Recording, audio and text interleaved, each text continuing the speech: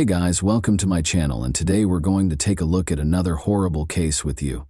Tim Hack and Kelly Drew, two 19-year-old high school sweethearts, went missing on August 9, 1980, after attending a wedding celebration at Concord House in Concord, Wisconsin. Searchers discovered a pair of pants, Tim's car with his wallet inside, some ropes, and a pair of women's undergarments strewn over Concord over the course of the following few days. A gruesome finding resulted from these hints. Tim and Kelly's bodies were discovered brutally mutilated and allowed to decay in a field 2 months later. Nearly 30 years later, the culprit, a man so modest that even his neighbors were unaware he had such sinister secrets, was identified thanks to developments in DNA technology, an unusual witness, and an investigator's unwavering pursuit of the truth. But why did it take so long to locate this individual, and who was he? The story for today transports us back to Concord, Wisconsin, a tiny community of just over 2,000 people in Jefferson County. The peaceful town is a great place for those who enjoy the outdoors because it includes a lot of parks and natural areas. Locals frequently engage in outdoor pursuits like biking, hiking, fishing, and camping. At roughly 7%, Concord's violent crime rate is 1/3 of the national average of 22.7%. Concord was the kind of community where neighbors looked out for one another, and people never locked their doors in the 1980s when the major events of today's story took place. Tim Hack and Kelly Drew, both 19-year-old high school sweethearts, thought they could marry, settle down on a farm, raise their kids, and age together in this kind of setting. Tim Hack and Kelly Drew were high school sweethearts who were 19 years old and engaged in 1980. The couple originally met while attending Fort Atkinson High School, despite the fact that Kelly lived with her family in Fort Atkinson, which is also in Jefferson County, while Tim lived with his family in Hebron, a small village in Jefferson County. Kelly was a lovely, compassionate young lady who had a strong interest in cosmetics. Tim was a tough, industrious farm lad. Because of their gentle dispositions, their friends and family adored them both. As a pair, Tim and Kelly were viewed as role models for other young people. Tim began working as a farmer after high school, and his best buddy was a tractor known as the Lonesome Loser. Kelly, meantime, attended beauty school and recently graduated in 1980 with the goal of becoming a beautician and hairstylist. Tim and Kelly went to a wedding reception at Concord House in Wisconsin on August 9, 1980. After the reception, the couple was supposed to go to a carnival with some friends, but they never did. They departed the reception on August 9, 1980 at about 11 p.m., the last time anyone saw them alive, when they were still nowhere to be found or heard from on the morning of August 10, 1980. Tim's father, David Hack, reported them as missing. David discovered Tim's brown Oldsmobile in the Concord House parking lot that same day. Tim's jacket, checkbook, and wallet with $67.00 were all locked inside the car. About 3 miles from Concord House, Kelly's pants and underwear were discovered on the side of the road on August 15th, together with male bodily fluids. By the side of the road, they also discovered some ropes that had been tied by a person who seemed to have military experience. The case took a significant turn when these garments were found. Finding a couple who might have just decided to run off and have a romantic break was suddenly no longer the goal. Instead, it was to try to find them alive, since they were probably in danger. Approximately 2 months later, a group of squirrel hunters from Milwaukee were located approximately 7 miles from Concord House in the Ixonia, Wisconsin area. They discovered Kelly Drew's severely decomposed bones while strolling through a forested area along a railroad track that ran parallel to Highway 16 east of Watertown. She had no clothes on. They discovered a fully clothed male body around 100 yards distant, which they determined to be Tim Hack's. Both of them died by homicide, and the case, which is now officially a homicide, was known as the Sweetheart Murders. Because no murder weapon was discovered at the site, police were unable to determine the cause of death right away. Nevertheless, the medical examiner discovered ligature marks on Kelly and stab wounds on Tim's body, indicating that he died from strangling and stabbing. Kelly's wrists and ankles had ligature marks that were consistent with being bound. Damage and bug activity near Kelly's throat suggests that she was strangled. Additionally, the bodily fluids discovered on Kelly's clothing pointed to assault. Because the Sweetheart Murders had all the makings of a fantastic tale, it began to garner national attention. police were unable to identify the perpetrator or killers of two adolescent sweethearts who seemed to have been killed in a mindless act of violence. In order to determine whether someone might have despised the couple enough to murder them, they started their inquiry by speaking with everyone who knew them. Everyone who attended the wedding celebration, including the Concord House employees who were on duty that evening, was also questioned by police. Edward Wayne Edwards, a handyman employed at the Concord House, was one of the employees that was questioned. According to Edward, who lived in a campsite next to the Concord House close to Interstate 94, he had not seen the pair and was not even at the Concord House when they vanished. He said he was shooting deer in the woods around here, but when the police questioned him about it, they discovered that he had a broken nose. He said he had acquired it while hunting deer. Given that it was August and Wisconsin's deer shooting season began in November, the detectives found it strange. In September 1980, Edward left Wisconsin with his wife and 5 children after being questioned by the police. Eyewitness reports of a filthy-looking van that had been parked close to Tim's car in the Concord House parking lot meantime provided investigators with the most promising lead. Around the time Tim and Kelly were last seen, witnesses said they saw the van abruptly and suspiciously drive away. That was the case with Edward's vehicle, where he frequently kept a .357 revolver. However, authorities had limited options for investigating that lead in the absence of a license plate number or compelling evidence linking him to the crime site. The investigation's remaining leads abruptly stopped. The case fell cold once the file was put away. One of the investigators in charge of the initial investigation, Richard Lewell of the Wisconsin Department of Justice, requested that the case be revisited in 2008, 20 years after Tim Hack and Kelly Drew were murdered. Lewell had been obsessed with the case for nearly 3 decades. He wanted to settle the case as soon as possible because he was getting near to retirement. In an interview, he stated, "As I was reaching my retirement age, DNA was making drastic leaps and bounds. The scientific and technological developments over the past few decades gave him the confidence to pursue the case at this time. His vigorous approach to the matter demonstrated his newly discovered confidence." Lewell suspected that the killer's name would be on file because the police had previously interviewed him during the early phases of the investigation. He simply needed to locate it. Lewell searched through the paperwork, witness accounts, and interview tapes for 2 months before identifying Edward Wayne Edwards. In addition to having the resources and opportunity to conduct the murders, Edwards' decision to relocate his whole family out of Wisconsin soon after being examined by the police prompted suspicions. Lewell's suspicion that Edward was the murderer led him to enlist the help of a group of cold case investigators. They discovered that Edward had been a very challenging person to live with when they spoke with his neighbors during his time in Concord, Wisconsin. He was a restless, short-tempered man who frequently thrashed his wife and kids without warning. He was essentially a monster, they said. In 2008, his 37-year-old son, John Edwards, said of him, "I don't think he knew how to control his emotions. There was some type of rage there." Edwards' daughter, Belicio Edwards, called the police in April 2009 with alarming information. She claimed to have knowledge of certain details regarding the cold case murders of Tim Hack and Kelly Drew that she thought would aid police in wrapping up the case. Her father, Edward Wayne Edwards, a former Marine with a lengthy criminal past, was one of the men she was closest to. Yet this knowledge implicated him. April was an inquisitive youngster growing up, and the most intriguing mystery to her was her father's peculiar existence. She had always wondered about her father's lifestyle and the reasons behind the family's frequent moves. She recalled that they had moved from Concord, Wisconsin, around the time of the unsolved killings of Tim Hack and Kelly Drew, and she saw the news report about them one day when she was an adult. Finally, the pieces were coming together, and she had a gut feeling she needed to call the police. 1933 saw the birth of Edward Wayne Edwards in Akron, Ohio. He had to live in a nun-run orphanage after losing his parents when he was a small child. After experiencing emotional and physical abuse throughout his stay at the orphanage, Edwards became a restless and disobedient adolescent. By the age of 17, he was incarcerated at a juvenile detention facility after multiple run-ins with the law for minor offenses including shoplifting and breaking and entering.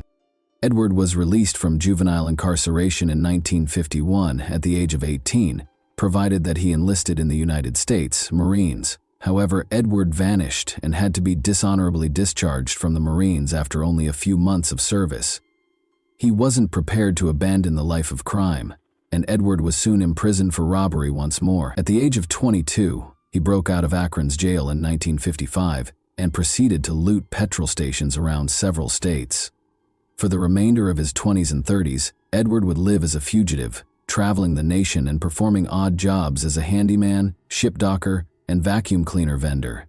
It is clear from his autobiography that Edward relished his fame at this time. He claims that because he wanted to be renowned, he never attempted to hide his name or use a pseudonym while conducting his crimes. Edward was incarcerated again in 1960 at the age of 27, this time for trying to pose as a federal officer. But after he broke out of the jail where he was being held in Portland, Oregon, the FBI listed him on its 10 most wanted list in 1961. Edward was apprehended by the authorities in 1962 and sent in the United States Penitentiary Leavenworth. Nevertheless, he was released on parole in 1967 due to his good behavior. In his autobiography, he credited a kind guard at Leavenworth with helping him grow. Following his release from prison, Edward married and started giving motivational speeches. At the age of 39, Edward made appearances on 2 television programs, To Tell the Truth and What's My Line. In 1972, he also released his autobiography, The Metamorphosis of a Criminal, the true life story of Ed Edwards, and discussed his life as a master criminal on a number of talk shows and game shows. Edwards was listed on the FBI's 10 most wanted list in the late 1000s, 960s. He was one of the suspects in 2 murders that occurred in Portland, Oregon. Although they were unable to provide proof, it was evident from looking up Edward Lane Edwards' criminal history that he had served time in jail and had been found guilty of a number of offenses, including fraud, arson, robbery, and car theft. He had accomplished a great deal. For Edward, everything appeared to be coming together at last. The system had been beaten by him. He was headed toward success. Sadly, Edward's good fortune was short-lived. He killed his first victim in 1977. Billy Loveco, age 21, and his girlfriend Judith Straub, age 18, who lived in Sterling, Ohio, were his victims. On August 7, 1977, Billy and Judith went on a date, but they never came back.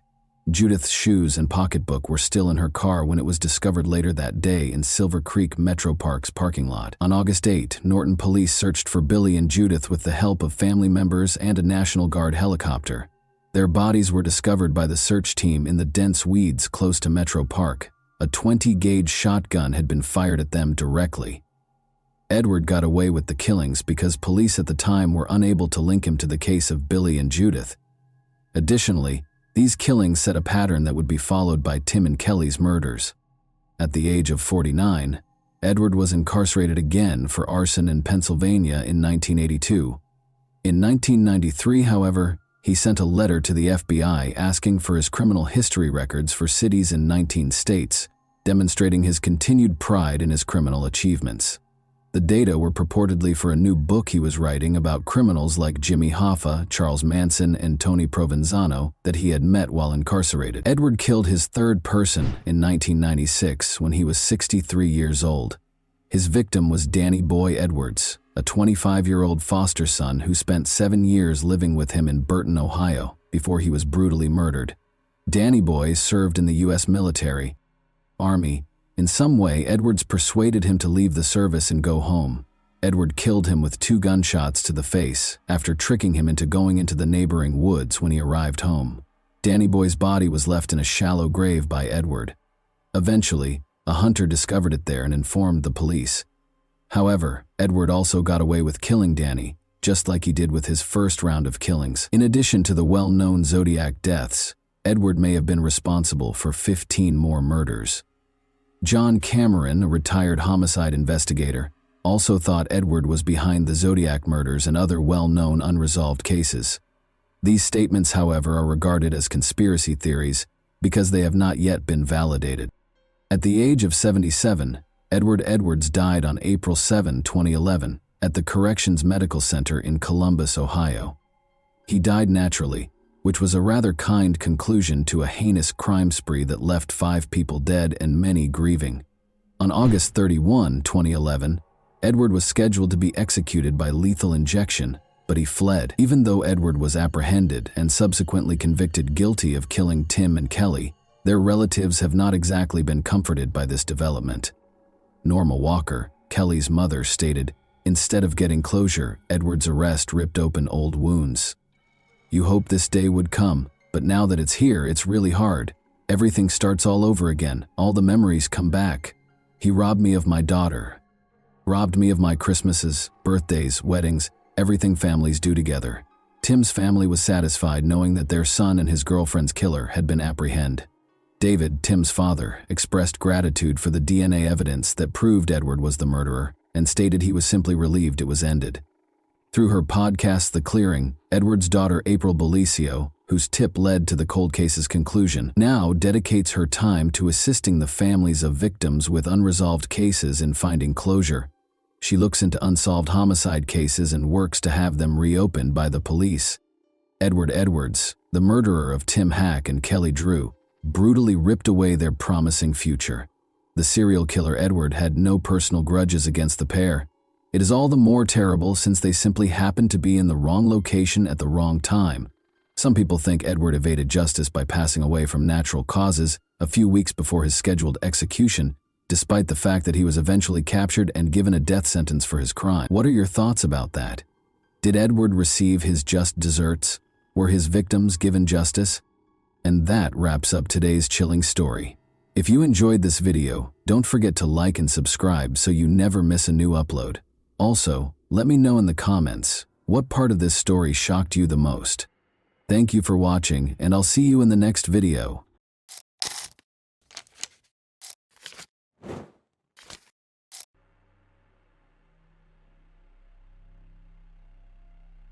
Michelle Young was born in 1977 in the thriving and harmonious city of New York. She had an outgoing personality from a young age and aspired to work in finance. After graduating from high school, Michelle took a significant step toward realizing her dream by enrolling in a university in Raleigh. By 2001, she had achieved financial success and met a man who had a significant impact on her personal life. Michelle met Jason Young on her 24th birthday, while out celebrating with friends. Jason, who graduated from the same university, had a similar academic background and interests as Michelle. This connection led to a romantic relationship, which culminated in their marriage. On Friday, November 3, 2006, Jason Young requested that his sister-in-law Meredith Fisher visit his home and retrieve some eBay printouts. The goal was to keep his 29-year-old wife, Michelle Young, from discovering them. Jason informed Meredith that he had printed materials about Coach bags and planned to purchase one for Michelle as an anniversary gift. However, he forgot to put them away and was concerned that Michelle would come across them. At the time, Jason was on a business trip. Meredith agreed to pick up the printouts, which she was told were in the home office upstairs. Jason, Michelle, and their 2-year-old daughter Cassidy lived together on a Birchleaf Drive in Raleigh, North Carolina, where Michelle is 5 months pregnant with their second child, a baby boy. Meredith arrived at the house around 1 p.m. and went through the broken garage door before entering the unlocked kitchen door. When she entered the house, she noticed how cold it was.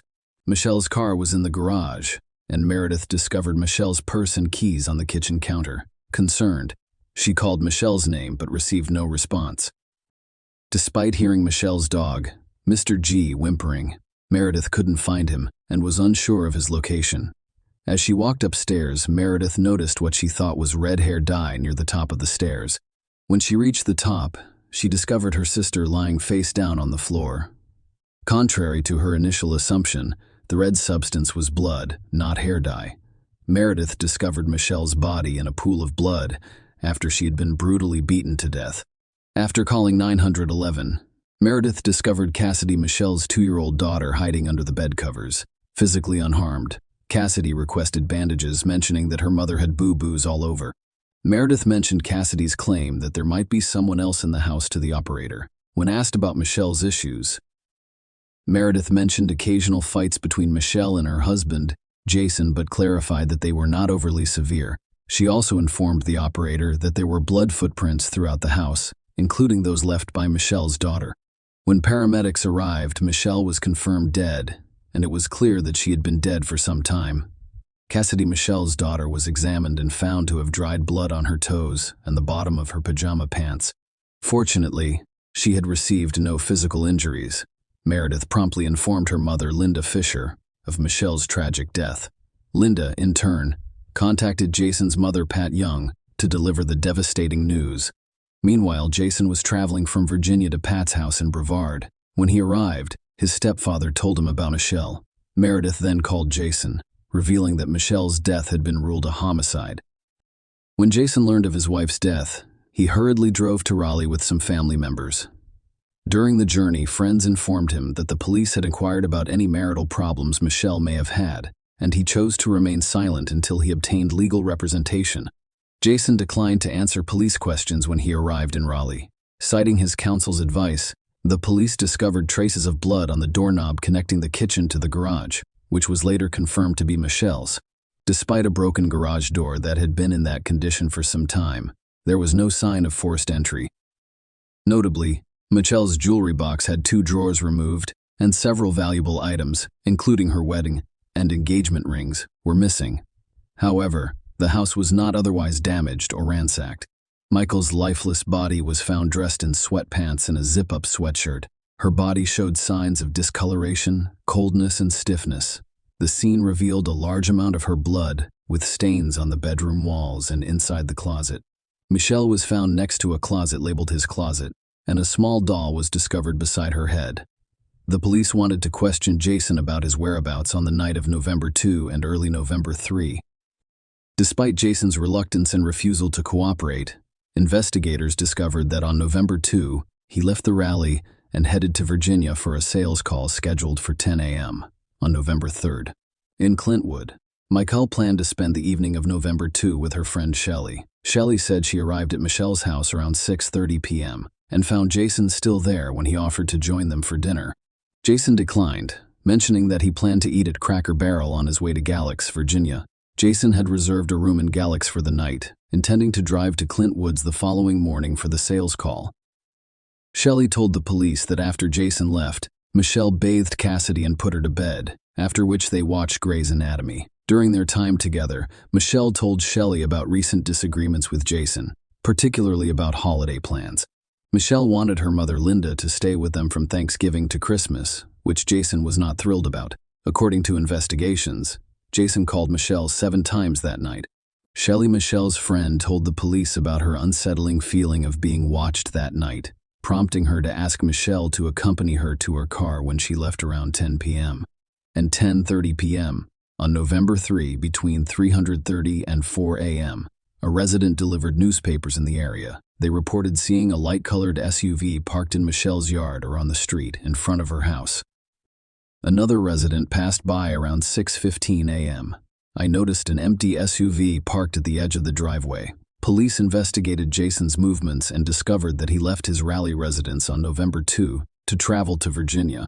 Around 7:30 p.m., Jason stopped at a gas station in Raleigh and called his mother, Pat Young, to let her know he was going to check with Michelle about staying at Pat's house on Friday night.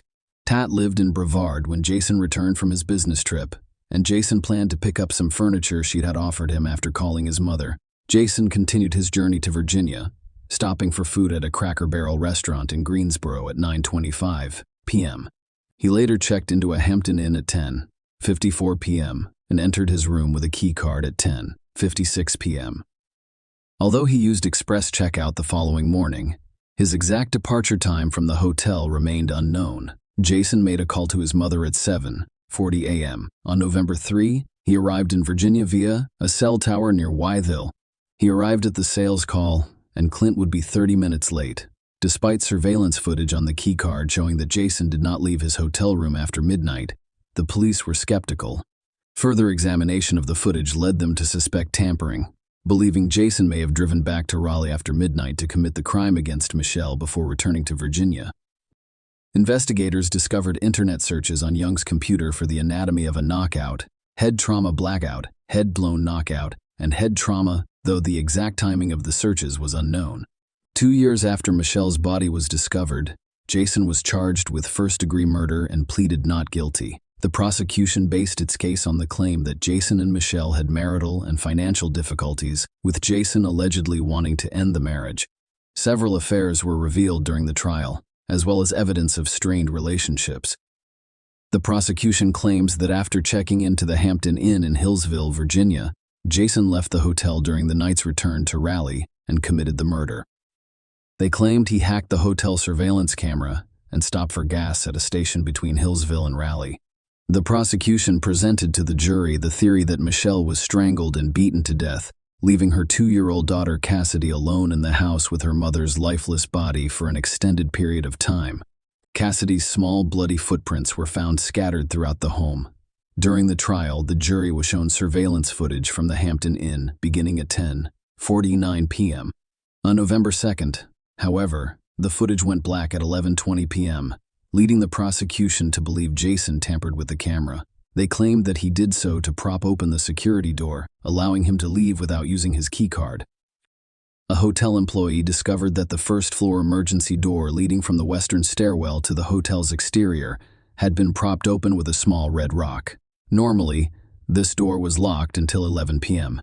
Keith discovered that the camera in the stairwell closest to the propped open door was not working, despite the fact that the other cameras were operational. The camera's last image was captured at 11:20 p.m. on November 2nd, although staff members later plugged the camera back in at 5:50 a.m. On November 3rd, someone redirected it to the ceiling between 6:34 a.m. and 6:35 a.m. The prosecution claimed that this sequence of events indicated that Jason unplugged the camera and left the door ajar, giving himself an alibi while returning home to commit the crime against his wife. The prosecution claimed that Jason stopped at a gas station in North Carolina around 5 a.m. on his way back to Virginia. The gas attendant testified in court, stating that she believed the person who visited the station that morning was Jason. She vividly remembered the encounter, explaining, "I don't forget anything like that when someone is cussing and fussing at me." According to Gracie's testimony, a man in a white SUV parked at the farthest pump repeatedly attempted to pump gas. Frustrated, he entered the store and verbally abused Gracie because the pump was not working. She informed him that at that early hour, customers were required to provide money or identification before using the gas pumps. To resolve the situation, the man handed her $20, pumped $15 worth of gas into his car, and then drove away without returning to the store for change. Grace's account was used as evidence to support the prosecution's claim. During the trial, details about Jason and Michelle's marriage were revealed. Some acquaintances believe that Michelle's pregnancy with their first child was the primary reason for their union. Meredith Fisher, Michelle's sister-in-law, testified that she advised her to leave Jason, but Michelle did not pursue a divorce. 3 weeks before Michelle's death, Jason allegedly told a friend he was done. The court also learned that the couple had frequent disagreements about Michelle's mother, Linda. Linda frequently paid extended visits to her daughter and expressed a desire to relocate to North Carolina in order to spend more time with Michelle and her granddaughter. Linda even offered to remodel their home to accommodate her presence. While Michelle was satisfied with the arrangement, Jason was not. Linda Michelle's mother testified in court about the moment she learned her daughter had died. Linda claims that her other daughter, Meredith, called and stated unequivocally that Mom Michelle had died. Linda initially asked if Michelle had simply passed out, but Meredith confirmed that she had died. Linda described trying to contact Jason, but her calls went unanswered, and he never returned them.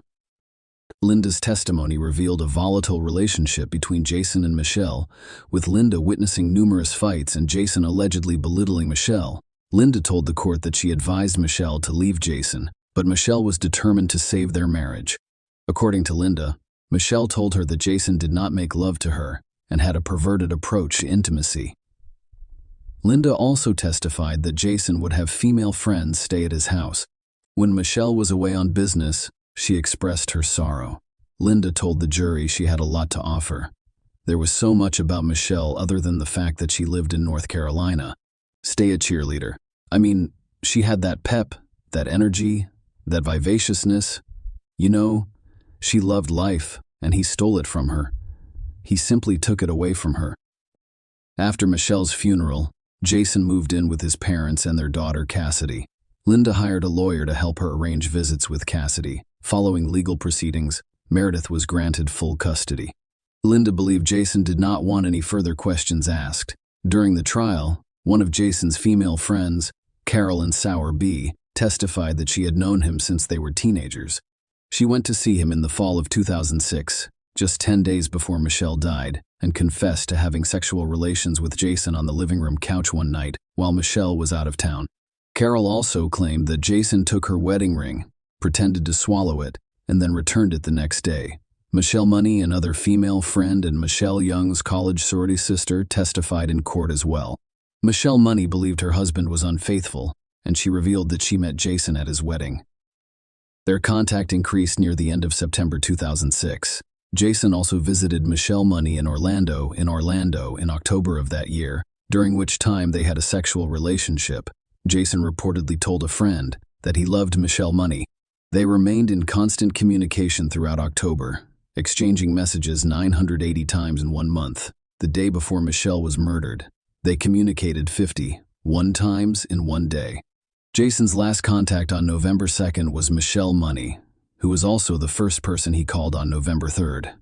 Michelle Money testified that we would have regular conversations about work, life, and children. The court also heard about Michelle's severe injuries. Dr. Thomas Clark, who conducted the autopsy, testified that Michelle died from blunt force trauma to her head, having received at least 30 blows, the most serious of which was inflicted by a heavy blunt object with a rounded surface, resulting in crescent-shaped skull fractures.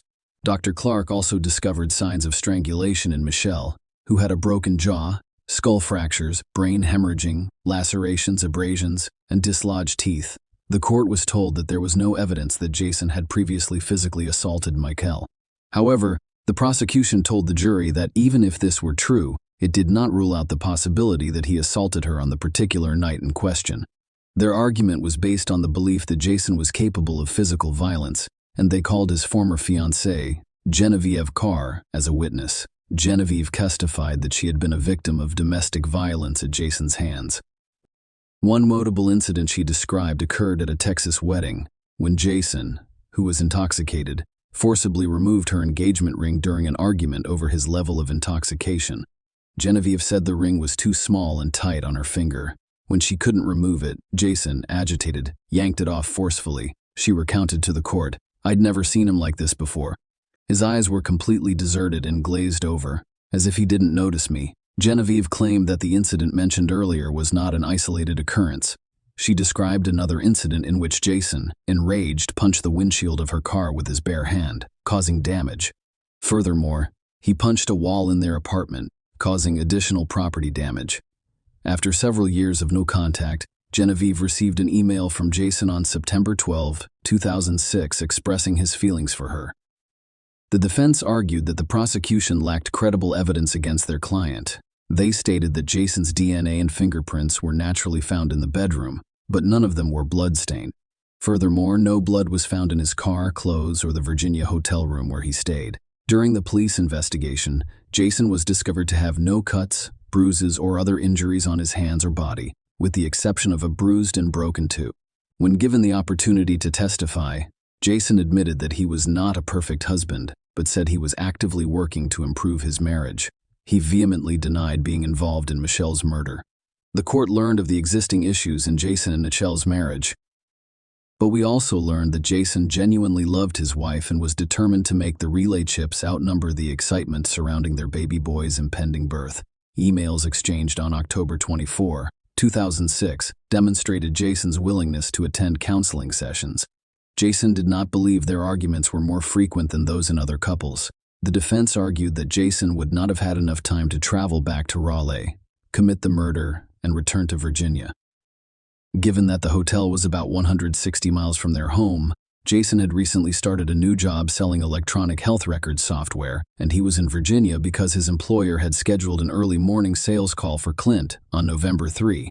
To avoid driving from Raleigh on the day of the call, Jason decided to stay overnight, nervous about the upcoming meeting. He spent the evening reviewing the demonstration software he planned to use during the presentation. In court, Jason claimed that he left his hotel room to get his laptop charger from his car, but realized he had left the keycard inside. He propped the exit door open, returned to his room, and then left to smoke a cigar. He also stopped by the front desk to get a copy of USA Today. He propped the exit door open once more for a cigar break. When asked about being 30 minutes late for a sales call, Clint and Jason claimed he got lost. Regarding the internet searches discovered on his computer, Jason explained that they were done at a different time and were related to an accident he witnessed. Despite the jury's deliberation, they were unable to reach a unanimous decision, resulting in a hung jury with an 8-4 vote for acquittal. Jason faced a second trial in which he did not testify, but a video of his testimony from the previous trial was shown. The second jury deliberated for 6 hours before convicting him of first-degree murder. Jason was sentenced to life in prison with no possibility of parole. Jason appealed his conviction. During the appeal hearing, his new legal team argued that his trial attorney should have objected more strongly when the judge allowed jurors to hear about Jason's failure to respond to a civil wrongful death lawsuit in which he was found responsible for his wife's murder. Between the two criminal trials, Michelle's family filed a civil lawsuit against Jason, in which he was found to be responsible for Michelle's death. Jason's attorney argued that the jury should not have been informed of this information. They also claimed that the same judge, Superior Court Judge Donald Stevens, presided over both the civil case and the second criminal trial, possibly biasing the jury against Jason.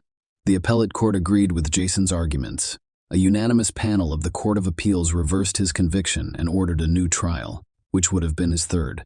However, before the third trial could begin, a state Court of Appeals panel overturned the Court of Appeals decision. As a result, Jason did not face a third trial, and his conviction for first-degree murder was upheld in the civil wrongful death suit. Michelle's family received $15.05 million in damages. Share your opinion with us in the comments, and subscribe to the channel for more.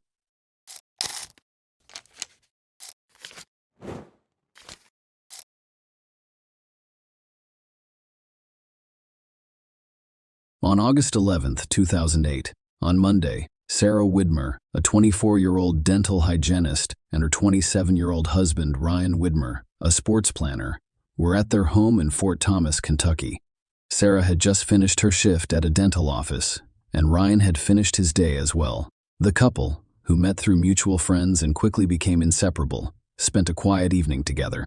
Their relationship had progressed from a blind date at a pub to purchasing a home, marrying, and being in the midst of newlywed bliss after only 4 months of marriage, as they looked forward to their future, which included plans for a Costa Rica honeymoon and a Cancun vacation. The most exciting anticipation revolved around the prospect of getting a new puppy, which they were actively pursuing together. On August 11, Ryan and Sarah Widmer watched TV while eating leftover hamburgers, corn on the cob, and cheesy potatoes. According to Ryan, they began with some of Sarah's favorite shows before moving on to a football game. Sarah then decided to take a bath in the master bedroom bathroom. Ryan recalled that she asked him to check the doors before accompanying her upstairs. He remembered her walking upstairs after they had both said "I love you." She walks on her tiptoes, as she frequently did, at 10:49 p.m. That night, Ryan dialed 911. The call lasted 7 minutes. He told the 911 dispatcher that his wife had fallen asleep in the bathtub at their home in Morrow, Ohio. Ryan informed the dispatcher that "My wife had fallen asleep in the bathtub. I believe I was downstairs. I just came up here and she was face down in the bathtub." Ryan told the dispatcher that he had been watching TV downstairs and went upstairs to find Sarah lying face down in the bathtub. He mentioned that she frequently fell asleep in the bathtub. Ryan followed the dispatcher's instructions and removed Sarah from the bathtub before being guided through CPR. During this time, he temporarily put the phone down to empty the tub and lift Sarah, which took approximately 29 seconds. Within 6 minutes of receiving the 911 call, police found Sarah naked on the bedroom floor. Her body felt warm and dry, but her hair was wet. While performing CPR, the police noticed a pinkish-white, frothy discharge coming from Sarah's mouth and nose, indicating drowning.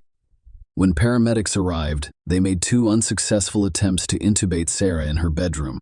2 more attempts were made in the ambulance during the 10-minute ride to the hospital. Despite a 5th unsuccessful intubation attempt, The hospital's emergency room physician made a sixth attempt and was successful. Unfortunately, it was too late. Sarah was pronounced dead the same night. When questioned at the hospital, Ryan told police that he and Sarah were alone at home that night. He mentioned watching a football game on the downstairs TV while Sarah was taking a bath around 10 p.m., and he expressed concern to the police that he was afraid she would fall asleep in the bathtub. When asked if Sarah had fallen asleep in the bathtub, Ryan said no, but she did have a habit of falling asleep in unusual places. Despite Ryan's claim to the police that he found Sarah in the bathtub and assumed she had fallen asleep, authorities became suspicious. When they arrived at the house, they noticed Sarah's skin was dry, but her hair was wet. Detectives noticed inconsistencies in Ryan's account, particularly during the 911 call, when he described finding Sarah lying face down in the tub. There were concerns about a potential contradiction because they believed Ryan told the nurse at the hospital that he found her lying face up. During the search of the large mirror residence, law enforcement discovered several discrepancies that raised further concerns. The bathroom floor, bathroom mat, and towel on the floor were all dry. The bathtub was mostly dry, with only a few droplets visible near the drain. Notably, no wet towels were found in the home. Police discovered additional inconsistencies in Ryan's narrative. Ryan had initially told them that he was watching a Cincinnati Bengals football game on the television downstairs while Sarah took a bath. However, upon inspection, the downstairs TV was not tuned to that channel. Instead, the bedroom television was set to the specified channel. Police also discovered bloodstains on the bedroom carpet, where Sarah had been found lying on the floor when they arrived. These findings raised suspicions and added to the growing list of inconsistencies in Ryan's account of what happened that night. Dr. Russell Updegrove, the Warren County coroner, performed the autopsy on Sarah, and his findings revealed that her cause of death was drowning. Notably, several physical injuries were documented during the examination, including faint bruising on the right side of her forehead, a specific hemorrhage on the inner surface of her eyelid, bruising on the left side of her neck, a contusion on the back of her neck, a contusion on the back of her neck, and an abrasion on her left armpit, and bruising and lacerations on her upper lip. Sarah had deep muscle hemorrhaging in the front of her neck, as well as scalp contusions. Dr. Updegrove determined that Sarah's death was the result of a homicide. He stated that Sarah's injury occurred prior to her death and was not consistent with injuries commonly associated with PPR. Toxicology reports confirmed the absence of prohibited substances and alcohol in the system. Ryan was arrested for aggravated murder on August 13, 2008, just 2 days after Sarah died. It was the prosecution's case that Sarah died as a result of drowning. Their argument was that the cause of Sarah's death was less important than how she died. How did she drown?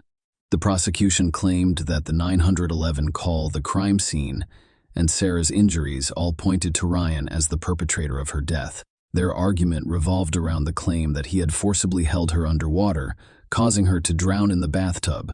During the investigation, the police dusted the bathtub for fingerprints and discovered streak marks believed to be caused by human hands, primarily in the center of the tub.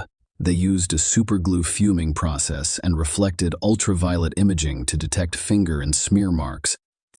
A forearm impression was also discovered on the bathtub, which was determined to be made by an adult male using hair follicle testing.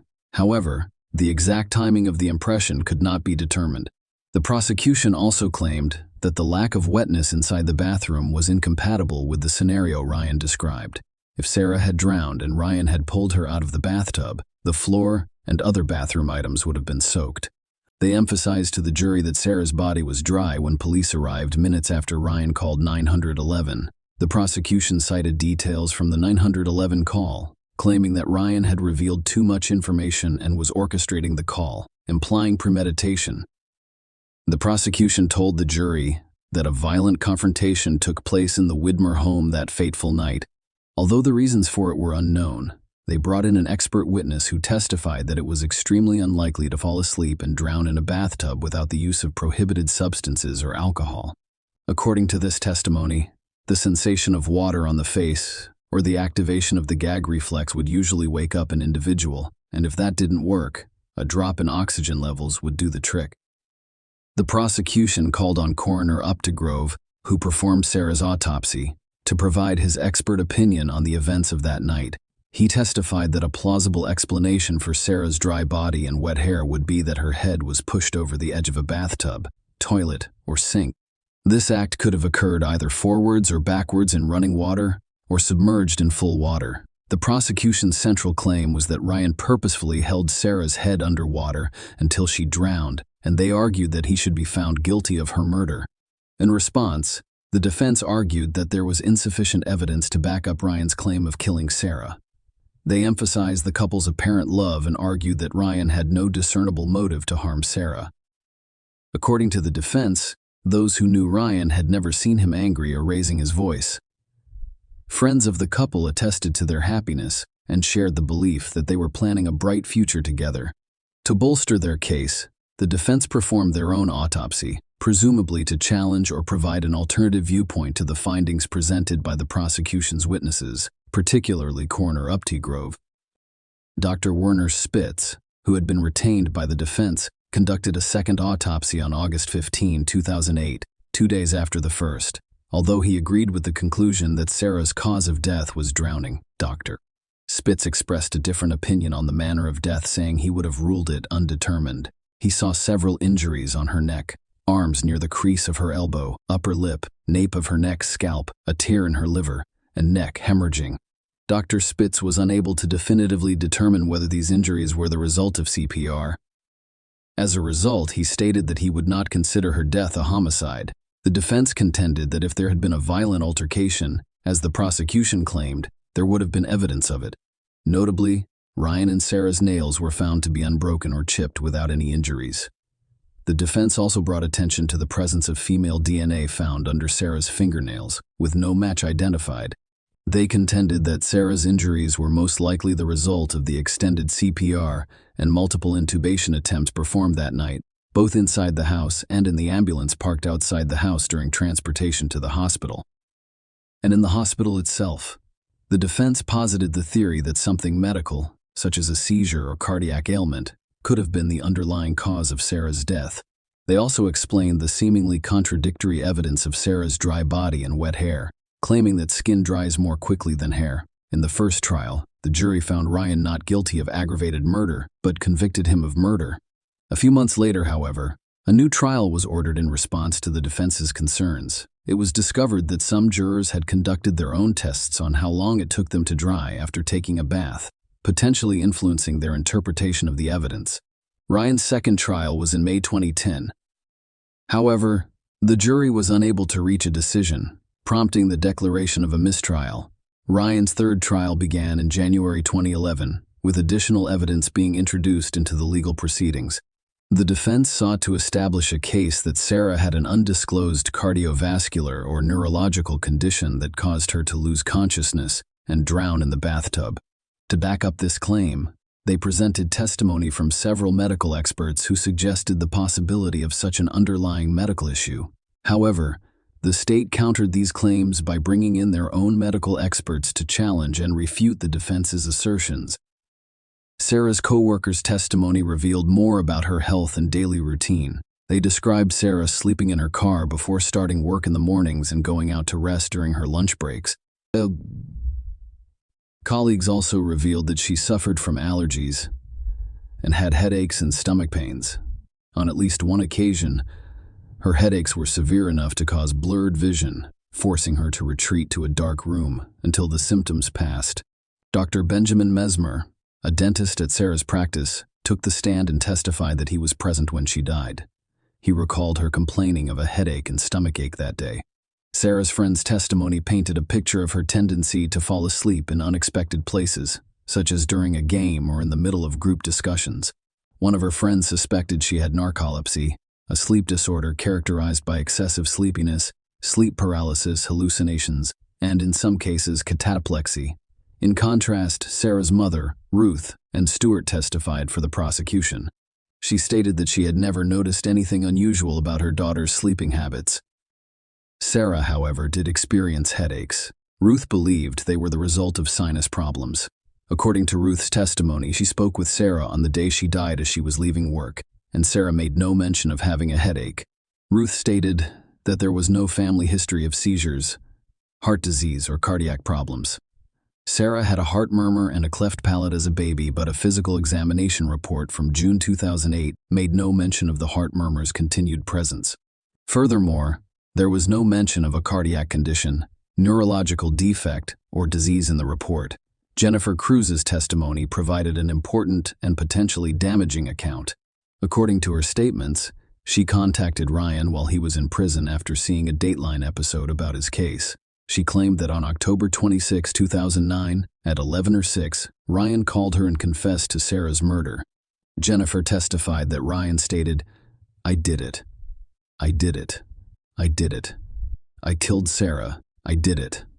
Jennifer testified that Ryan had a heated argument with Sarah in their living room about his alleged infidelity, drinking, smoking, and pornography.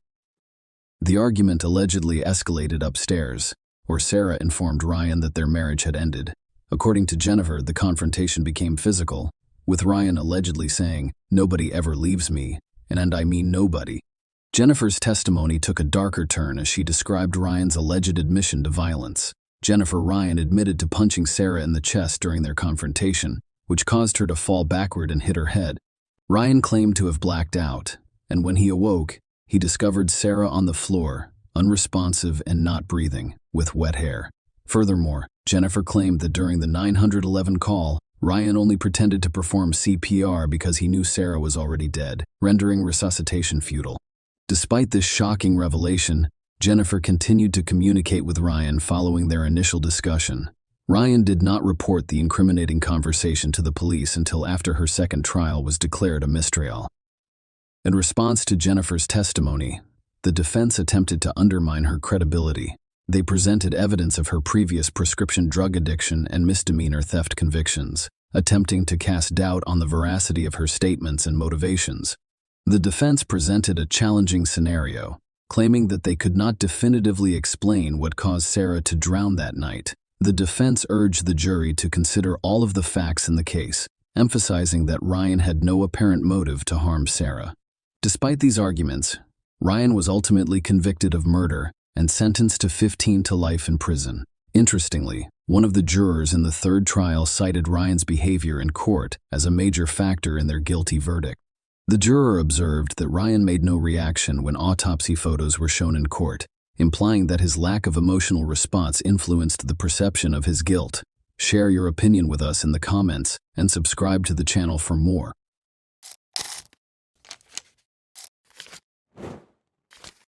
Hey guys, welcome to my channel, and today we're going to take a look at another horrible case with you. Vicki Lynn Belk, a young mother, vanished in Charles County, Maryland in August 1979. Later, evidence of a vicious kidnapping, sexual assault, and deadly shooting was found on her body in a remote wooded area. The community was rocked by the horrible crime, and Vicki's family was left with unsolved questions and indescribable sorrow. A lack of leads, witnesses, and forensic evidence caused the case to go cold despite investigators' best efforts. After decades without a conclusion, an unexpected arrest was made in 2023 thanks to advances in DNA. What made the offender carry out this heinous deed?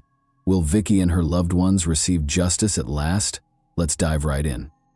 A paradox exists in Suitland, Maryland, which is a census-designated community in Prince George's County.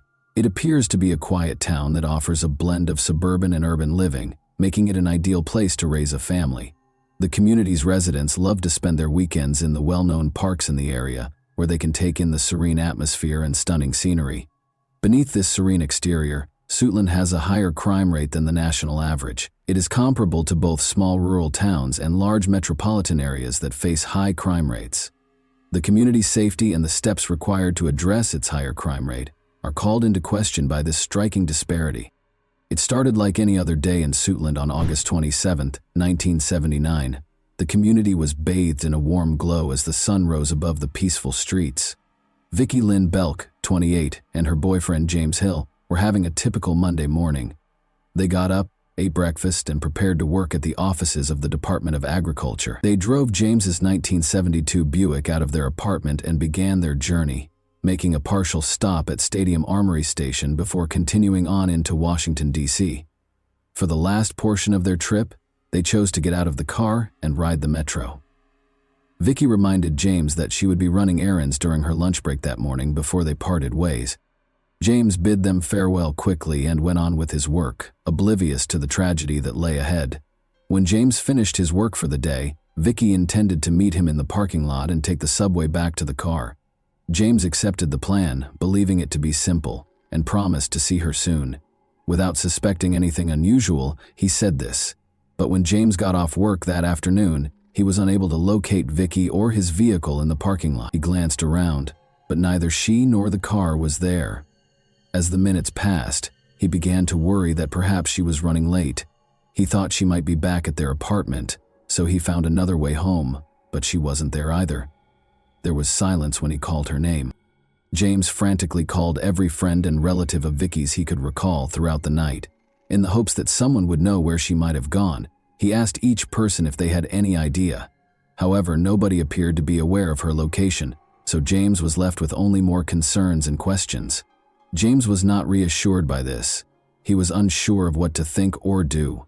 He had been clueless about Vicky's whereabouts the entire day and night. By the following morning, James's concern had escalated into a desperate situation. He called the Prince George's County Police because he was so concerned. He informed them that he had not seen his girlfriend in almost 24 hours and that he was now deeply worried about her safety. He wanted to locate her and safely bring her home with the assistance of the police. James attempted to report his girlfriend Vicky missing to the Prince George's County Police Department early on August 28, 1979, but the authorities informed him that an official report could only be made 72 hours after Vicky's disappearance because she was an adult. For James, it was infuriating and unbelievable. How come the police didn't act right away? All he could do was wait and hope that Vicky would come back, which was an agonizing thought. As he considered all the horrible things that might be happening to her, each minute seemed to drag on forever. When he informed Vicky's family, they became very concerned, particularly Maydell Belk, Vicky's mother. Maydell was a strong woman who became anxious and scared because she was unable to comprehend what was happening. She couldn't stop thinking about how dependable and responsible Vicky had always been, and how it wasn't unusual for her to call or let her loved ones know where she was going. Vicky's failure to check on her son was definitely out of the ordinary, and Maydell's mind was churning with the worst-case scenarios. As Vicky's family awaited news, the uncertainty was intolerable. Their fear increased as each hour seemed to drag on forever. Their anxiety grew during the 72-hour waiting period. As they waited for the police to intervene, their minds were racing with horrible ideas and anxieties, and they felt helpless and dreadful. Vicky Lynn Belk, the oldest of 6 children in the close-knit Belk family, was born on March 20, 1951, to proud parents Lonnie and Maydell Belk. Vicky assumed a nurturing role as the responsible and caring oldest sibling, showing kindness and devotion to her younger brother Lonnie Jr., also known as Ricky, and her 4 younger sisters, April, Grenda, Judy, and Kay. The Belk family's children were raised in the lovely Virginian city of Alexandria. Vicky and her sister Judy broke the color barrier at George Mason Elementary School in Alexandria, making history as the first African-American students to do so. For upcoming generations of African-American students in the community, this groundbreaking accomplishment cleared the path. They later received their degrees from T.C. Williams High School in 1969, which is evidence of their diligence and willpower. Vicky grew up in a family that steadfastly upheld their values and relentlessly battled for their rights during the unrestricted civil rights era. The Belk family persisted in seeking equality and justice in the face of hardship and discrimination. The community was inspired by the bravery of the Belk family. Vicky stood up for her community's rights and spoke out for what was right, just like her family did. She was a leader who sought to improve the justice and fairness of society. As a leader, Vicky was respected and idolized by her siblings. Her generosity and compassion, which were apparent in all she accomplished, drew them in. Vicky persisted and became the first person in her family to earn a college degree in spite of many challenges and few opportunities. She graduated from St. Augustine's College in Raleigh, North Carolina, with a Bachelor of Arts in Education in 1974. Vicky's skills and knowledge were recognized. Vicky began a successful career by breaking down barriers and accomplishing great things, and in 1979, at the age of 28, She landed a prestigious job as a management analyst in the Department of Agriculture's Office of Operations and Finance in Washington, D.C.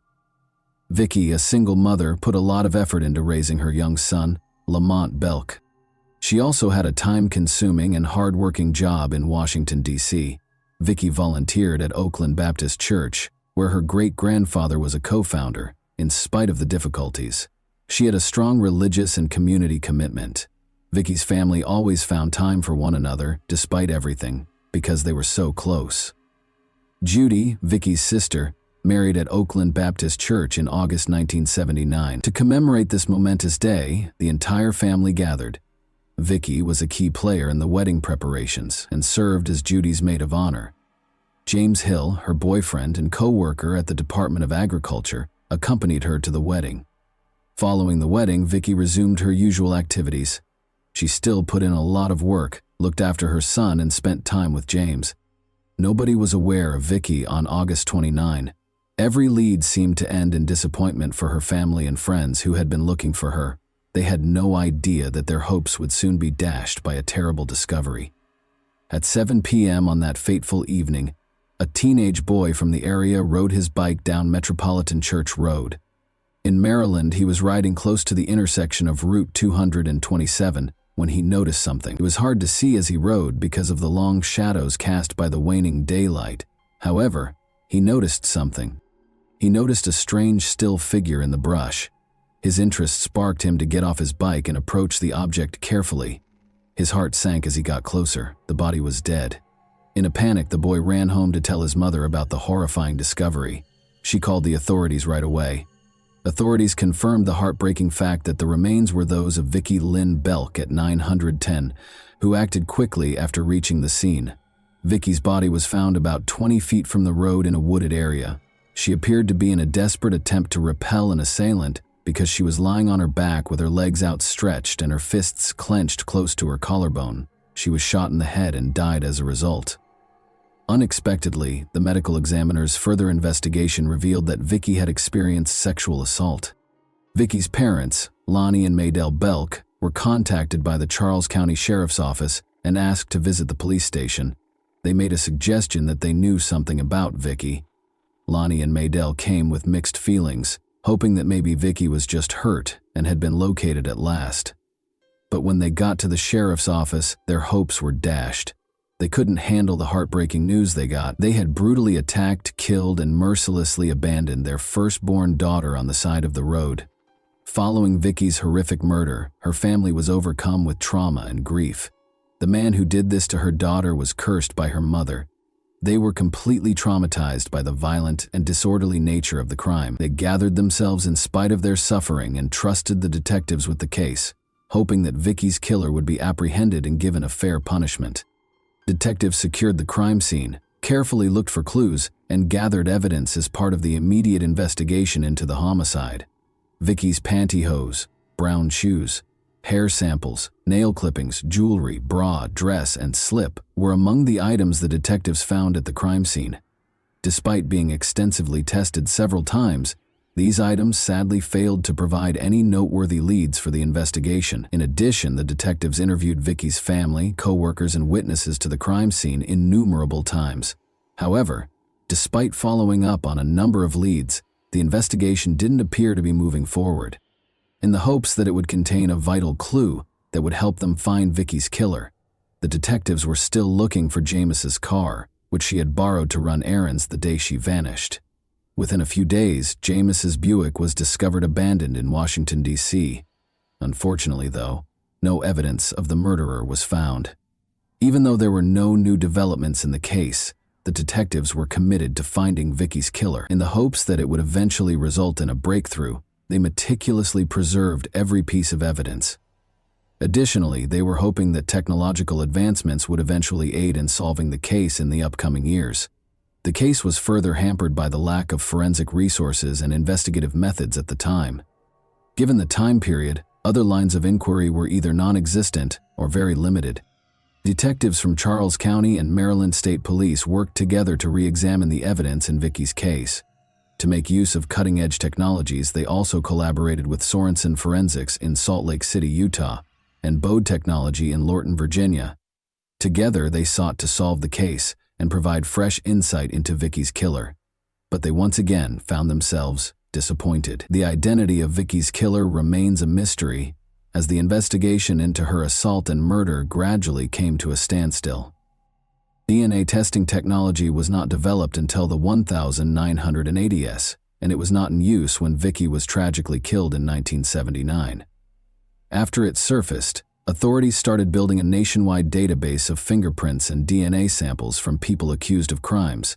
But until the 2000s, despite continuous research, no notable advancements were made. Advances in DNA technology by the early 2000s enabled detectives to re-examine the evidence in Vicky's case. Investigators were able to develop a possible suspect profile after re-examining Vicky's dress and finding a foreign bodily fluid.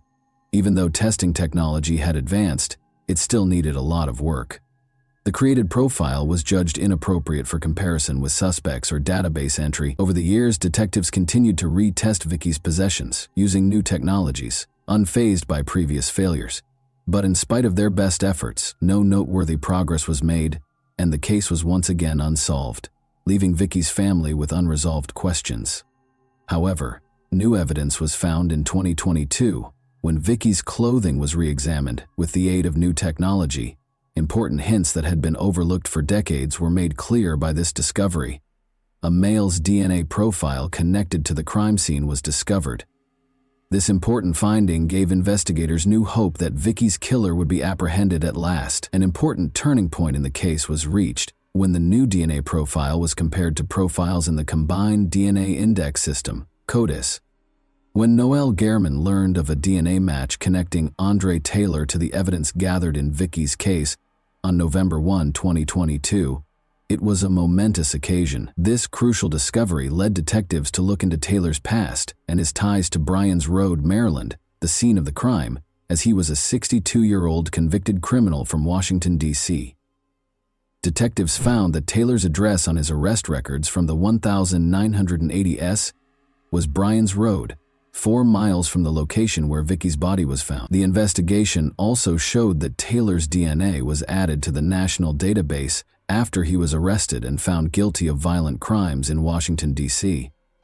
This important discovery strengthened Taylor's connection to the case even more.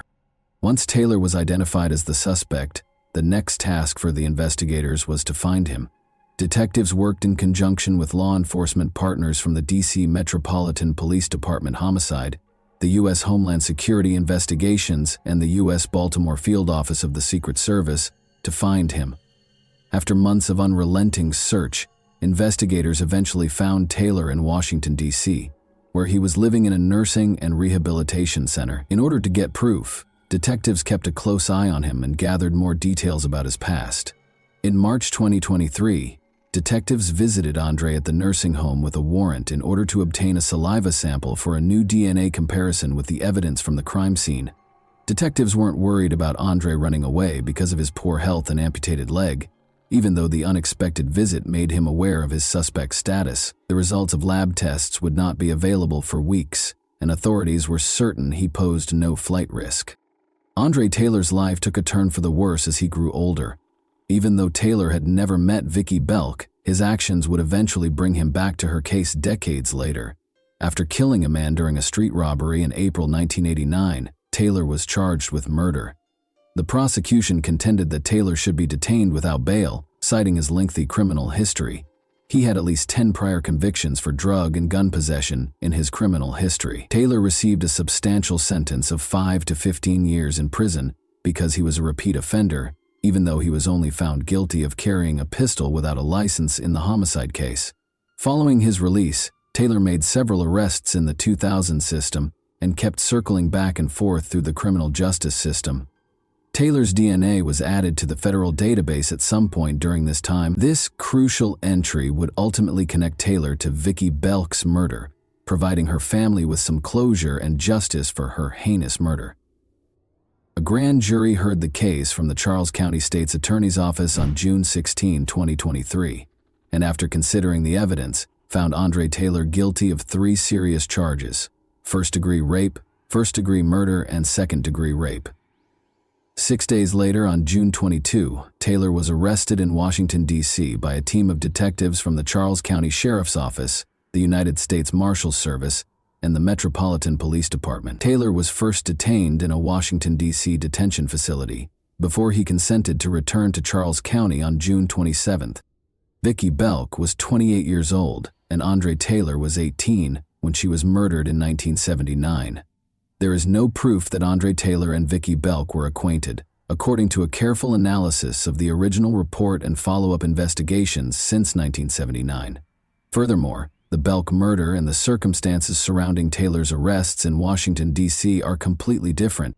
On June 22, 2023, Vicki Belk's family celebrated a momentous occasion. Vicki's family and detectives spoke to the media during a press conference after Andre Taylor was detained without bail. Although the tearful reunion brought back painful memories, it also brought closure. The family was content and joyful. "I thank God that we are alive and well to witness this historic occasion," Vicki's son said. "I was 7 years old in 1979. Vicki's family expressed their appreciation and treasured memories, saying, "Thank you to the court for holding this person in custody." Through their accomplishments and the establishment of the Vicki Belk Scholarship Foundation in 1980, they paid tribute to her legacy, in spite of the pain. About 100 students have benefited from the foundation, perpetuating Vicki's passion for youth and education. It wasn't over yet. Andre Taylor's sentencing was still pending for the family. Will this be the next one? After 45 years of waiting, will the family finally find peace? Will the memory of Vicki Lynn Belk be buried at last? In the decades-old murder case of Vicki Lynn Belk, a Charles County jury found Andre Taylor criminally liable for her untimely death and returned a guilty verdict on July 18, 2024. According to Assistant State's Attorney John Stackhouse, the 45-year-long incident resulted in generational trauma. Belk's son was raised without a mother figure. Her daughter had to be buried by her parents. Not knowing who killed their daughter, her parents were forced to lie on their deathbeds. There was never an opportunity for her grandchildren to meet their grandmother. However, throughout this case, I have never witnessed a family with such grace, grit, and determination. After decades of evading justice, Andre Taylor was finally held accountable for his horrible crimes. Taylor acknowledged raping Vicki Belk during a detective interview, but he denied having anything to do with her death. Nevertheless, indisputable proof revealed his guilt and connected him to the crime.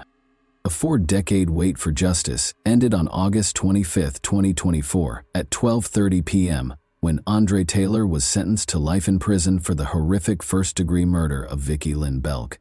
He would be imprisoned for the remainder of his life because the consequences of his crimes had finally caught up with him.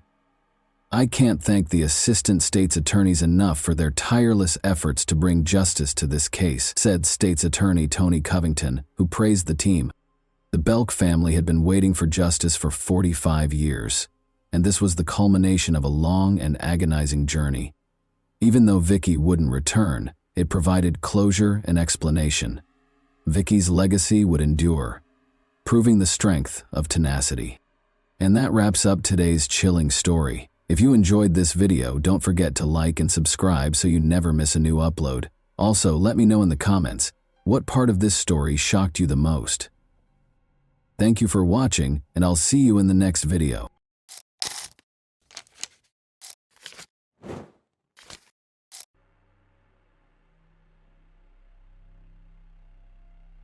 It was the 3rd of November, 2006. Justine Abshir, 27, was in the honeymoon period of her marriage. As a newlywed, she had much to look forward to. Justine wanted to have children. Justine adored her husband of just 5 months, Eric Abshir, who had 2 children from a previous relationship. They met in 1999 while both working at Lowe's home improvement store. Justine was a cashier, and Eric was her manager. She was only 20 years old. He was 26 and informed her that he had 2 young daughters. Following Eric's military service in the Marines, they married, and he started his own hauling business driving a dump truck. Justine also found a suitable position as a kindergarten teacher at Emerald Hill Elementary in Culpeper, VA. Justine went to work on November 3, but her colleagues noticed something was wrong. They noticed her seemingly swollen eyes and assumed she was crying.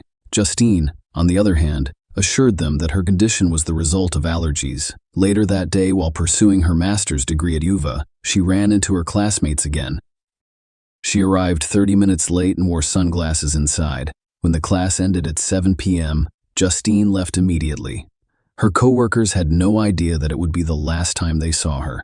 A distressing 911 call was received at 1:57 a.m. from Taylorsville Road in Barboursville, Virginia, reporting a hit and run. When the police arrived, they found Eric in a state of hysteria, cradling his lifeless wife, Justine, in the middle of the road. Unfortunately, Justine had died as a result of a car accident. Eric told the police that Justine called him at 1:19 a.m. to report a car breakdown and request assistance. She was approximately 5 miles from their home. Eric jumped on his motorcycle and rushed to the location she specified, only to find her lying on the road. Eric sat with Justine, covering her with his jacket, before setting out to find help. He approached several nearby houses and knocked on doors, hoping to find help. At 1:57 a.m., one of the homeowners called 911. Eric later admitted to the police that he had his cell phone in his pocket, but he hadn't realized it at the time, while on paper. Initially, the scene appeared to be a hit-and-run case. That viewpoint shifted very quickly. The police investigation revealed a lack of typical evidence related to a hidden run on Taylorsville Road in Barboursville, Virginia. Despite her severe injuries, Justine and her clothing showed no broken glass, skid marks, tire marks, debris, or blood. This absence led authorities to suspect that her death was not the result of a random collision, but rather of a deliberate act. The situation becomes even more complicated. Despite Eric's claims of mechanical problems, the police discovered that Justine's car was in good working order with no defects. This inconsistency raised questions about the veracity of Eric's account. Justine was very close to her parents, Heidi and Stephen Swartz, as well as her sister, Lauren Swartz, and they were devastated when Eric's brother called to tell them that Justine had died. Their shock and devastation turned into confusion. They knew Justine well. She was afraid of the darkness. She was even described as afraid of her own shadow, so they couldn't understand why she would choose to drive alone at night. The perplexity grew when her body was discovered 600 feet away from her car, which contained her purse, coat, and keys. This raised questions about why she would leave these belongings and walk away from the vehicle, especially after calling Eric to come and pick her up. Only 2 days after Justine's memorial service, an important revelation occurred. Heidi, Justine's mother, entered a restaurant and burst into tears. Sensing Heidi's distress, a compassionate restaurant employee offered to help, prompting Heidi to tell the heartbreaking story of Justine, the kindergarten teacher who was killed by a car. To Heidi's surprise, the woman revealed an astonishing fact. Justine had not died in a hit and run. She had been murdered, and her husband, Eric, was the primary suspect. It turned out that some people believe Eric was involved in Justine's death. When questioned by the police, Eric gave a detailed account of the evening, claiming that everything was normal.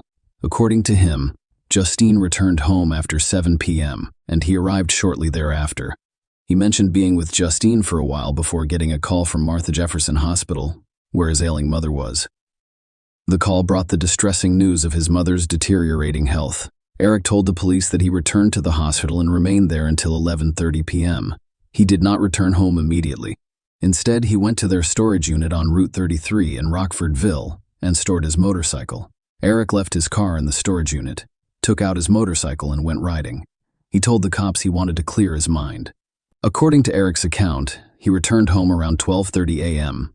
when Justine was awake and ready to talk. However, an argument arose between them when Justine wanted to discuss his mother's health, which Eric was hesitant to discuss. He informed the cops that he felt the need for solitude.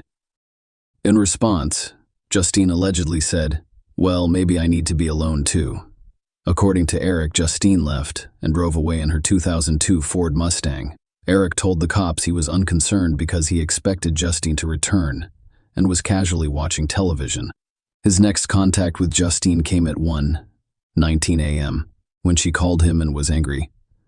She explained that her car had broken down and asked him to pick her up, specifying the exact location. He stated that it took him approximately 10-15 minutes to leave the house after receiving Justine's call, as he needed to put on his shoes, grab his jacket, keys, and helmet. Eric stated that he found her between 1:39 a. 1:44 a.m. The police found Eric's account suspicious, especially given the crime scene and Justine's injuries. This prompted them to conduct a thorough investigation into the events surrounding Justin's death. It will take 4 years, but the police will eventually have enough evidence to charge Eric. He was charged with first-degree murder of his wife. The prosecution claimed that Eric committed the murder with the intent to end his marriage, and for financial gain.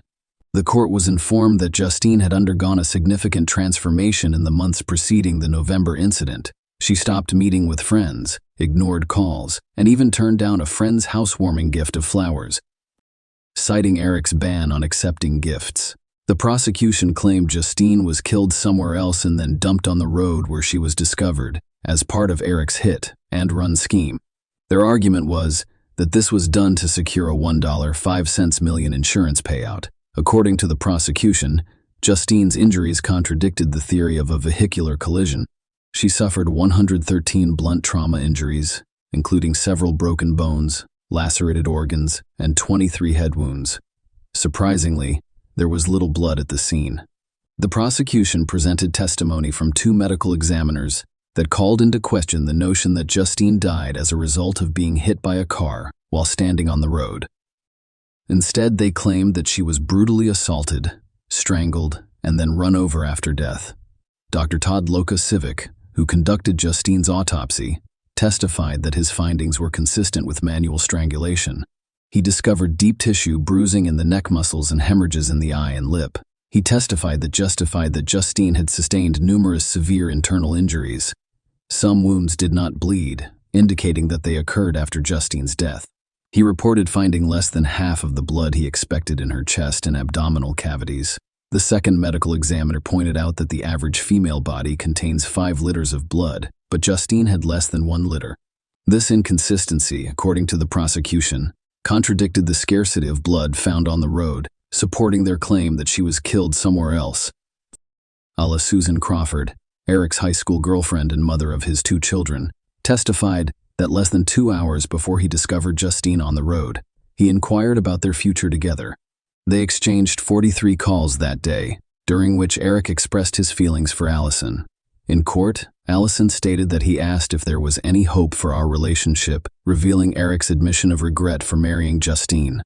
Another witness testified for the prosecution.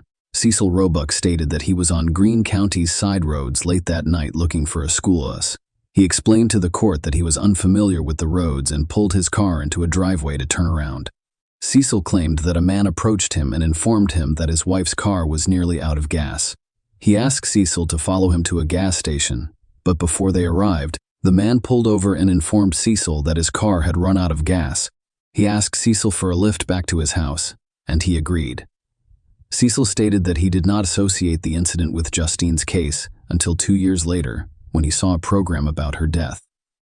He told the court that he thought the man was Eric and that he had helped him stage the hit and run, albeit unbeknownst to him at the time. The court was made aware of Eric's financial difficulties during the proceedings. Justine's father, Steve Swartz, testified in court and revealed that his daughter was the couple's primary credit holder, and at the time of her death, they owed $85,000. The insurance claims adjuster has testified about several policies with Eric as the beneficiary. Less than a fortnight after Justine's death, Eric filed an uninsured motorist claim that, if approved, would have awarded him $100,000, with the possibility of an additional $1.05 million if the commercial aspect was approved. Notably, Justine's name appeared on the insurance for one of the dumpster trucks. In 2009, Eric filed for bankruptcy and received $330,000 to pay off his outstanding debts. This financial backdrop enriched the court's understanding of the case. During the trial, some evidence was presented in the absence of the jury, including allegations about an affair Eric allegedly had a month before his wedding and 3 days after Justine's death. Furthermore, it was suggested that he had explicit photos of a woman, but destroyed them to avoid negative perceptions. The prosecution claimed that Eric's cell phone records contradicted his claim of being at Martha Jefferson Hospital, claiming that he was actually at home during critical periods. This, according to the prosecution, gave him enough time to commit the crime. They told the jury that 2 periods late in the evening and into the following morning were particularly important, beginning at 10:04 p.m. until 11:23 p.m., until 11:23 p.m., and from 12:08 a.m. When a call came in from Justine's phone at 1:19 a.m., the cell phone record showed that he was at home, not in the hospital. The prosecution emphasized to the jury that Eric used his phone 157 times on the day of the incident, making his claim of only realizing it was in his pocket after discovering Justine's body highly implausible. Furthermore, the prosecution highlighted Eric's background as a Marine with key PR and first aid training, claiming that despite this training, he made no attempt to assist Justine. The prosecution revealed a compelling and unsettling detail. Eric had a derogatory nickname for Justine, calling her Thing. The defense maintained that Justine's death was the result of a hit-and-run accident. They maintained that Eric's alibi was credible, claiming that he was at Martha Jefferson Hospital until 11:30 p.m., visiting his mother, and then went to a storage unit to get his motorcycle. The defense argued that the prosecution's timeline did not allow Eric enough time to kill Justine and stage a hit and run in support of their claim of a happy marriage. The defense presented Eric's brother as a witness who had lived with the couple for some time. He testified to the genuine happiness in Eric and Justine's relationship, emphasizing his positive interactions with Justine to refute the prosecution's claim. The defense challenges the credibility of witness Cecil.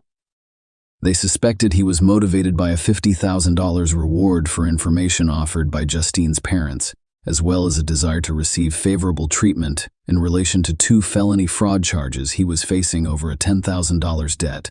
The defense sought to undermine Cecil's credibility as a witness, questioning his motives and potential bias. Despite the defense's efforts to challenge the case, including claims about the medical examiner's alleged failure to perform a specific procedure, the jury ultimately found Eric guilty of first-degree murder. The decision was made using the evidence presented at trial, which included the prosecution's arguments about the nature of Justine's injuries, the timeline of events, and Eric's actions. Eric was sentenced to life in prison after being found guilty of the charges.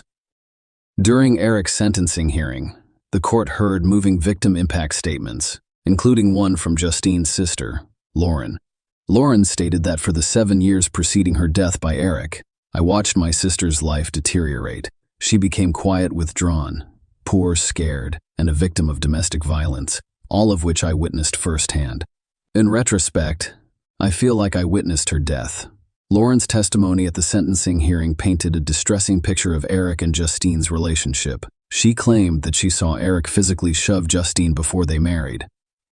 Justine also confided in her about several other instances of abuse. Justine's family and friends noticed a shift in her personality in the months leading up to November 28th. Justine had always been kind, loving, and friendly, and while she retained those qualities, she stopped meeting with friends and colleagues for social occasions. She was withdrawn and silent, a shell of her former self. The testimony also revealed that Justine, driven by a sense of worthlessness, went to great lengths to please Eric. Even on their wedding day, there were signs of discord. Eric was distant, preferring to go out on his motorcycle alone. Justine missed several wedding-related activities, including lunch, and spent the second night alone in the hotel. Notably, Eric's violent past came to light during the hearing. He had previously been charged with malicious wounding and was under a protective order from the mother of his 2 children. Eric claimed that this was the result of a verbal disagreement that escalated into a physical altercation, in which she attacked him and hit him in the face with a remote control. Through self-defense, he claimed to have grabbed her shirt and throat. Throughout the 4 years that police investigated the case, Justine's family fought tirelessly to ensure that justice was served.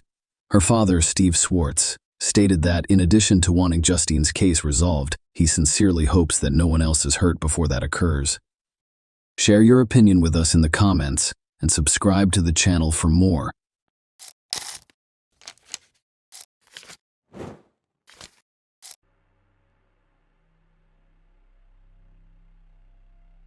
It's a terrible and often destructive emotion that can make someone blind and make them do bad things.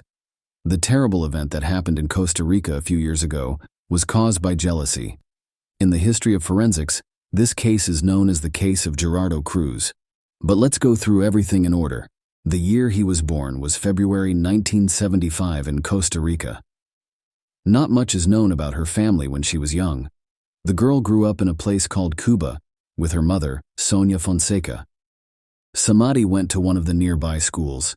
Even when he was young, he showed that he was a difficult and troubled person. People in the area who knew her say she wouldn't put up with being turned down and that she often got what she wanted by force or lying.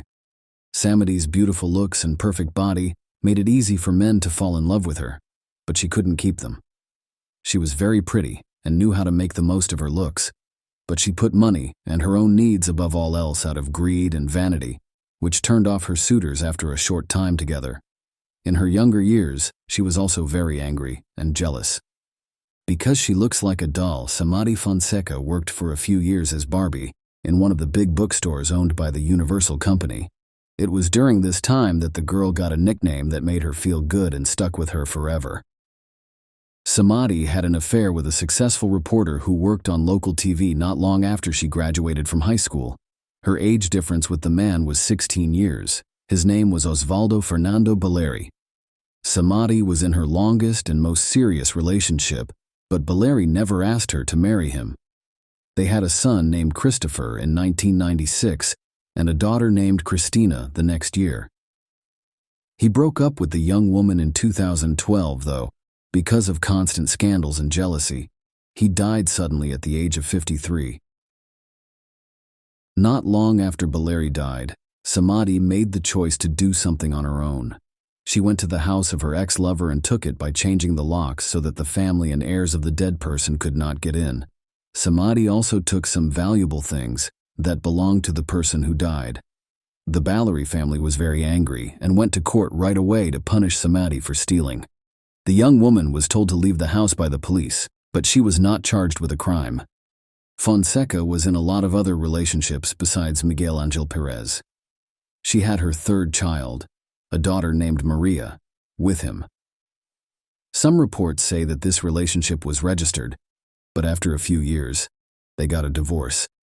Some sources, though, say that Samadi wasn't married. She also gave her lover's last name to her youngest daughter, without telling him or getting his permission. Although it's interesting that some of Barbie's lovers have mysteriously vanished or died in strange ways, no one paid much attention to this for a long time. As an example, one of Samadi's lovers disappeared soon after he broke up with a woman who was rude and angry. The man has still not been found, and many people are sure that Fonseca has something to do with this case. However, strong proof of her guilt could not be found. Diaco, Samadi's other ex-lover, died in a terrible accident after they broke up. He was killed, and it looked like someone tried to rob him but failed. It was never found out who killed those people. Again, a lot of people thought Samadi had something to do with the crime, but no solid proof was found against her. But Gerardo Cruz was her most well-known victim. For Cruz, Costa Rica is home. He was born in San Jose in December 1992.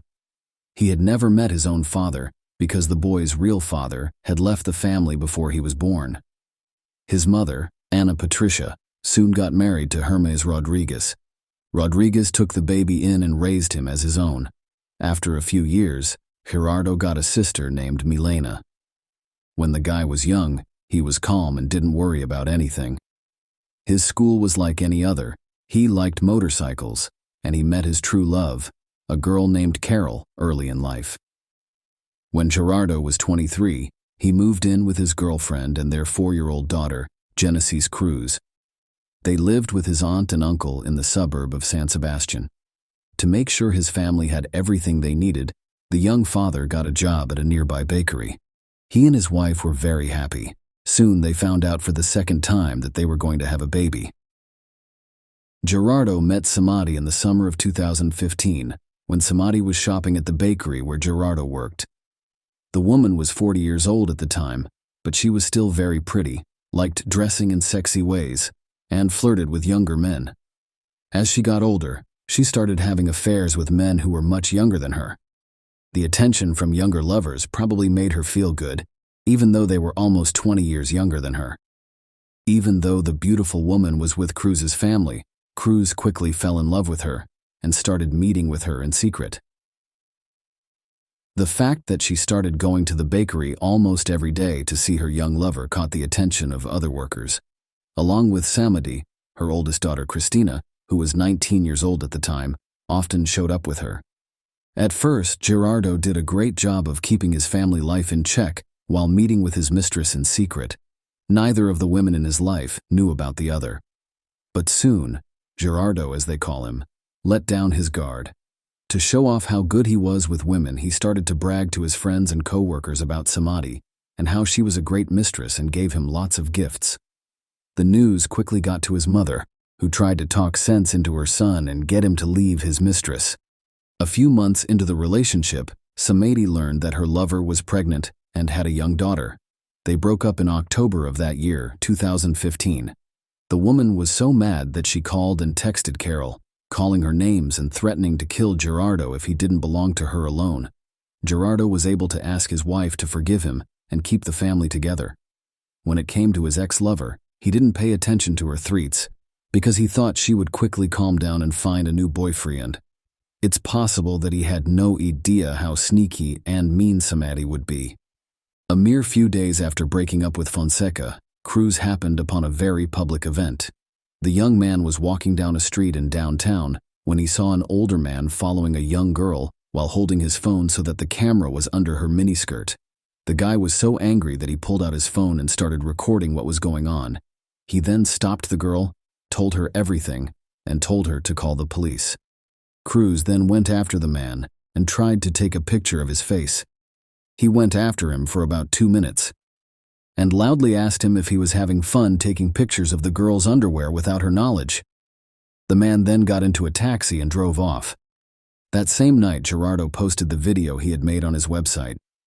In just one night, the video went viral, and users quickly figured out that the old man was Luis Sulmano Delgado, a former official who worked for the Ministry of Finance. The media quickly picked up the video and spread it across the country, making Gerardo a national star. The young man was asked to be on TV and radio shows and was interviewed almost every day for print publications. He talked about what he had seen, said that the former official had done something wrong, and said that he had no regrets and would do it again. Aside from that, skilled lawyers hired by Sulmano Delgado started to work against Gerardo, accusing him of doing something wrong. They said that sharing the guy's videotape with other people was against the law, and they were getting ready to sue him in court. In fact, Cruz was shocked by what happened and didn't understand why they could judge him, but not the man who had done such a horrible thing to a girl. On October 7th, Gerardo did his last interview on the air of a local radio station. He was sure he was right and didn't think he had anything to worry about. Gerardo had planned to meet up with his friend Oswald after work the next day, but he suddenly called off the meeting, saying he had to take care of something important. Later, he learned that that day, he got a message from Samadi. In it, the young woman tricked him into going to the park in the evening for another interview. Gerardo didn't think anything was wrong.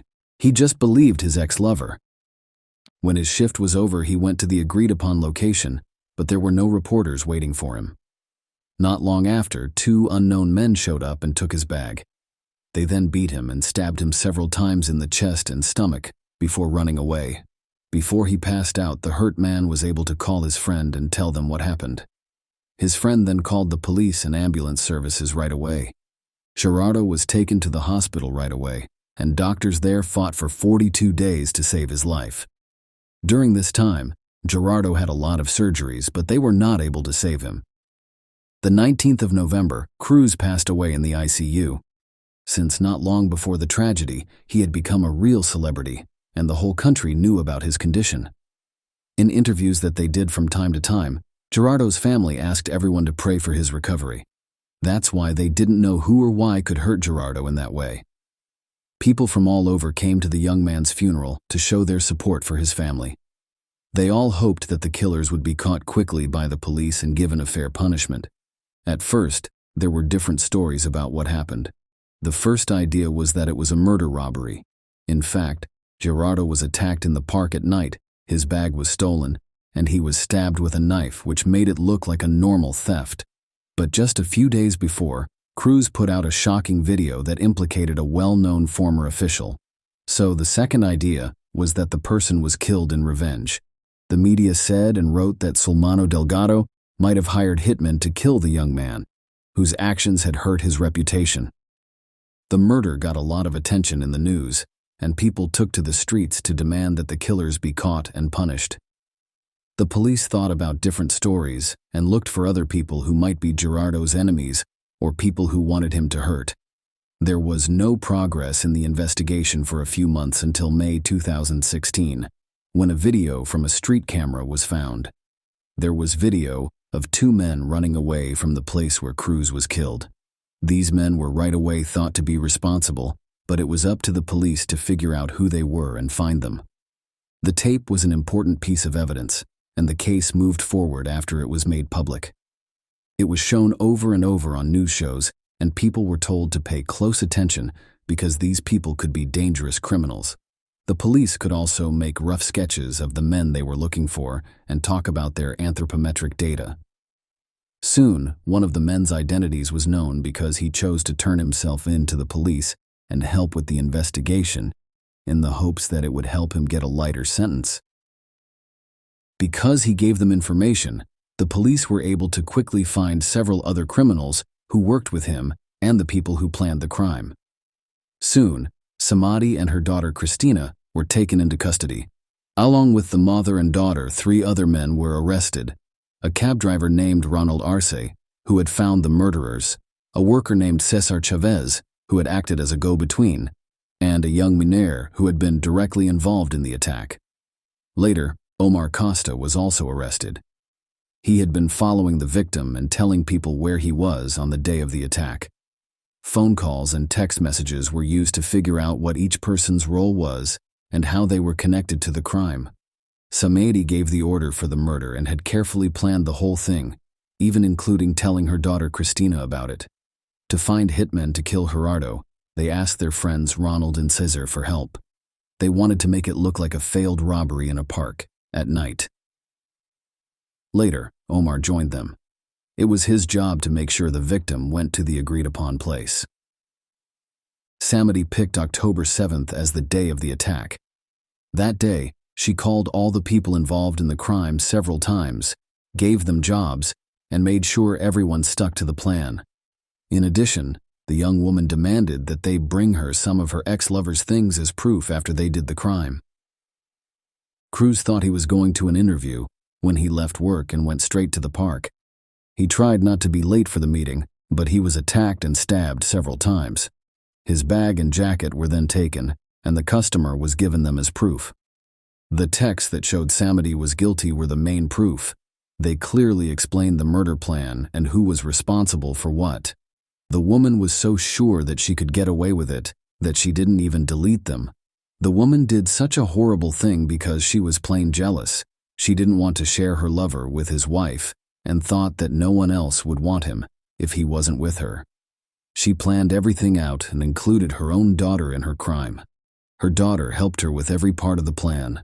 The mother and daughter were arrested right away, and it was clear that they couldn't be freed on bail because the criminals would probably try to get away and leave the country.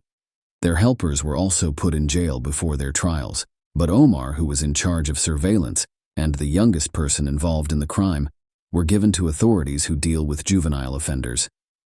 The investigation took about 1.5 years, and the trial of everyone involved in the crime plot didn't start until December 2017.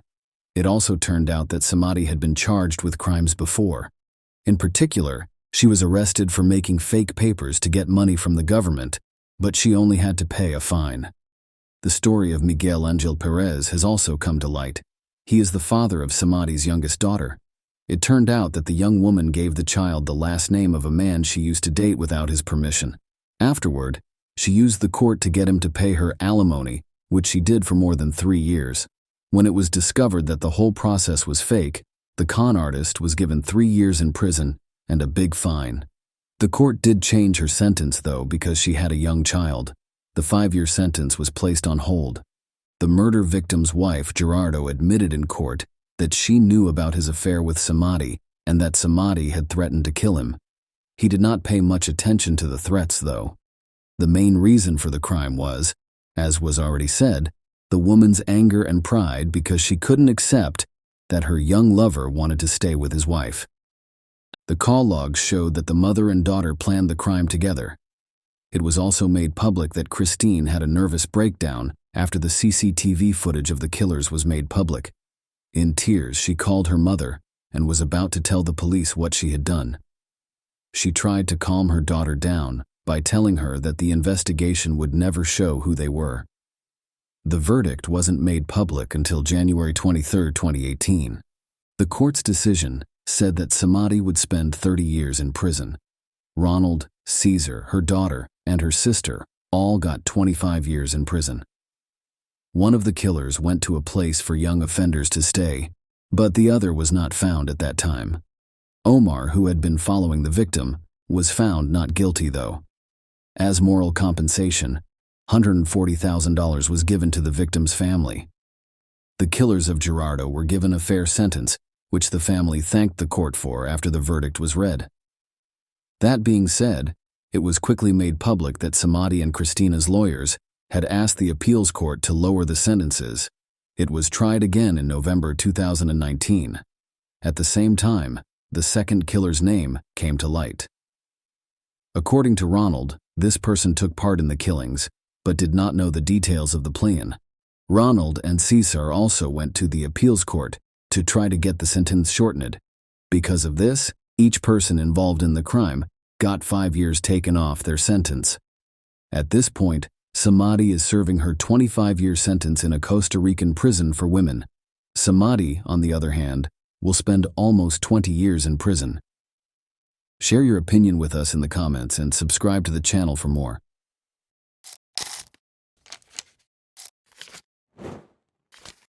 Hey guys, today we're diving into another truly horrifying case. If you want to support my channel, make sure to subscribe and stay active. It really helps me out. I'd be super grateful for that. Let's get started. The second biggest city in Washington, Spokane, is the setting for this tale. The city may be just as dangerous for its citizens as it is for visitors, despite its seeming beauty and allure. Spokane County has the highest crime rate in Washington, at double the state average, according to the state. Thus, today's Cinderella story has a bitter taste within and a lovely appearance. The Holdens were a normal American family who had long resided in Spokane. The house was constantly crowded with youngsters because they loved them. Joshua, an adoptive son, and 2 girls were the children of Judy and John Holden. The grown daughters had long since moved out and lived independently, but Joshua, their only son, stayed with his parents, big, sad, and always frowning.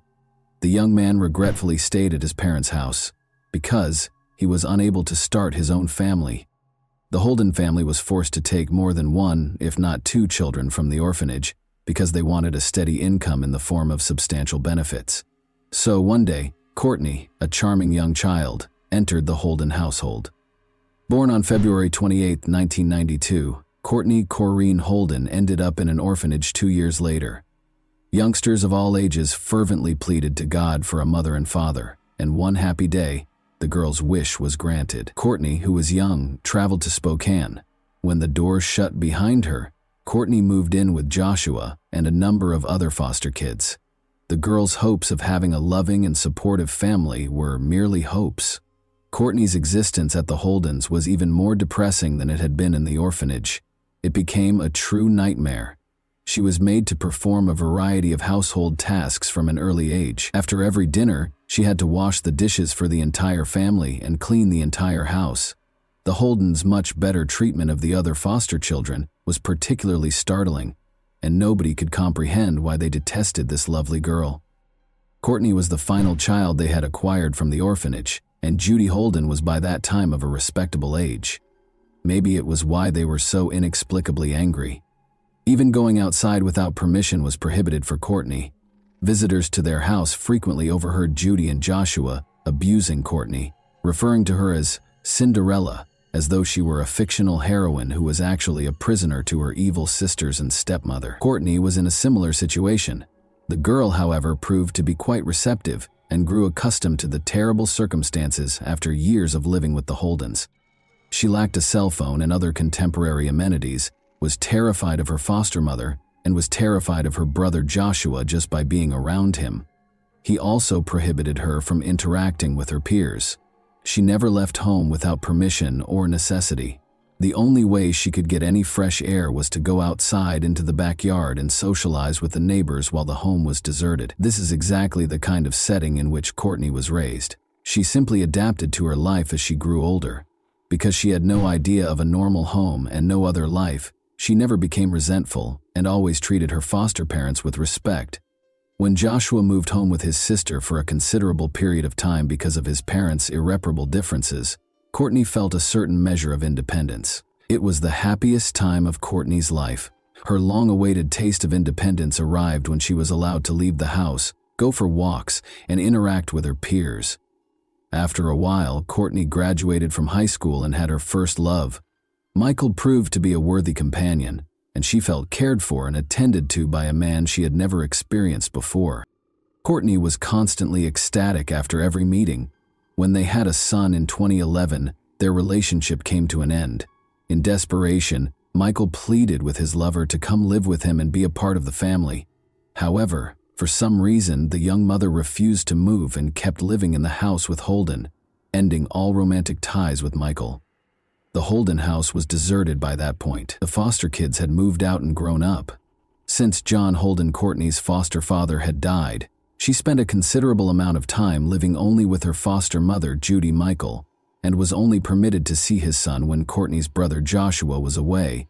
With Judy's consent, they had a quiet existence with their kid, until Joshua came back after his father passed away in 2014 and started to exert strict control over the family home. In northeast Spokane, on Hero Avenue, a block from Rogers Middle School, he set up several security cameras around their house. The yard was littered with posters that said, "Smile, you're being videotaped," and there were multiple cameras pointing in various directions. Courtney became nervous once more when she saw the security cameras, since she knew that walking outdoors could result in her being reprimanded by Joshua for escaping. Once more, Courtney's life became intolerable.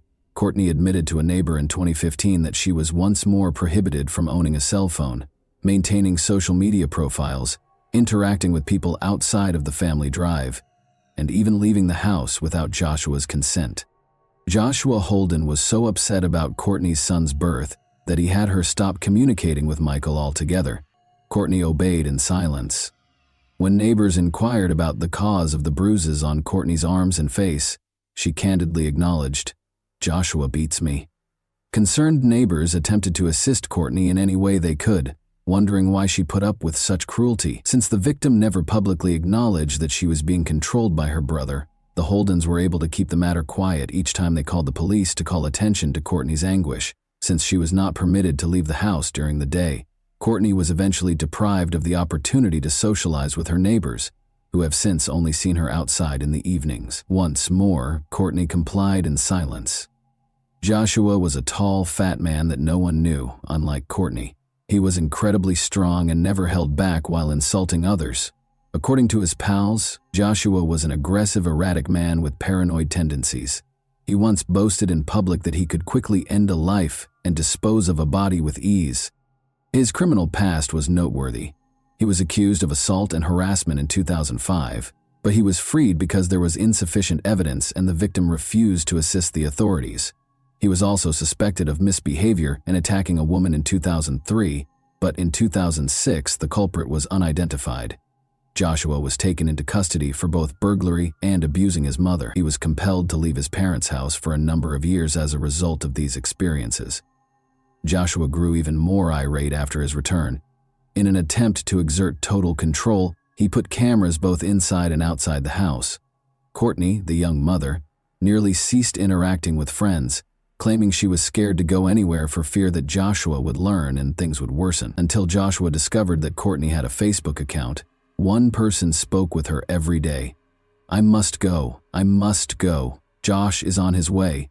Nearly 2 years have passed since her previous message. Her account was then disabled indefinitely.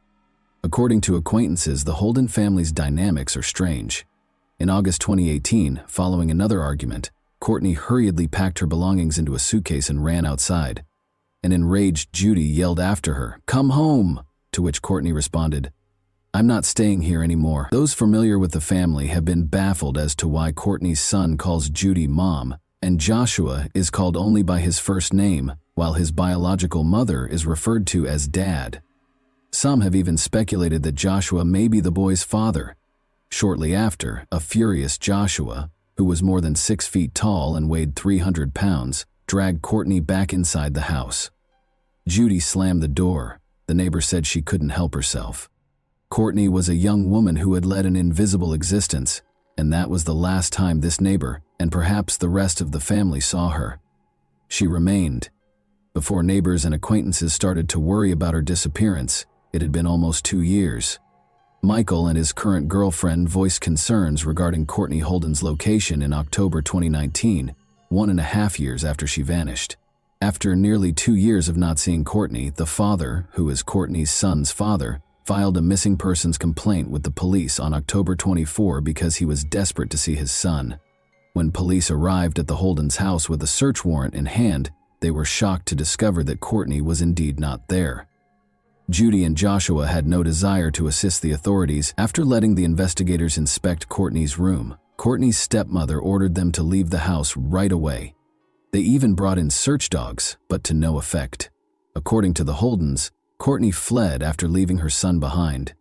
They couldn't say who was utilizing electronic food stamps or who might have kept cashing Social Security funds into her account. But Judy and Joshua took the remaining $600.00 out of Courtney's bank account when the Holden's house was searched that same day. Interestingly, an unnamed lady calling the National Crime Information Center of America the following day claimed to be Courtney, saying she was safe and didn't want to be located. The woman was identified by police as one of Courtney's half-sisters after they tracked down the call. Joshua and Judy thereafter shared a variety of contradictory accounts regarding Courtney's disappearance. In one account, they stated she had fled with a truck driver, but in another, they alleged she was hiding a boyfriend from everyone. The Holdens were suspicious because of Courtney's disappearance and the inconsistent statements of her roommates, who obviously had something to conceal. In late October 2019, Joshua and Judy Holden fled Spokane in a hurry, which only led investigators to believe they were responsible for Courtney's abduction. Judy's adopted daughter's house in Texas is where the Holdens were located. They were arrested and placed in a Texas jail in early October after authorities were able to charge them with identity theft and cashing benefits meant for Courtney. The investigation into Courtney's whereabouts by the Spokane Police Department swiftly devolved into a missing persons case, which was then handed over to Major Crimes Detective Randy Lesser. After the search warrants he filed in Spokane County Superior Court were made public, Lesser provided an update on the investigation. Court documents and police interviews serve as the foundation for this story of Courtney's disappearance and the investigation. Officially, Courtney was listed as missing. All states received alerts, and the case was covered by a number of news outlets. When patrol officers and detectives visited the house for different reasons, an aggressive search was initiated. Judy and Joshua Holden declined to assist with the inquiry. Unusual actions in cases of missing persons and welfare inspections. A lady who identified herself contacted Crime Check on the day Courtney was reported missing and said she was fine. The police dispatcher also spoke with the woman who was pretending to be Courtney. As it turned out, it was Courtney's sister who refused to explain to Lester why she was pretending to be her, most likely in an effort to dispel Judy's suspicions and put an end to the hunt. The possibility that she is deceased disturbs me. In an interview, Lester stated that he was especially worried about Joshua's history. Joshua had previously faced assault charges, but the case was dismissed just before the trial because the victims refused to cooperate with the prosecution. In addition to court documents indicating that Holden was a suspect in another assault in 2003, investigators were now gathering DNA evidence. Joshua was diagnosed with paranoid schizophrenia and was reported by family members and neighbors as angry and erratic. According to the neighbors, Judy was terrified of Joshua because he was unemployed. Joshua had also been found guilty of burglary and arrested on counts of unlawful imprisonment. According to family members, Joshua and Judy boasted to them about their knowledge of how to evade authorities, and Joshua discussed how simple it would be to kill someone and conceal their body. Individuals don't simply vanish, particularly if they have a son. According to court documents with fewer notations, Courtney was a devoted mother who would never leave her son alone for a year and a half. After telling neighbors and family that she was traveling with her lover, an unidentified truck driver whom no one knew, Courtney was not spotted outside her house with Joshua and Judy. Rumors occasionally circulated that she and her fiancé had eloped. She was allegedly only at the residence at other times and wasn't available for visits. When Lesser arrived on their house in early October, Judy informed him that Courtney had only been home for a few days. She claims that Courtney and her son walked away. Judy shut the door in Lesser's face when he requested for her phone number, according to court filings. Then, grudgingly, she allowed policemen to enter Courtney's room to inspect it. She was somewhat anxious.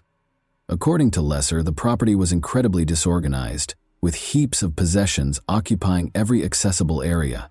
In court filings, Lesser noted that the mattress was exposed and that Courtney's room was similarly disorganized. There seemed to be no one living there. Lesser observed that Judy became frightened and lost sight of one of the investigators behind the closed door at one point. When Lester instructed the detectives to look around the remainder of the house for Courtney's son, she told them to get out. Lesser was informed later that day by neighbors that they seen Joshua, Judy, and one of Courtney's sisters departing with the boy in a van. Additionally, Detective Lesser thought it was unusual that Courtney, who had a chronic illness, hadn't seen a doctor since October 2017. Despite the gaps in her medical records, she had been taking medication every month before going missing, and her final prescription was written in July 2018. Courtney's card was used for groceries, and monthly withdrawals from her bank account persisted. The fact that Joshua and Judy were shopping with the youngster was verified by surveillance footage. On the day that Courtney was reported missing in early October, the cameras also saw the pair taking the last of the money out of her bank account. Joshua and Judy had departed their house by October 24. According to Lesser, when police arrived to carry out a search warrant, the family's 6 pets were gone and the DVR from the home security system had been taken out. In mid-November, Joshua and Judy's cell phone numbers were canceled, but on the same day, 2 new numbers with Texas area codes were activated. A neighbor reported activities at the house to the police around a month after the Holdens had left. Judy's husband and one of her daughters had traveled down from Texas to see how things were doing at the house. Judy had retired, they said, and they hadn't seen Courtney in 2 years. Judy's daughter claimed the boy was Courtney's son, despite the man telling authorities that Joshua and Judy had a child together. Lesser went to Texas in the middle of December to look for Judy and Joshua. They were discovered by police at the residence of Judy's daughter and Courtney's son, Joshua. Judy Holden was arrested on suspicion of exploiting Courtney's bank accounts, hiding her son, interfering with custody, and identity theft. The boy was successfully restored to his father after being discovered safe and sound. Other members of the family were not charged. Police used search dogs to look through Judy's Spokane house, but they were unable to locate Courtney. Additionally, a search of a Texas residence turned up no information on Courtney's location. Judy's vehicle and trailer, which were parked in an Oklahoma RV facility, were also searched by officers. Judy, 74, and Joshua, 40, refused to be interrogated by authorities while they were detained in Texas. Police were waiting for the governor to issue a warrant for their return, since they refused to be extradited to Spokane. They were probably released as authorities were unable to establish their involvement in Courtney's disappearance. In addition to the months-long investigation, this is perhaps one of the most comprehensive missing person investigations. I have a variety of information in 4 notebooks. Police think Courtney is probably dead, and Judy and Joshua continued to deny any involvement in her disappearance, but regrettably there is no method to demonstrate it. However, Judy and Joshua have not been charged with anything, in spite of the aforementioned accusations. The belief that they knew what happened to Courtney is still prevalent. Joshua has a reputation for being violent, but he has also claimed that he could kill someone and successfully conceal the body from the authorities. Although they have not yet made any arrests in connection with Courtney's case, they believe she is dead. In summary, Courtney was unfortunate enough to be a member of the Holden family, and this little girl who yearned for love and family lacked the bravery to defend herself. She genuinely thought that these individuals who had screamed at her, humiliated her, and made her labor for them were her family. However, is it really important to protect oneself against one's own relatives? Since Courtney was never seen again after that fateful evening when he forcibly took her into the house, it is extremely regrettable that Joshua Holden's audacious public statements about taking his own life and concealing his body cannot be used as evidence of his involvement in her disappearance. No one knows what she endured during those horrific moments, or the atrocities these monsters who claim to be family were committing behind closed doors. There are innumerable ways to covertly dispose of a body, with different substances that are undetectable to police dogs or professionals. This shows that even although Courtney suffered that night, her soul is still at Holden Manor, where she sought out family but ultimately met her demise. Her boy was removed from the Holden household and given to his father, who still looks after him now. In action, Courtney Holden is still missing.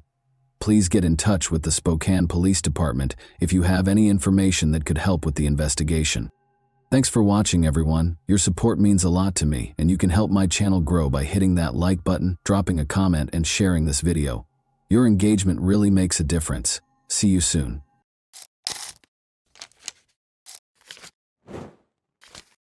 Hey guys, today we're diving into another truly horrifying case. If you want to support my channel, make sure to subscribe and stay active. It really helps me out. I'd be super grateful for that.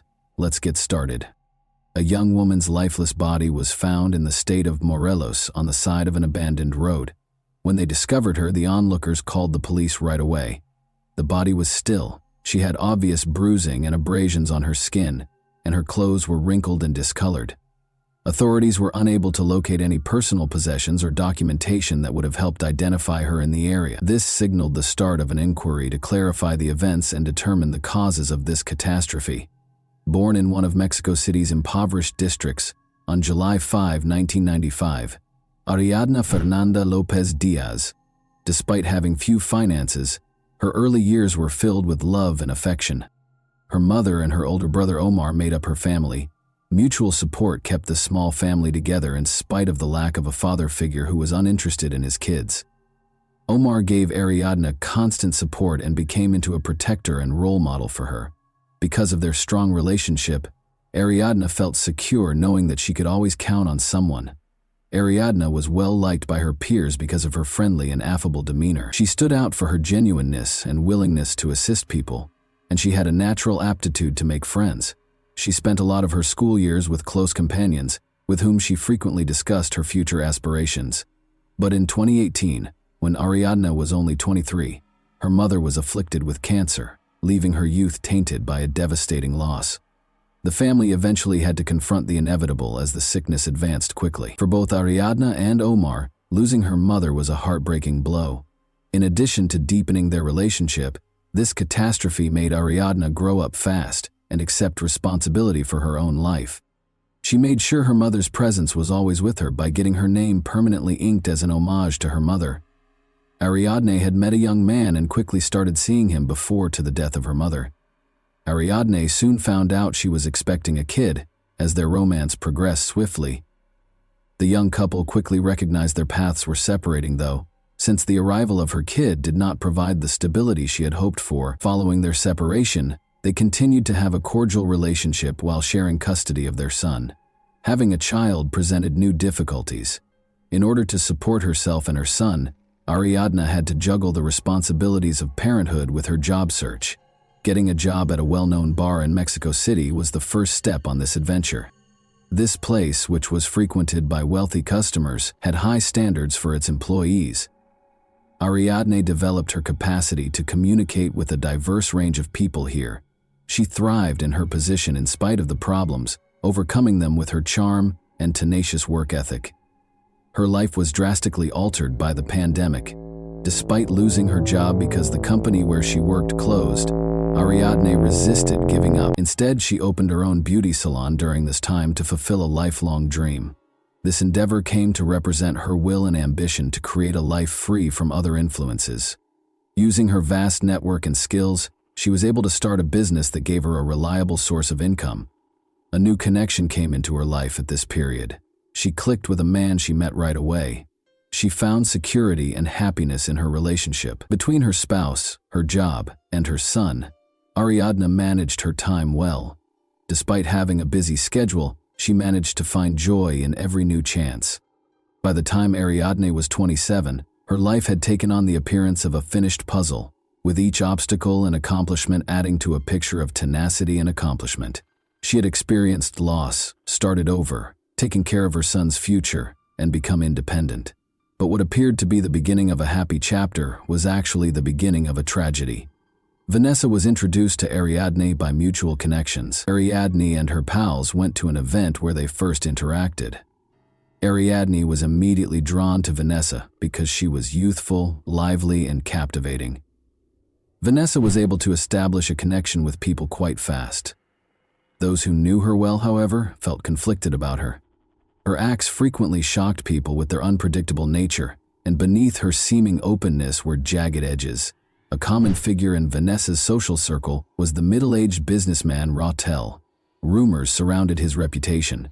Prominent for his wealth, power, and extravagant way of living, he was frequently spotted with young women who wanted to be a part of his world. Rumors of his ties to influential people and even criminal organizations helped to elevate his stature, but no one in his inner circle could verify these claims. Although Rautel shied away from discussing his background and business operations directly, his manner evoked both admiration and discomfort. Despite her intelligence and independence, Ariadne was not immediately aware of the differences between her new acquaintances and her regular group of friends. Eager to make an impression, Vanessa frequently spoke about her relationships with Rautel and other powerful individuals. She portrayed him as having the ability to resolve any issue. Ariadne gradually started to spend more time with them. Vanessa made an effort to earn Ariadne's trust and appeared to be truly enthralled with her. After hearing about Ariadne from Vanessa, Rautel became interested in her right away. His attentiveness and conversational skills surprised her at their first meeting. His charm and confidence were irresistible, and Ariadne was no exception to his appeal. However, a more nuanced personality lay beneath this appeal. Rautel's manipulative tendencies were observed by anyone who interacted with him. However, Ariadne thought he was a decent and kind man. Vanessa remained essential in reinforcing the bond between Rautel and Ariadne. She created an environment of openness and trust by often inviting Ariadne to events where Rautel was present. But as time went on, strange information emerged. For example, Ariadne was cautioned by some of her friends to exercise caution when interacting with these individuals. Some were aware of Vanessa's erratic behavior and Rautel's dubious reputation. They suggested that these interactions might have unspoken dangers. Ariadne saw no threat in her new social group, even in spite of the warnings. She viewed her friendship with Vanessa as a chance to escape from her everyday obligations and discover a world that had previously been unattainable. Rautel, however, made an effort to gain her favor by being kind and generous. She found his invitations to parties and dinners intriguing and innocuous. As we know, Ariadne was seeing a young man. Nevertheless, based on the information at hand, she continued to cultivate acquaintances and occasionally accepted invitations to social gatherings. Her boyfriend didn't show displeasure with her social contacts and was a trustworthy individual. Ariadne gradually realized that her life was beginning to be impacted by her new relationships. Vanessa contacted her often, offering to arrange get-togethers and leisure activities. Rautel, on the other hand, made a greater effort to establish himself in Ariadne's life and frequently provided assistance and support in a variety of circumstances. Unaware of the possible repercussions, Ariadne was slowly but surely losing herself in their world. Ariadne accepted Vanessa's invitation to get out with friends on October 30, 2022. The event was scheduled to start at Fisher's, a well-known eatery in Mexico City's downtown. Vanessa reassured her that the evening would be pleasant, with a leisurely meal and pleasant companionship. Ariadne felt a little uneasy because Rautel was also supposed to join.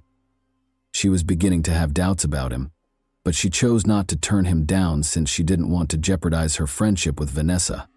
Later that night, the group gathered at the restaurant, which was well known for its fashionable patrons and elegant interiors. It served as a vibrant background for the event. An assortment of canapés and wine cocktails contributed to the lively and joyous ambiance at the table. Rautel made himself the focus of attention as usual, toasting and telling stories.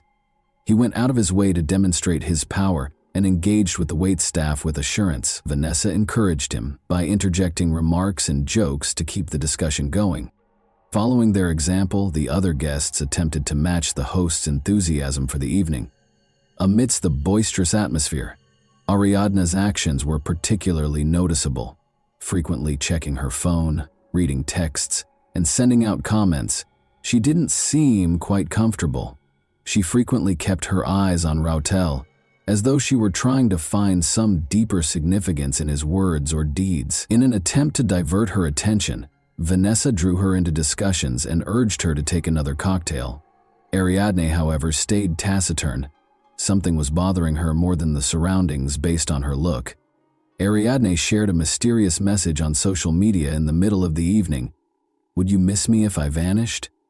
Although many in her wider network thought it was a joke, this post caused anxiety among her close friends and family. But Ariadne had never written anything like this before, according to those who knew her well. Although no one could have foreseen that it would be her final post, it made an uncomfortable impact. The party made the decision to relocate to Rautel's residence as the evening wore on.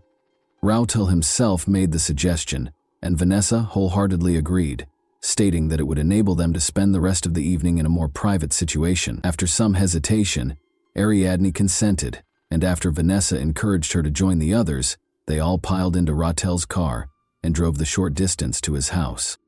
Rautel's home, which was situated in a posh area, demonstrated his prestige. The interior was decorated in a contemporary style with opulent elements. When they arrived, the party took up residence in a large living room. Ariadne became more uneasy as the evening went on, despite the music and cocktails. As she checked her phone and pretended to make calls, she moved away multiple times. Her focused and aloof manner was not unnoticed. When Vanessa noticed this, she started whispering to Rautel, which made the situation even more tense. Ariadne declared she was tired and wanted to go home closer to midnight, but Vanessa persuaded her to wait a bit longer, saying they could depart in around 30 minutes. As the evening wore on and the other guests began to go, Rautel, who was unusually silent at that time, would periodically look at Ariadne in a way that made her feel even more uneasy. Ariadne was among the last to go. Sadly, none of the gang would ever see her alive. An incident rocked Morelos the next morning, October 31, 2022, when two bikers discovered a woman's death on the side of a distant road while out on an early morning ride. Locals hardly ever visited the area, which was remote from any major roadways. The bleak landscape, scant vegetation, and eerie quiet of the surrounding area all served to highlight the tragedy. Although the woman was dressed, her clothes were filthy and seemed to be broken. Numerous bruises and what seemed to be contusions were seen on her body. Law enforcement was notified of the occurrence by witnesses right away, and they arrived a few hours later to record the incident and possibly help identify the body. The cyclists snapped pictures of the area in the interim. As soon as the police showed up, they roped off the area and started gathering evidence. Mark suggested that the body had been moved, and tire traces were discovered in the ground. Although there were obvious indications of a struggle, forensic experts were unable to determine the cause of death. Since there were no obvious injuries from a weapon, it was challenging to pinpoint the precise circumstances of the tragedy. Since no personal belongings or paperwork were discovered with the woman, her identity was unknown at the time. Pictures of the body started making the rounds on social media a few hours later, and people who saw them started talking about them. They were Ariadne's friends and relatives, who had been missing since going to a party at Rautel's house. They were able to identify the victim's distinguishing characteristics, such as tattoos. Omar, her brother, feared the worst and reported the woman missing to the police, speculating that she might be his sister. Meanwhile, the investigation was started by the Morelos state authorities. However, there was a lot of criticism directed at the police's early response. Critical traces at the site were not adequately documented, and there were reports of violations of evidence-gathering rules. This cast suspicion on the professionalism and moral character of the local police force. Their suspicions were validated when Ariadne's family members showed up to formally identify the body. His sister had a tattoo honoring their late mother on her shoulder, which Omar recognized. Her body's condition, bruises and injuries on her arms and face obviously indicated a violent incident. made the family's heartbreaking shock even worse. But at the time, the police's official comments sounded dubious and offered no clarification. The family's first reaction was to demand justice. They started calling for responsibility for those involved and an open probe. To raise awareness of the situation, they contacted acquaintances who were active on social media that same day. A little initiative soon gained momentum and attracted thousands of participants. The Morelos police insisted that the killing might have been an accident despite the growing public criticism. Further investigation would be contingent upon the completion of a forensic examination, they said. This position simply increased suspicions that powerful people might be engaged in hiding the truth and stoked further concerns. Since Rautel and Vanessa were the last to see Ariadna alive, they were the first people investigators got in touch with. The first speculations regarding what might have happened were based on their statements. According to Rautel's original story, Ariadna called a cab to leave his residence after the party. She didn't exhibit any signs of serious distress, but she did seem a little upset, he said. He claims that once he led her to the door, she departed. Vanessa backed up his account by saying that Ariadna had actually gone in a taxi and hadn't stated where she was going.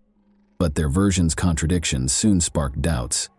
The absence of any proof proving a cab ride was the first warning sign. Raufel and Vanessa were unable to produce the driver's contact details or any evidence to support their claims. Investigators eventually found that none of the drivers recalled picking up Ariadna, despite the fact that multiple taxi calls had been recorded in the vicinity of Rautel's home that evening. The behavior of Vanessa was the second problem. Depending on what was questioned, her story changed. At first, she maintained that Ariadna had gone out on her own. She went on to say that they had argued at the party, which might have angered Ariadna.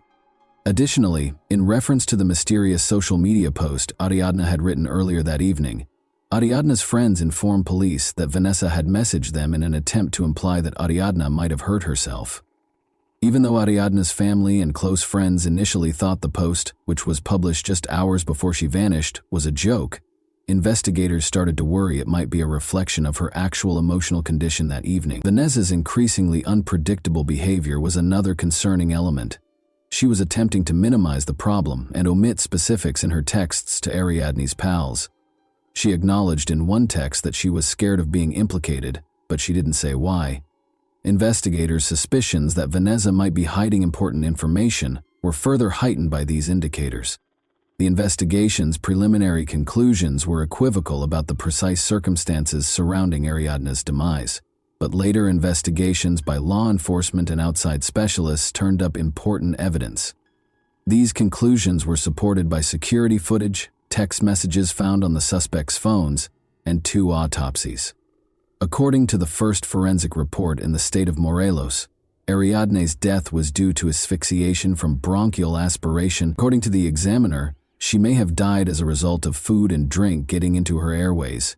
However, Ariadna's family quickly questioned this judgment.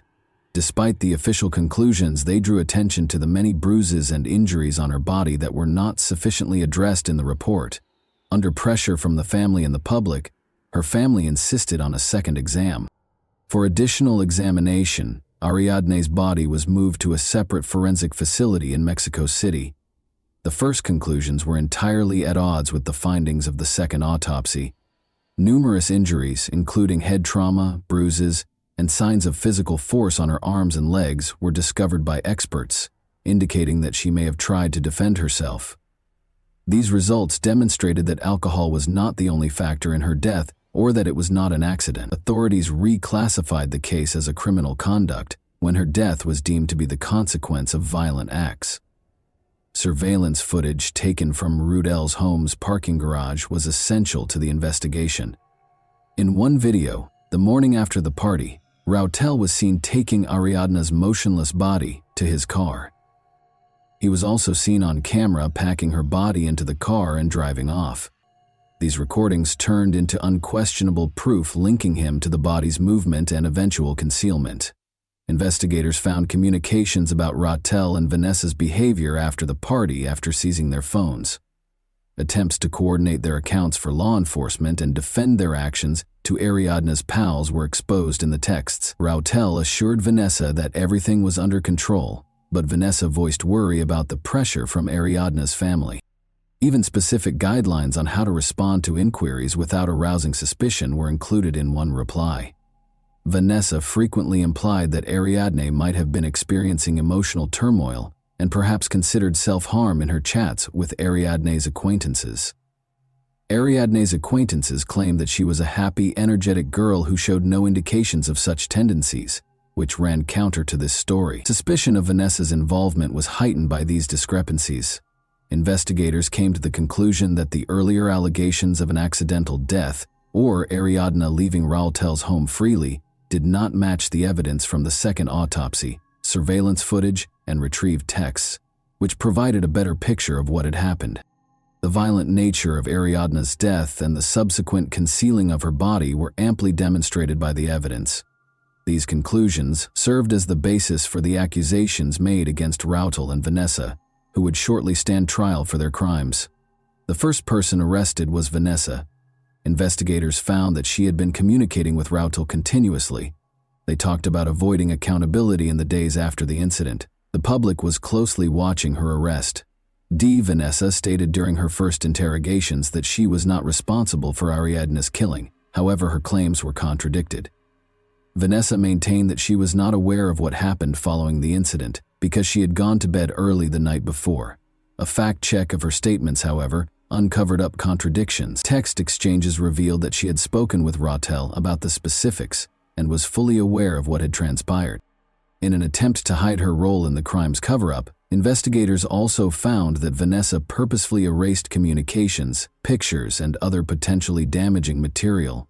Rautel decided to turn himself in to the police after realizing the growing evidence against him. He declared his innocence while accompanied by his attorneys, claiming that he did not hurt Ariadne but rather panicked and tried to conceal her body out of concern for the repercussions.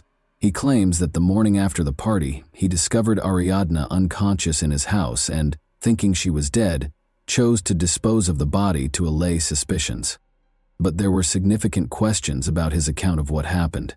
First, the second autopsy's findings refuted his allegations by confirming a violent cause of death.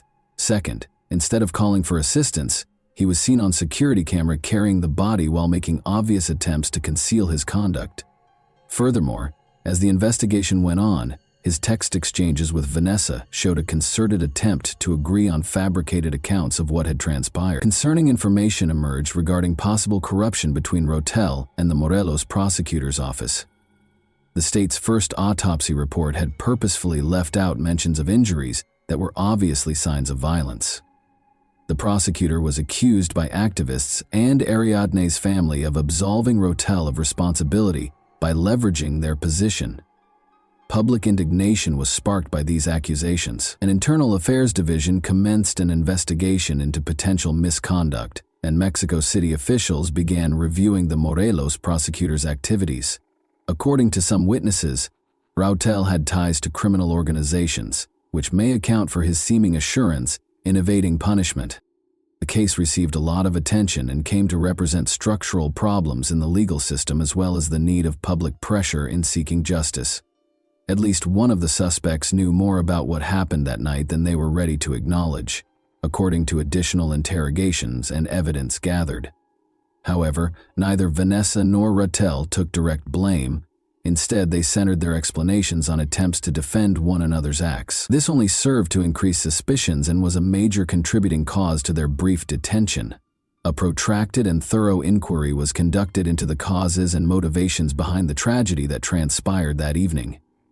It took meticulous event reconstruction, evidence analysis, and a detailed look at everyone's behavior during the party to uncover the truth.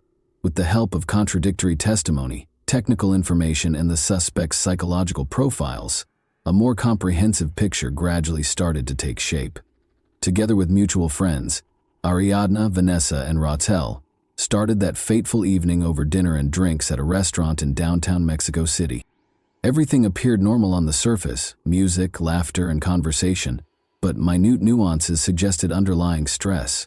Witness accounts and a review of text conversations revealed that Ariadne seemed particularly silent and distracted. Her habit of checking her phone a lot, sending messages, and taking calls was unusual for her at social events. Later on in the investigation, this fact became crucial. Her communications showed that she had been messaging a close friend to express her anxiety about the party and her worries about certain guests. The group left the restaurant and went to the hotel's residence. The property, which had security cameras and high walls around it, was often used for private parties. The hosts, Vanessa and Rautel, appeared to have strained chemistry. According to witnesses, Vanessa made a number of scathing comments about Ariadna, who handled them calmly in an effort to avoid conflict. Alcohol started to affect the group's conduct as the evening went on. Already emotionally agitated, Vanessa allegedly yelled at Ariadne many times, calling her rude and unwelcoming. These charges increased the already rising tension but didn't strike a chord with the other members of the group.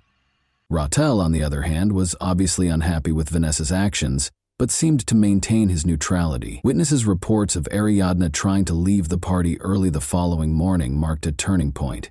She reappeared shortly after being spotted outside the residence. Investigators found that Vanessa persisted in confronting Ariadna throughout this period, resulting in an open dispute between the two. The specifics of the altercation are still unknown. Investigators believe Vanessa accused Ariadne of attracting Rautel's undue attention. After the majority of the attendees had departed the party, only Vanessa, Rautel, and Ariadna were remaining in the house. Messages recovered from the phones verified that Vanessa and Rautel had talked about difficult events from that evening. Investigators said that Vanessa, who was allegedly very drunk, started acting aggressively. An incident that is thought to have occurred during this time is what caused Ariadna's fatal injuries. What was the reason behind Ariadne's peculiar social media post that evening? After being written off as a joke at first, the message gained significance as the inquiry progressed. Friends subsequently acknowledged that Vanessa's actions and the general ambiance of the event might have made Ariadne uncomfortable. The tweet could have been an attempt to draw attention to herself, communicate her uneasiness, or perhaps act as a subliminal warning. According to the reconstruction of events, a major contributing factor to the catastrophe was Vanessa's envy, which was made worse by drink and mental instability. Rautel's actions, which were probably an attempt to hide what had transpired, simply made matters worse. If the atmosphere at the party had not been so tight and unstable, this confluence of circumstances could have prevented the disastrous result. Omar, Ariadna's older brother, was left to be the only father figure in the life of her 6-year-old son. Omar stepped in to offer both emotional and financial help. As he assumed responsibility for his nephew's upbringing, he worked to preserve Ariadna's memories and show him the love she had always shown him throughout her life. Since other family members and friends helped the youngster deal with his loss and provide him with a loving atmosphere, this choice strengthened the bonds within the family.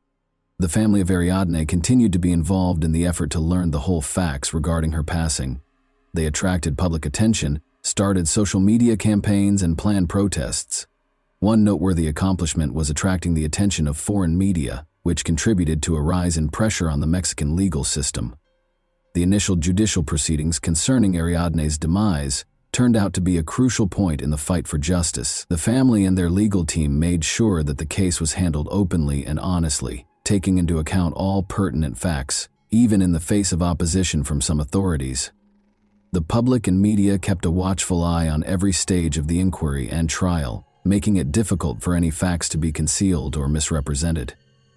Rautel and Vanessa's positions in court proceedings were the main topic of discussion at the start of the trial. Key evidence offered by the prosecution included text message data, phone call logs, and security footage. These documents showed the defendants' possible involvement in the violent acts that resulted in Ariadna's death, in addition to their involvement in hiding the body. By claiming that the tragedy was an unfortunate accident, the defense tried to refute the facts, although a number of testimony and forensic analyses seriously put doubt on that account. Determining the motivations behind the crime was one of the trial's main goals. According to witnesses who knew Vanessa well, she was impulsive and prone to aggressive conduct, which was frequently made worse by drink. However, Rautel's portrayal as having a dubious past and purported connections to criminal organizations raised further questions over his role in that night's events. However, the defendants denied any involvement in Ariadne's demise.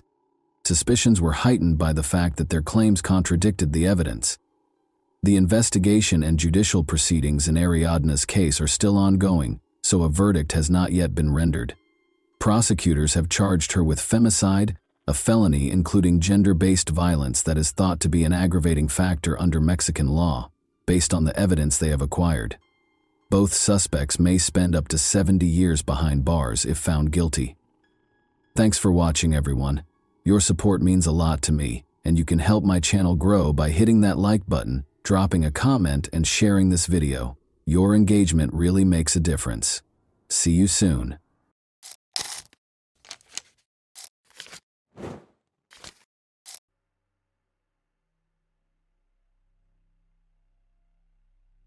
A 24-year-old girl went missing from the store where she worked the evening shift. Police discovered traces of blood in the back room and signs of a struggle, but it was not a robbery. The unknown perpetrator had left a fully stocked cash register. A few days later, the girl's body was discovered 5 kilometers from the store. The investigation into this terrible case lasted nearly 25 years. Lisa Sievert's fate was unknown for nearly a quarter of a century. Lisa Marie Seeger was born March 24, 1968, in Holyoke, Massachusetts. She was raised in a close-knit family with 3 other children. Aside from her, they lived in a town called Agawam. The girl has always been interested in music and has learned to play a variety of instruments. She was even a part of the school music group.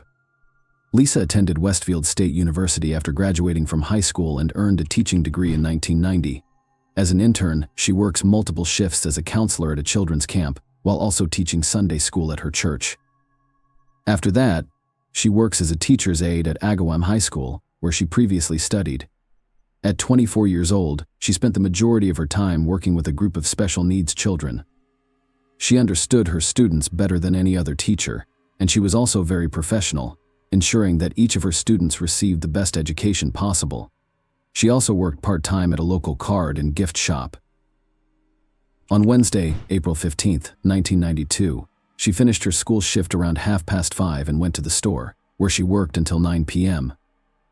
At around 5 p.m., her sister Lynn briefly joined her at work. Lisa recalled being in a good mood that evening, and nothing foretold trouble. The next morning, saleswoman Sophia Maynard arrived at the store and was scheduled to start her shift at 9 a.m. Lisa was surprised to find her car in the parking lot. It was unusual because the girl worked at school in the mornings and was not supposed to be in the store. Sophia thought Lisa might have been out for the morning shift due to the approaching Easter. They were planning to inflate balloons for sale for that holiday. Sophia walked in the store and called Lisa by name, but there was no response. When she approached the counter, she saw her things there. Including her wallet and car keys, it all looked very strange. So if she decided to call the police, a squad arrived at the store and began their inspection. Everything seemed normal. A heel strike. Despite this, they were unable to locate any useful leads on the premises. It was soon discovered that Lisa had also failed to arrive at school this morning. The principal even called her mother to see if everything was fine, but she had no idea where her daughter was. Lisa's disappearance quickly spread throughout the small town, and within hours all of her friends, relatives, and acquaintances had joined the investigation. The police began by developing a robbery theory, which quickly fell apart. Nobody had touched the money in Lisa's cash register or wallet. All of the merchandise was also available. Detectives then began to reconstruct the chronology of events.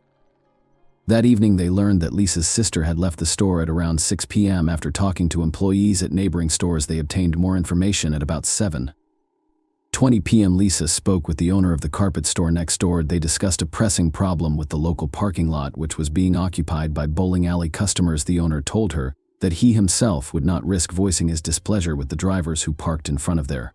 The door was open, but the clerk never emerged. The woman thought she heard noise in the back room, but she decided to leave. As a result, the police determined Lisa's disappearance occurred around 8:20 p.m. She served her final customer, and by 9 o'clock, something had happened to her.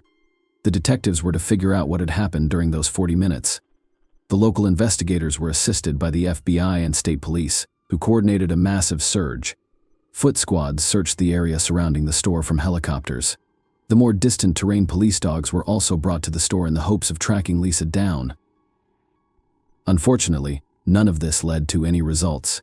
Investigators concluded that Lisa had clearly not left the store of her own free will, so on April 17th, the head of the local police announced a reclassification of the case, which had previously been classified as a missing person case.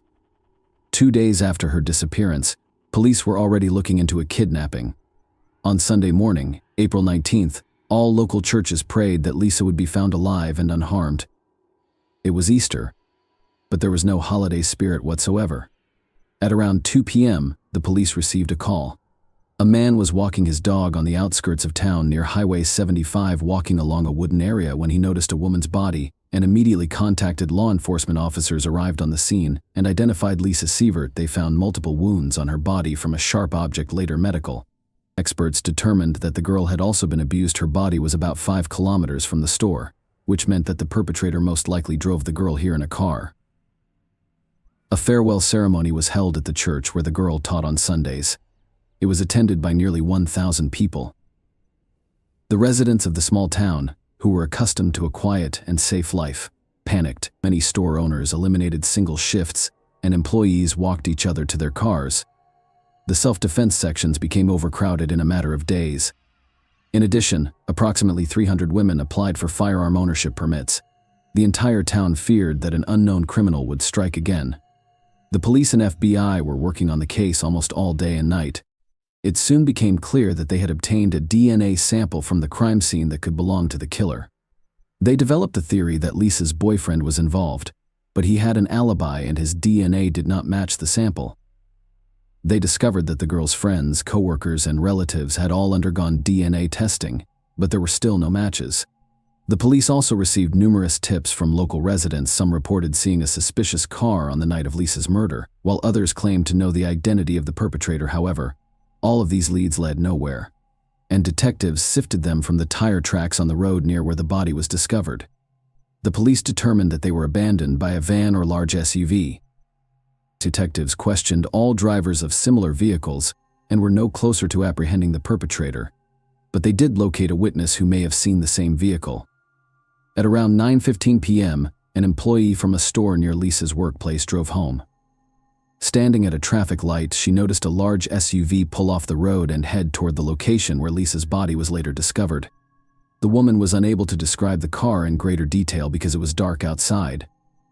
She only mentioned that she thought there were a man and a woman in the car. She also mentioned that when the car pulled onto the dirt road, the woman's head twitched unnaturally, as if she were asleep or unconscious. Because this information did not aid in the identification of the suspect, all leads have been exhausted.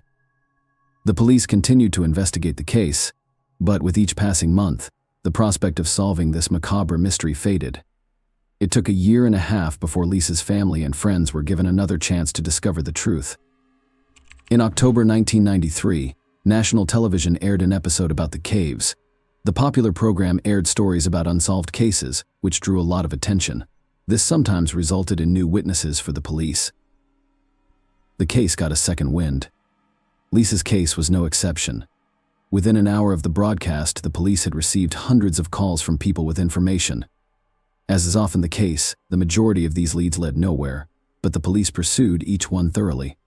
The detectives stated that they had identified a few valuable leads, but did not specify which ones. Unfortunately, it did not go anywhere. The chances of solving the case decreased steadily over time. Lisa's family went to great lengths to ensure that her legacy was never forgotten. Although Lisa's teaching career was cut short early on, her relatives made significant contributions to the Agawam educational system in 1995. Lisa's parents donated $11,000 to the science division of the school where she worked. These funds were used to buy equipment and support genetics classes. The parents also established a fund to assist gifted students, which distributed approximately $35,000 in awards. Lisa was murdered 10 years ago. Her mother refused to give up hope that the case would ever be solved. She went to great lengths to honor her daughter's memory. Her mother participated in all interviews and answered reporters' questions. Every year, hundreds of people gathered to light candles in Lisa's memory. Meanwhile, police had only one piece of significant evidence in their possession: a DNA sample from the alleged killer. They kept cross-referencing it with known criminal databases, hoping that the right person would show up sooner or later, but it never happened. A new method of DNA phenotyping essence is as follows: using the information embedded in a person's DNA, Experts determine the features of his appearance and construct an assumed portrait at the time. Specialists can use DNA to determine sex, approximate age, eye and hair color. The portrait created from this data is not always accurate, but the coincidence with a real person's face can be amazing. Experts presented 2 portraits of Lisa's alleged killer, aged 25 and 50, based on DNA evidence. When the police department posted these portraits, they received over 170 calls.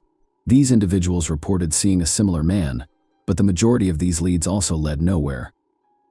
Only a year later, on September 18, 2017, police issued a high-profile announcement that the perpetrator had been apprehended.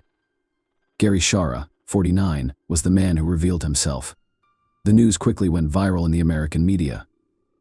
When the police find the killer after a quarter of a century, it is extremely rare, so such stories immediately piqued the public's interest.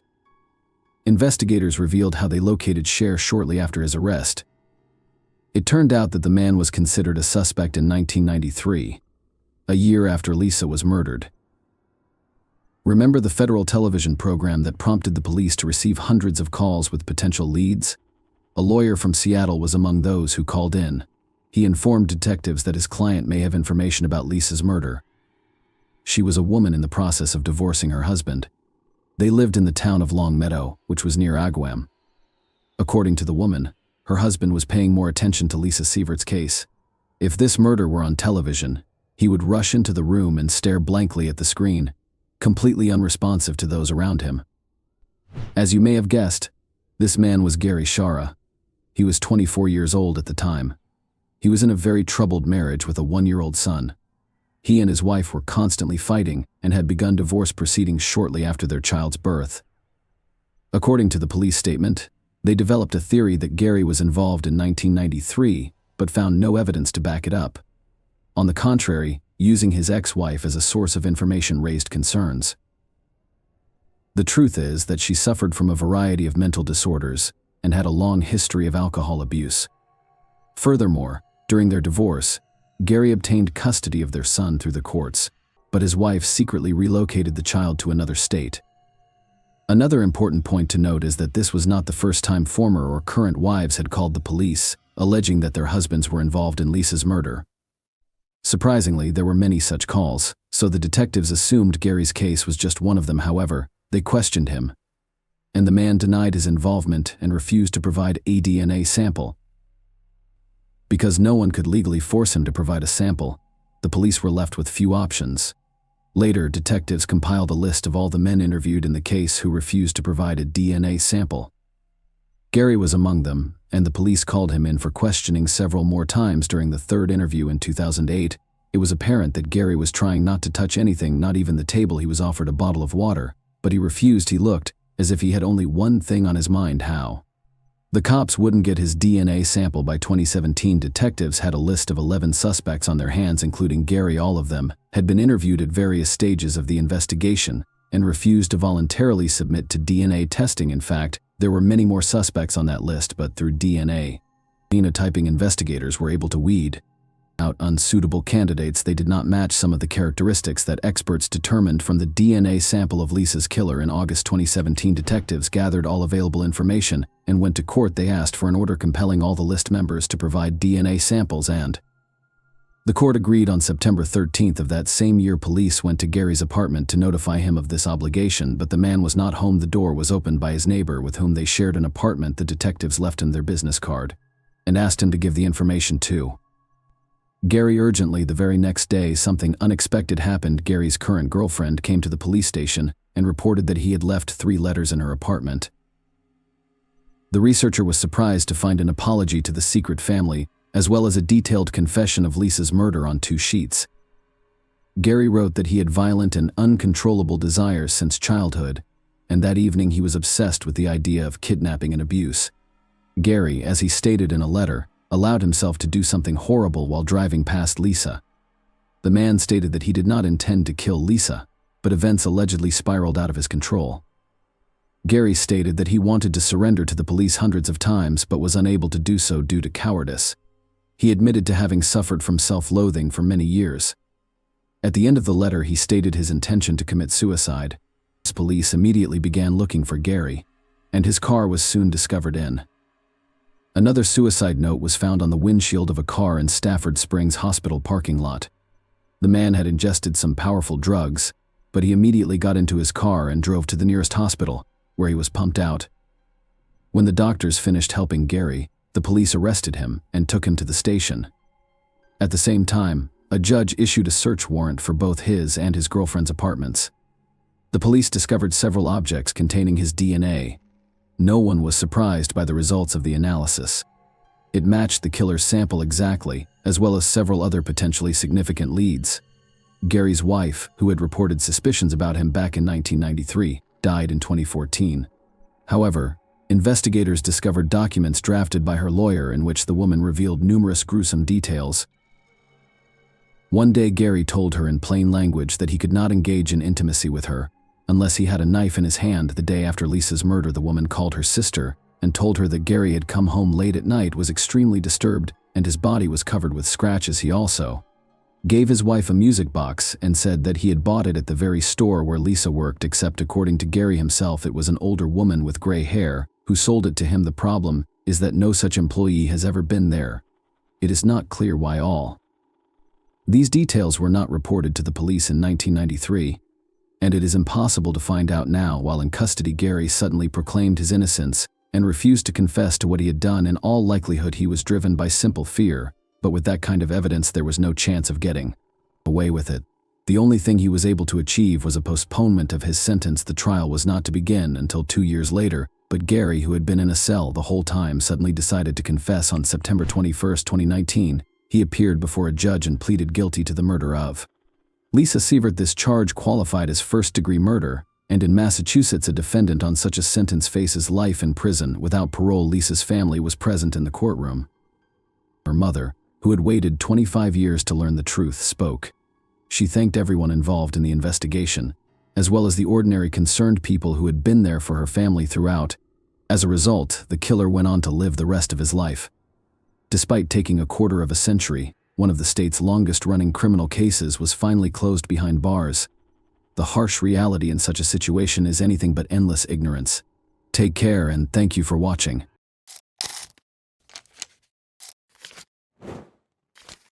Hey guys, welcome to my channel, and today we're going to take a look at another horrible case with you. It was a quiet evening in Dallas when Amber Geiger, a seasoned police officer, entered the wrong apartment. What happened next would send shockwaves through the community, the nation, and change the course of two families' lives forever. But was it truly a tragic mistake, or was something darker at play? As the courtroom drama unfolded, questions about race, power, and accountability took center stage. What happened that night, and who was really to blame? Botham Shem Jean was born on September 29, 1991, in Castries, the capital of the island nation of St. Lucia. His parents, Allison and Bertram Jean, were deeply religious and members of the Seventh-day Adventist Church. Raised in such a faith-driven environment, Botham's upbringing instilled in him strong moral values, including honesty, tolerance, and a desire to help others. These qualities were noted by many who knew him in his lifetime. From a young age, Botham stood out among his peers. His parents raised him with a strong sense of responsibility and a focus on education.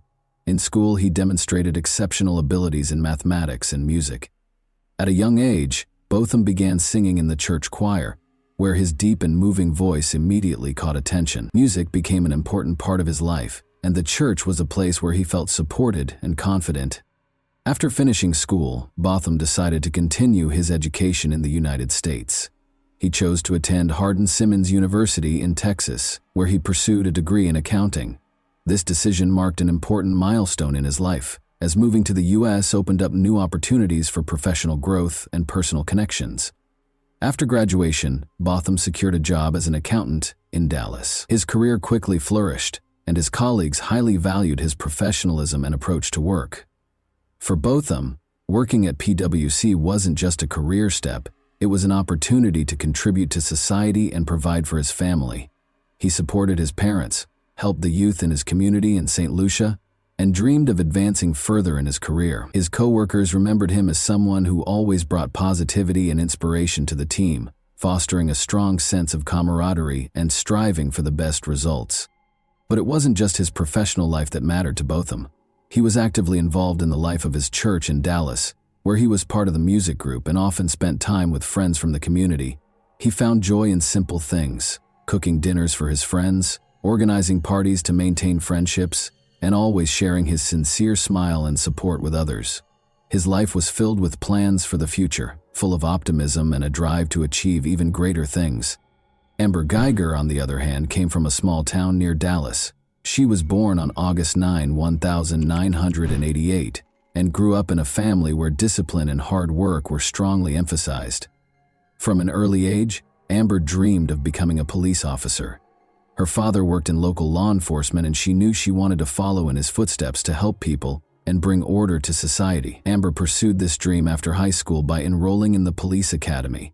She worked hard and demonstrated the discipline and focus needed for a career in law enforcement. After graduating from the academy, Amber began her career with the Dallas Police Department, where she eventually became an officer. Her colleagues described her as determined and hardworking, though she often expressed frustration with the emotional strain and high stress of her job. The life of a police officer is always filled with risk and stress, and Amber was no exception. She often found herself in situations that required quick decisions, where her reaction had to be immediate. These working conditions took a toll on her emotional state. Over time, she became more withdrawn and cautious in her relationships with others, preferring to spend her free time alone to recharge. Amber Geiger was dedicated to her profession, but her life was full of contradictions. She tried to hide her vulnerabilities, but those who knew her well could see that she often felt lonely and sometimes even lost in the world. Despite her strong and determined character, her internal struggles and fatigue from the constant pressure made her life less stable. She would often return home late, exhausted and emotionally drained, which perhaps played a critical role in the tragic events that unfolded later. After moving to Dallas, Amber bought an apartment in a high-rise building not far from her workplace. She hoped that living close to her job would help her rest more and not waste too much time on commuting. Life in Dallas was supposed to be a fresh start for her, but this new beginning didn't bring the peace she had hoped for. Work stress and emotional strain became part of her daily routine. She often found it hard to manage the growing exhaustion, which led to tension and personal issues in her life. September 6, 2018, started for Botham John just like any other day. He woke up early in the morning as usual and headed to his office in downtown Dallas. It was another busy day, filled with meetings, discussions, and preparing reports for clients. Botham was someone who always strived to do his best at work, and this day was no different. His colleagues noticed his upbeat mood and the smile he shared with those around him. No one could have predicted that this would be the last day of his life. After work, Botham returned to his apartment in the Southside Flats complex, located in the heart of Dallas.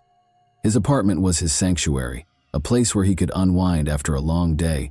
That evening, Botham decided to keep things simple. He planned to cook dinner, play his favorite music, and relax. He loved cooking, and it was one of his ways to relieve the stress of his workday. Meanwhile, Amber Geiger was finishing a 13-hour shift at the police station. That day had been especially grueling for her. Numerous calls, patrolling, and paperwork had completely worn her out. She felt a fatigue that seemed to weigh down her entire body, and all she wanted was to get home as quickly as possible. When her shift finally ended, Amber headed home, eager to collapse into bed and rest. However, her exhaustion and emotional depletion would play a pivotal role in the tragic events that were about to unfold. Amber arrived at her apartment complex, where she lived on the 3rd floor. On her way to her apartment, her attention was distracted as she was scrolling through messages on her phone, reflecting on the day she had just experienced. At some point, she accidentally rode the elevator to the 4th floor instead of her own. The doors to the apartments in this building were similar, and in her tired state, she didn't notice that she had approached the wrong unit. The door to Botham Jean's apartment was slightly ajar, which immediately made her suspicious. In her exhaustion and confusion, she thought someone might have broken into her apartment. Amber drew her service weapon without considering the potential consequences. The only thought in her mind was that she needed to protect herself. She pushed the door open and entered inside. Botham, who was preparing dinner in his apartment, heard the noise. He turned toward the door, unsure of what was happening. Amber, seeing a figure inside, mistook him for an intruder and without hesitation fired twice. The shots echoed through the quiet apartment, and within moments, Botham fell to the floor. Amber turned on the lights, and only then realized her mistake. She saw an unfamiliar man lying in a pool of blood, and it hit her that she had entered the wrong apartment. Panic and horror overwhelmed her. She rushed to Botham, trying to administer first aid. She called 911, explaining the situation to the operator, desperately trying to explain that she had entered the wrong unit and had shot someone. Her voice trembled with fear and regret as she pleaded with Botham to hold on, repeatedly saying she hadn't meant for this to happen. While waiting for emergency services to arrive, Amber attempted to stop the bleeding, but her efforts were in vain. Neighbors who had heard the gunshots and cries began to step into the hallway. Some of them also called the police, reporting the gunfire in the apartment complex. Paramedics arrived at the scene and tried to save Botham, but his injuries were fatal. That evening, the life of a young man with so many hopes and dreams was tragically cut short. Amber Geiger was detained at the scene. She appeared to be in a state of shock, completely disoriented, repeating that she hadn't meant for this to happen and that it was a mistake. She was taken to the police station for questioning. The police launched an investigation to understand how this tragedy unfolded. There were many questions. Why hadn't Amber realized she was not in her own apartment? Why had she resorted to using her weapon without confirming that there was an actual threat? These questions became central to the investigation and sparked intense public debate. As investigators gathered evidence, the public began to actively discuss the incident. The case sparked a massive outcry, especially in the context of racial issues and concerns about police abuse of power. Botham Jean was black, and many saw his death as yet another example of unjust treatment and bias by law enforcement. People began to ask, did Botham's race play a role in Amber mistaking him for an intruder and shooting him without attempting to assess the situation? Meanwhile, Botham's family was devastated by the events. His mother, Allison Jean, was in St. Lucia when she learned of the tragedy. It was a crushing blow for her. Her son, who had moved to the U.S. to build a better life, was killed in his own apartment. Allison began to demand justice for her son, calling on the public and authorities for a thorough and impartial investigation. She knew Botham as a kind, responsible, and hardworking person who posed no threat to anyone. In the days following the incident, there was a flood of contradictory reports and rumors. The media extensively covered the case, and public opinion was deeply divided. Some believed Amber had made a tragic mistake, while others argued her actions were the result of bias and an inability to properly assess the situation. Protests and rallies began in Dallas and other cities, with people taking to the streets demanding justice for Botham Jean and his family. During the investigation, it was revealed that Amber Geiger had been exhausted after a long shift and may have been disoriented due to her fatigue.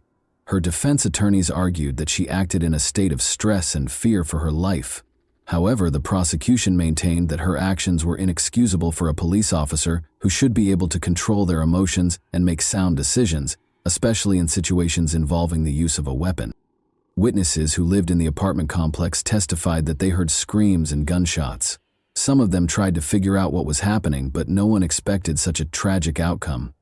Investigators collected evidence, reviewed surveillance footage, and analyzed testimonies to reconstruct the full picture of the events that day. They were trying to determine whether this was truly a tragic mistake or if other factors contributed to such a devastating outcome. After Amber Geiger's arrest, the case entered a new phase, a lengthy and complex process of investigation and trial preparation. Amber was charged with manslaughter.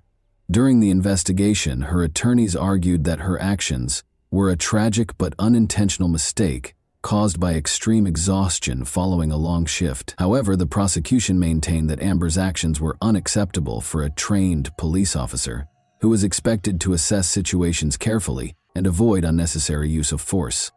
One of the key pieces of evidence was footage from the surveillance cameras at the apartment complex where both Botham Jean and Amber Geiger lived. These recordings helped reconstruct the events of that night. The cameras captured Amber arriving at the building and entering. The footage showed her going to the wrong floor and approaching an apartment that belonged to Botham. Investigators pointed out that she failed to exercise due diligence and did not notice she was on the wrong floor. In addition to the video evidence, phone records played a significant role in the case. Shortly before the incident, Amber had been texting with a colleague with whom she had a personal relationship. Prosecutors argued that these messages might have distracted her and contributed to her failing to realize she was entering the wrong apartment. The defense, however, downplayed the importance of the texts, claiming they were unrelated to the incident and could not have influenced her actions. Over the course of several months, investigators continued gathering evidence and interviewing witnesses. Neighbors in the apartment complex provided statements about hearing shouts and gunshots. Some claimed they heard voices before the shots were fired, suggesting there may have been an exchange between Amber and Botham prior to the tragic event. However, witness testimonies varied, making it difficult to piece together a definitive account of what happened. At the same time, forensic examinations were conducted. Experts meticulously analyzed the firearm used in the shooting, as well as the bullet trajectory and other physical evidence, to determine the positions of Amber and Botham at the time of the shooting. One contentious point was the positioning of Botham's body and the angle of the bullet. The prosecution argued that the evidence showed Botham did not pose a threat to Amber, while the defense claimed she acted out of self-defense. In August 2019, a highly publicized trial began, attracting widespread attention from both the public and the media. The courtroom was packed with journalists, family members, and friends of Botham Jean, as well as supporters of both the prosecution and the defense. The case promised to be a difficult one, touching on issues of police competence, personal responsibility, and racial justice. The trial opened with statements from both the prosecution and the defense. Prosecutors argued that Amber Geiger's actions were not just a mistake, but the result of her negligence as a police officer. They emphasized that any officer should exercise heightened caution, especially when it comes to using a firearm. Furthermore, they pointed out that Botham Jean was in his own home and posed no threat to Amber. The defense, on the other hand, built its case around the idea that Amber was acting out of extreme exhaustion and confusion, driven by fear for her own safety. Her attorney sought to portray her as someone who made a tragic mistake without any malicious intent. They also highlighted her previously unblemished record in law enforcement, hoping to elicit sympathy from the jury. Over the course of several weeks, witnesses, experts, and family members of both the defendant and the deceased testified. One of the most emotional moments of the trial came when Botham's mother, Allison Jean, took the stand. She spoke about her son's dreams and plans for the future, describing him as a kind and compassionate person. Her words deeply moved everyone in the courtroom, emphasizing the tremendous loss her family had endured. Also testifying was Botham's brother, Brant Jean, whose statement became one of the most talked about moments of the trial. In his address to the court, he publicly forgave Amber Geiger and even asked for permission to hug her. This gesture sparked a range of reactions. Some saw it as an incredible act of kindness and Christian forgiveness, while others felt that such an action should not overshadow the need for fair justice. Among the evidence presented in court were surveillance footage and an audio recording of Amber's 911 call after the shooting. In the recording, she can be heard in a panic, repeatedly stating that she had entered the wrong apartment and never intended to kill anyone. This call sparked further discussion as it captured her desperation, but also highlighted the lack of any attempt to determine who was in front of her before resorting to using her weapon. The expert testimony focused on analyzing the trajectory of the bullet, the position of Botham Jean's body, and the circumstances surrounding the shooting. Experts for the prosecution argued that the bullet's path suggested Botham was in a relaxed position, likely sitting or standing up from his couch when he was shot. This contradicted the defense's claim that he had been moving toward Amber and posed a threat. However, the defense attempted to discredit these conclusions, stating that the trajectory could not be conclusively determined due to a lack of data. Throughout the trial, the public closely followed the developments of the case.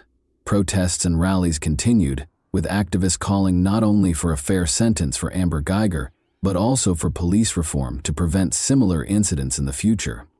There were widespread calls for changes to police training, especially regarding decision-making skills in high-stress situations, and for greater accountability for mistakes that lead to tragic outcomes. Amber Geiger also took the stand, describing the events of that night from her perspective. She explained how she had come home after a long shift, feeling tired and disoriented.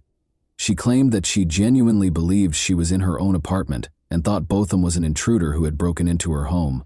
She cried as she spoke, stating that she never intended to harm anyone and that it was a terrible mistake, one that she would have to live with for the rest of her life. Her testimony was emotional and, in the opinion of some, sincere, though it sparked conflicting reactions among the audience. The question of what the appropriate sentence should be became central in the final stage of the trial. Prosecutors insisted that Amber Guyger should be convicted of manslaughter, arguing that her actions led to the death of an innocent person and that a police officer who cannot assess a situation properly should not remain on the force. The defense, on the other hand, requested a lighter sentence, citing the lack of intent and arguing that Amber already carried a heavy burden of guilt for her mistake. After several days of deliberation, the time finally came for the jury to render their verdict in the case of Amber Guyger.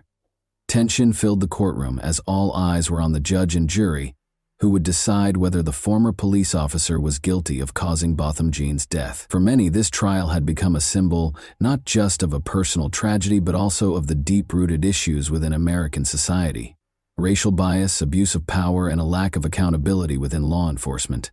On October 2, 2019, the jury announced their verdict. Amber Guyger was found guilty of the crime that resulted in Botham Jean's death. This decision came as a surprise to many, particularly since the prosecution had initially sought a conviction for manslaughter. The charge of murder carried more serious consequences and a longer prison sentence. In the courtroom, there were audible expressions of relief and quiet celebrations. This verdict was a significant step toward justice for Botham's family and those who had supported them throughout the long and painful trial. The following day, the judge delivered the sentence. Amber Guyger was sentenced to 10 years in prison. In her statement, the judge acknowledged the complexity and tragedy of the case, emphasizing that both sides had experienced significant loss. Guyger, the judge noted, had made a grave error that cost an innocent person his life. However, despite the weight of the sentence, many felt that 10 years was too lenient for a life lost as a result of such a severe mistake. While some were satisfied with the court's decision, others believed it fell short. Activists and supporters of the Jean family argued that the sentence did not reflect the gravity of the crime and was not enough punishment for the life that had been taken.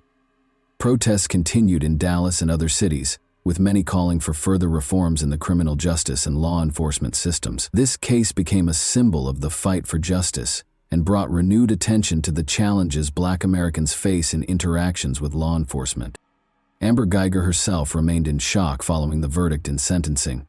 She repeatedly stated that she had no intention of harming anyone and that it was a terrible mistake. Her attorneys filed an appeal, hoping to reduce her sentence. They argued that 10 years was too harsh for someone who acted out of confusion, stress, and exhaustion. However, as the trial concluded, Guyger was taken into custody to begin serving her sentence. Botham Jean's family expressed their gratitude to everyone who supported them throughout the long months of the trial. Botham's mother, Allison Jean, stated that while the verdict provided some sense of resolution, it could never bring back her son. She emphasized the need for systemic reforms in the justice system and law enforcement to prevent similar tragedies from happening again. Allison continued to advocate for change within police departments, hoping her son's case would serve as a catalyst for meaningful progress. The case of Botham Jean had a profound impact on public opinion and the national conversation around policing. This incident became yet another example highlighting systemic issues in law enforcement and the treatment of Black citizens.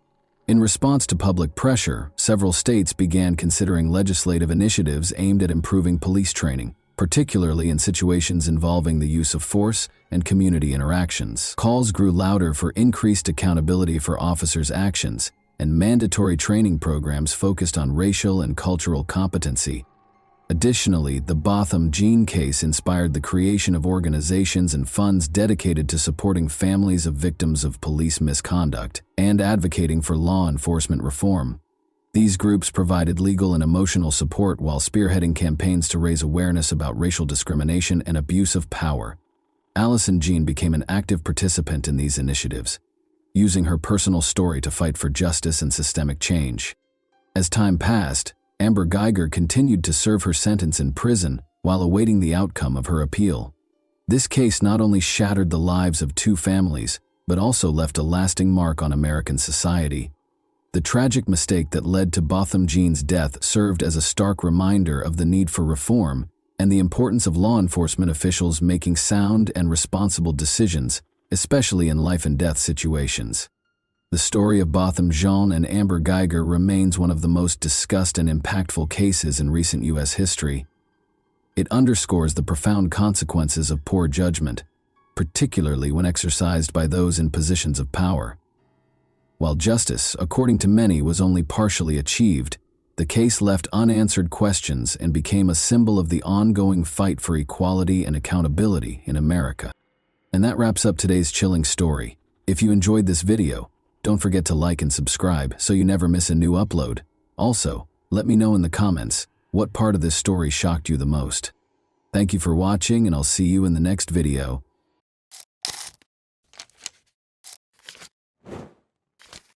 Hey guys, welcome to my channel, and today we're going to take a look at another horrible case with you.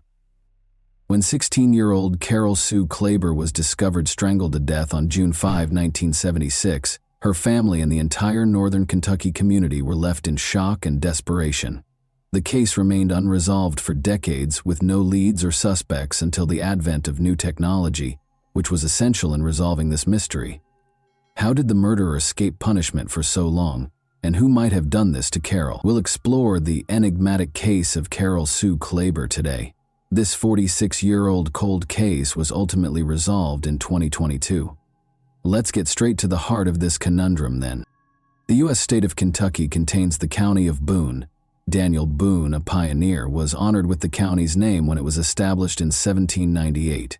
The Cincinnati/Northern Kentucky International Airport, a significant hub for the area, is located in this county, which is the fourth most populated in Kentucky. Burlington, the county seat, is renowned for its outdoor leisure spaces, historic sites, and robust agricultural sector. A terrible murder occurred here in Boone in 1976. On November 28, 1959, a new life was born in the beautiful state of Kentucky, tucked away among majestic hills and rushing brooks. Carol Sue Klaber was named by her parents, Daniel Henry Klaber and Betty Jane Meek Reneker, who were beaming with happiness as they held their darling daughter in their arms. Thomas Klaber, her older brother, watched in awe and was excited to have his new sister join the family. Carol was a very funny person. She had a great deal of empathy for those in need and was incredibly modest for a teenager. When she was 16, she volunteered at St. Charles Nursing Home. In her younger years, Carol had also been a Girl Scout and a Brownie. She was always interested in music and loved to cook, sew, and play records. She also began taking piano lessons when she was 5 years old. Carol's piano teacher, Hattie Schatzman, had selected her to represent her students at the Ohio Music Teacher Association, and she was also learning violin. Carol performed at the Taft Museum twice. Her classmates were drawn to her gregarious and compassionate nature, and her love of music and innate talent made her a favorite member of the Dixie Heights High School string group. The sun was shining brightly over the small town of Union, Kentucky on June 5, 1976, as the locals went about their daily lives as usual. Reputable Walton dentist, Dr. Gaines Huey, got out of bed early to go to work, eager to take care of his customers' dental needs. He saw something unusual along the edge of the road while he was traveling down Chambers Road. Curiosity prompted him to stop and approach the item. Only as he approached did he comprehend what he had discovered: a body resting strangely motionless along a culvert that acted as a rainwater drain pipe. He dialed the Kentucky State Police while in astonishment and with shaking hands. That day, Trooper Jan Wushner just so happened to be on duty. To solve the riddle of the dead person by the side of the road, Wushner, an experienced investigator who had previously worked for the Boone County Sheriff's Department, hurried to the scene. At approximately 7:15 a.m. Walton State Police Department detectives arrived at the crime scene. With keen attention to detail, they scanned the area. The detectives saw the unmistakable traces of a struggle as they started their investigation: trampled grass, broken twigs, and indications of a violent altercation. The victim's body lay a few feet away, her wounds indicating that she had been attacked and strangled. The detectives realized with increasing horror that this was a planned and premeditated murder rather than an incident of violence. In their pursuit of justice, the investigators were committed to doing everything they could. However, they searched the crime scene but were unable to locate any tangible evidence. They chose to go to the victim's body for answers because they were frustrated by the loss. For a comprehensive examination, her body was taken to the county medical examiner's laboratory. In a meticulous autopsy, the medical examiner looked for hints in every part of the victim's body.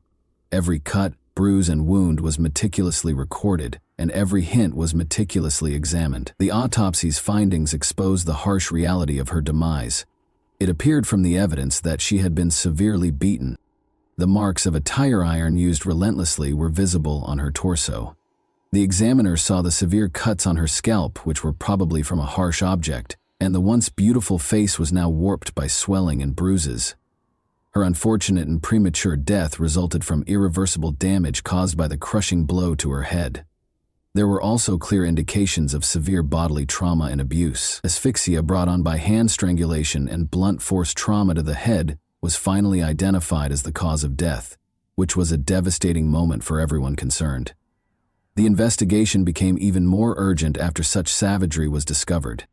They identified some traces of alien DNA on the victim's clothing while examining the evidence that was recovered from the scene. They tried their hardest, but they couldn't find anyone who had it at the moment. They meticulously preserved the evidence in the hopes that future technological developments would result in a breakthrough in the case. Detectives found one of the family members, the victim's brother. After putting in countless hours of work, he mustered the bravery to come and identify the body using the DNA that had been taken from it. Upon seeing the lifeless and motionless body of his beloved sister, Carol Sue Klaber, on the chilly metal table, 23-year-old Thomas Klaber entered the morgue with heavy footsteps. His face was wet with tears. He knew that he would never again see her brilliant smile or hear her contagious laugh, and the pain in his heart was unbearable. As the investigation went on, the detectives made sure to look everything.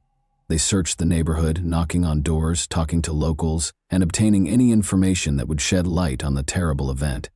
In order to learn more about Carol Sue Klaber's life and potential adversaries, they also conducted extensive research into her past, speaking with her friends and family.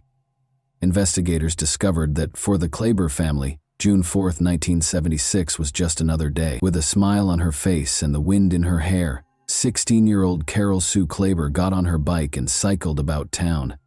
She spoke with friends, greeted the locals, and enjoyed the pleasant summer day.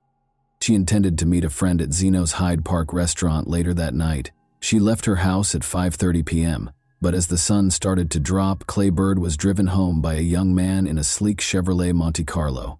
One of the neighbors claims to have seen the young man, who was slender and towering at an amazing 6 feet tall with sandy blonde hair. After a brief conversation, Carol left the man waiting impatiently outside the house and walked inside. Carol came out of the home a few minutes later, climbed into the car, and drove off with the man. It was Carol's final appearance on Earth. The murder case of Carol Sue Klaber remains unresolved, despite police best efforts to locate the owners of the suspected cars in the town. The leads had dried up, and the case had reached a brick wall, leaving investigators scratching their heads. The case eventually became cold, and remained that way for more than 40 years. A ray of hope appeared in the Carol Sue Klaber murder inquiry after years of gloom. Coy Cox and Tim Adams, two cold case detectives from the Boone County Sheriff's Office, revitalized the case in 2017. They teamed up with Jerry Keith, the original detective on the case, who had continued to hold the case near and dear to his heart after retiring. In their unwavering quest for justice and the truth for Carol Sue Klaber, the three of them put in endless hours using contemporary technology in order to cobble together a fresh interpretation of the catastrophe that had baffled them for years. They painstakingly went over the old evidence, speaking with witnesses and sorting through leads.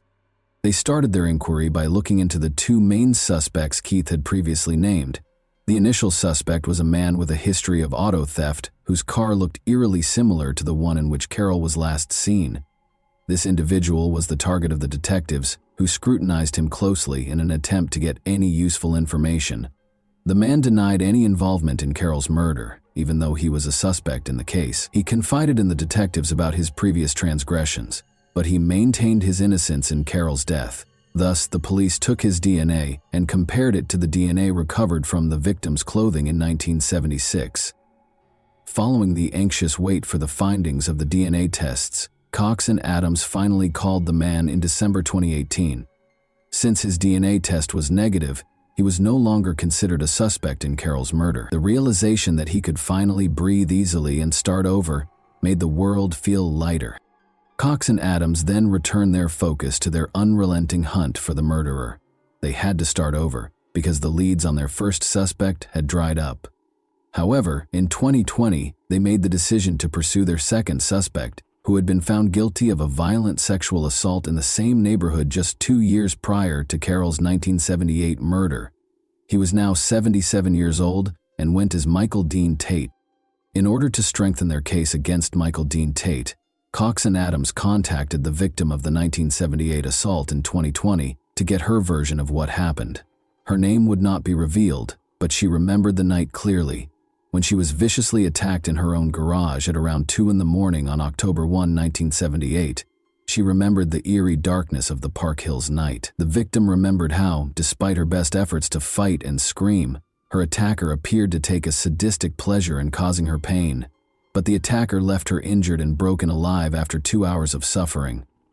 The emotional and physical wounds that Tate had inflicted on her on that fateful and gloomy night took years to heal. When Tate's involvement in the 1978 case was revealed, Cox and Adams were unable to rule out the possibility that he was responsible for Carol's death. Tate was a prime suspect in the case, since he frequently traveled to the region for work in the 1000, 970s, and 1980s, which coincided with Carol's murder. Tate, however, insisted on his innocence and denied any role in Carol's death, despite the growing evidence against him. It had been the investigators' hope that they would eventually find the offender. Their hopes were quickly crushed, though, as the DNA study did not match Tate's, and court records showed that Tate had been in Cincinnati in 1976, precluding him from committing the crime. The investigators questioned whether they would ever solve this long-standing enigma. The case remained mysterious for almost 50 years, as it once again fell into obscurity. However, the Boone County Sheriff's Office contacted the Othram Lab experts on September 17, 2022. The Season of Justice offered financing for the Othram team to work on this case because of their proficiency in genetic genealogy. A DNA sample taken from the crime scene in 1976 was delivered to Othram Labs by the Kentucky State Police Central Forensic Center. Othram's highly qualified experts were able to create a comprehensive DNA profile for the elusive suspect by using sophisticated forensic-grade genome sequencing. They were able to uncover important genetic data that had been concealed for decades, thanks to their state-of-the-art technique. Based on the thorough DNA profile they had created, the genealogy specialists at Othram Labs produced investigation leads using forensic genetic genealogy. After receiving the DNA samples on November 25, 2022, Othram Labs produced an answer in less than 2 months, which was a surprising turn of events. They found a link to a man called Thomas W. Dunaway, who died in 1990 at the age of 33, by examining the genetic evidence left by the murderer. The fact that Dunaway had a son who had never known his father was disclosed. In order to get DNA samples for comparison, the detectives traveled to meet with Thomas Dunaway's son, whose name was kept secret. The answer to the conundrum that had long eluded law enforcement would lie in the outcomes of these vital laboratory tests. They meticulously gathered the required samples with an unwavering dedication to justice and a will to find the truth. On December 12, 2022, the protracted investigation into the matter was finally concluded. After nearly 46 years, Carol Sue Klaber and her family had finally received justice, because to the investigators' unrelenting commitment and the deployment of cutting-edge technology, the process was difficult, but the perseverance of those involved paid off, leading to a breakthrough that would provide closure to everyone impacted by the tragic events of 1976, when Dunaway's son's DNA partially matched the DNA traces they had discovered on Carol's body all those many years ago. The Carol Sue Klaber murder case was never abandoned by the police. Born on May 20, 1957, and only 19 years old at the time, Thomas W. Dunaway remained undiscovered for many years. They discovered important details about Dunaway's past and the horrible things he had done as a result of their persistence. He resided close to Deval Park, where Carol was last spotted with a man who resembled him, the police found out. More incriminating information against Dunaway surfaced as they dug deeper. Dunaway was more than a single offender. He had been committing crimes for 6 months, and the cars he used to flee each crime scene left a trail of evidence. Carol Sue Klaber died, but the nightmare didn't end there. 6 months later, in December 1976, he was convicted of another murder. The 19-year-old Ronald Townsend was discovered dead and covered in bullet wounds on the ground. The town was grieved by the loss, but when Thomas Dunaway, the murderer of Townsend, was apprehended and confessed to his crimes, their spirits were raised. Dunaway was given a life sentence, but regrettably, he was only imprisoned for 7.5 years before being freed in 1984. It is still unclear if justice was done, or if it was only a passing illusion. The disturbing pattern of violence and gloom that pervaded Dunaway's life was discovered by Detective Coy Cox. Even though Carol's murder may not have been solved, the police were able to reveal the full scope of Dunaway's lethal and frightening reign of terror. There was an unsettling similarity between Ronald Townsend's murder and Carol Sue Klaber's murder. As though the murderer wished to make a statement, both bodies were left in plain sight, only a few inches from the road. As the inquiry went forward, investigators discovered a concerning detail regarding Dunaway. He was not in the Army on leave at the time of Townsend's death. Just 9 days after Carol's passing, Dunaway joined the military and was assigned to Fort Knox before being moved to Fort Carson in Colorado. Even after joining the military, Thomas Dunaway was unable to avoid problems. Although Dunaway's love of vehicles was unrivaled, it ultimately proved to be his undoing. He exchanged his beloved 1973 Chevrolet Monte Carlo for a striking orange Chevrolet Vega, since he had a strong eye for a good price. But he had no idea that detectives looking into the murder of Ronald Townsend would be drawn to this ostentatious vehicle. The detectives issued an all-points bulletin for Dunaway and his orange Vega as they pursued him furiously. When Dunaway was arrested in South Carolina on suspicion of Townsend's murder and unlawful firearm possession on a gloomy Christmas Eve in 1976, the game of cat and mouse came to an end. The connection between Carol Sue Klaber and Thomas Dunaway left investigators baffled as they dug deeper into the mysterious murder case. It was unknown how they linked later in life, even though they might have met while still in the Erlanger-Ellesmere Schools District. But in the middle of the chaos, Detective Coy Cox gave a crucial hint that might help solve the case. Carol had a particular place in her heart for Val Park, this green haven, and it's likely that her love of the park brought her and Dunaway together by happenstance. Perhaps she met him because she was known to be gregarious. Maybe they happened to cross paths at the park, where they laughed and told stories to each other in a serene environment. Given that Dunaway lived a short distance from the location where Carol used to ride her bike, there is no doubt that the park plays a significant role in their relationship. There was a mixture of relief and sadness when Thomas Dunaway was identified as the murderer of Carol Sue Klaber. Although the authorities considered the case closed, the family was left feeling torn after learning that Dunaway had died on December 28, 1990, at the young age of 33. The Klaber family still feels that justice is unattainable, even after learning the truth. As Thomas Klaber moaned, he wished he had the opportunity to speak with Dunaway before to his tragic passing, and wondered what justice meant now. Her brother has been haunted by the memories of Carol's murder.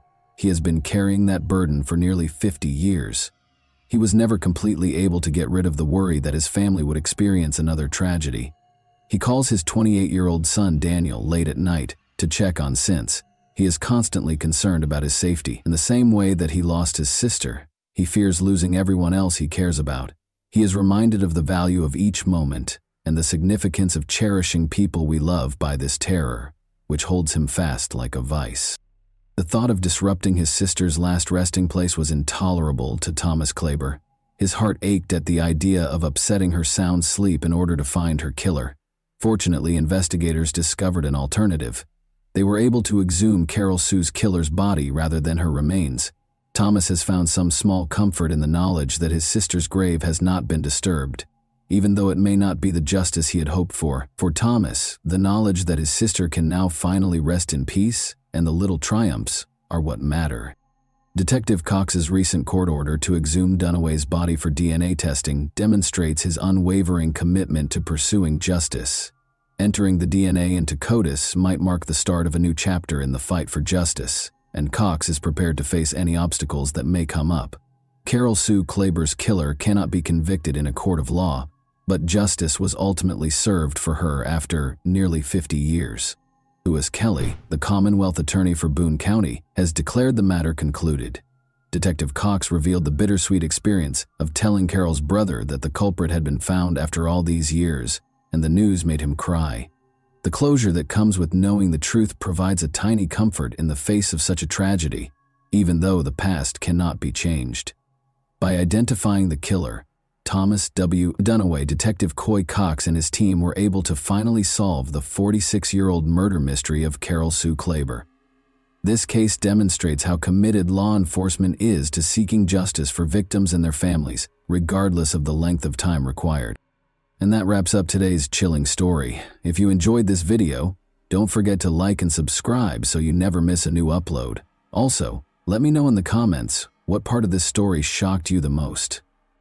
Thank you for watching, and I'll see you in the next video.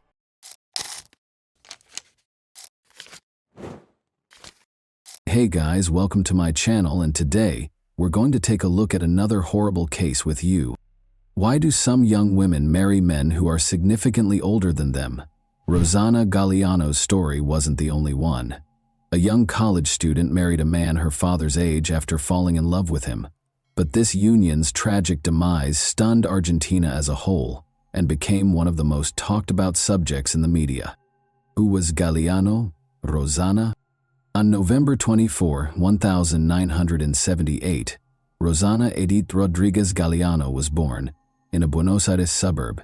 She was the youngest of Reynaldo Galliano and Graciela Rodriguez's 4 children.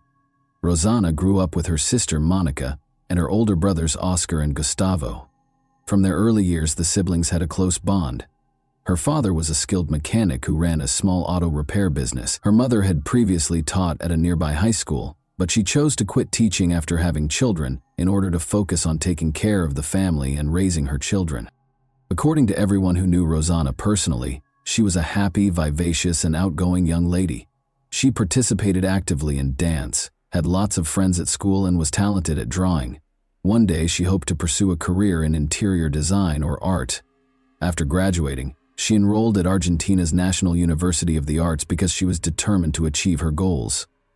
If José Arce hadn't entered her life, she probably would have accomplished everything she set out to do. José Jacinto Arce brought his vintage car with a rather complex problem to Reynaldo Galliano's workshop in 2001. The skilled mechanic accepted the assignment. Rosanna stopped by her father's workshop to deliver lunch that her mother had made while they talked about the specifics and price of the repair. Rosanna immediately drew Arce's attention with her youthful beauty, big eyes, and bright smile. The man started going to the workshop every day, ostensibly to monitor the work and see how the repair was going. In the hopes of seeing Rosanna again, he always arrived during lunch. It's now necessary to give some background information about José Arce and his troubled past. Jacinto Pedro Arce and Elsa Dorotea Aguilar welcomed him into the world on November 28, 1948, in the Famela department in the northwest of the Argentine province of Tucumán. His mother's side of the family was Greek, and his father's was Italian. He spent a large portion of his early years in Naples and on the Greek island of Crete. According to some accounts, José Arce's father had strong connections to organized crime and accumulated a sizable fortune through illicit means. Jacinto's unexplained death in the middle of the 1980s suggested a targeted attack, perhaps planned by someone with a purpose. José was incarcerated for smuggling illegal substances at the time of his father's passing. José and his mother resided in the United States until 1996, but he was in danger of being deported for breaking immigration laws. But Elsa, his mother, became a citizen of the United States, purchased a house in Boston, and stayed there with her sister. José had been married twice, but he didn't stay in touch with either of his previous spouses or their kids. He disliked discussing his past and preferred to keep his marriages, criminal history, dubious family background, and the mystery surrounding his father's death a secret. José, who was over 50 at the time of the events detailed here, had 3 expensive cars, multiple properties in Buenos Aires and its suburbs, and a fashionable, opulent wardrobe. He was skilled at projecting an air of sophistication and charm that made an impression on others. Young Rosanna was soon won over by his charm. After exchanging phone numbers, Rosanna asked her out on a date a week later. Rosanna didn't fully comprehend how deeply she had fallen for a man who could have easily been her father because their relationship developed so quickly. Rosanna's parents were initially unaware of the couple's covert relationship. Her older sister, Monica, was immediately concerned when she told her, but she also pledged to keep it a secret from their parents for the time being.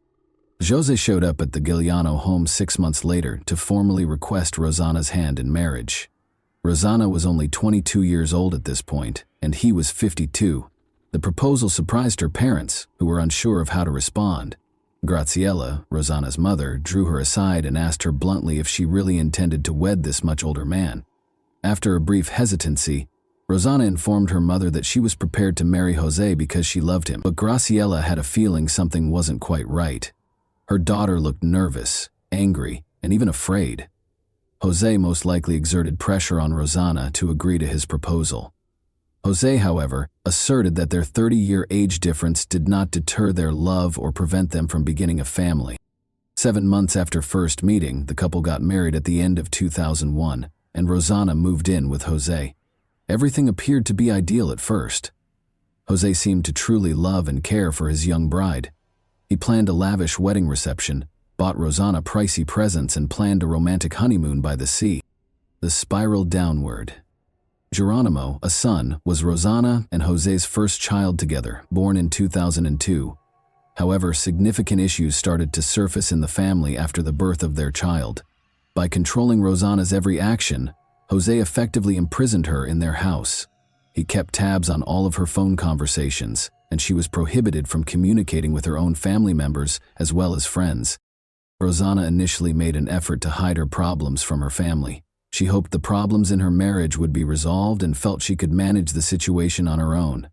However, the situation only got worse over time.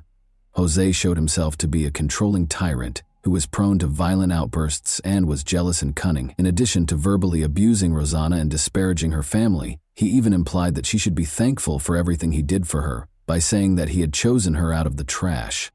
As Rosanna's fear of her husband grew, she made every effort to avoid upsetting him. In order to prevent upsetting José, she was prepared to forgo communication with her parents, brothers, and sister. However, he didn't really need an excuse to lose his temper or turn violent. The emotional abuse eventually became physical.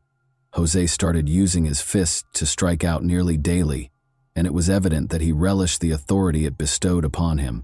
Rosanna was always afraid, but she was at a loss for what to do.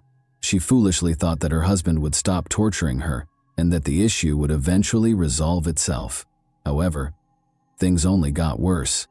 José had a number of weapons, including 2 handguns that he liked to show off to visitors and kept loaded at all times. With these guns, he regularly threatened Rosanna, saying that if she ever tried to argue with him or leave him, he would use them. Her brother Oscar happened to be an unintentional witness to one of these scenes one day. Oscar was concerned and had dropped in without warning after failing to get through to Rosanna. He went through the front door, which was unlocked, and discovered that the couple was having a heated argument.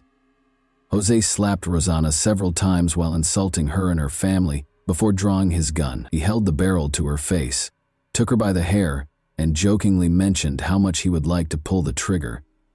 Oscar stepped in right away to protect his sister by putting himself between her and José.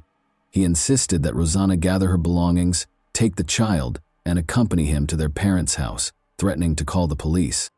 Rosanna surprisingly declined, insisting that he not meddle in their marital issues. She asked Oscar to leave and told him that she would remain with her husband. Despite his shock, Oscar didn't continue to argue.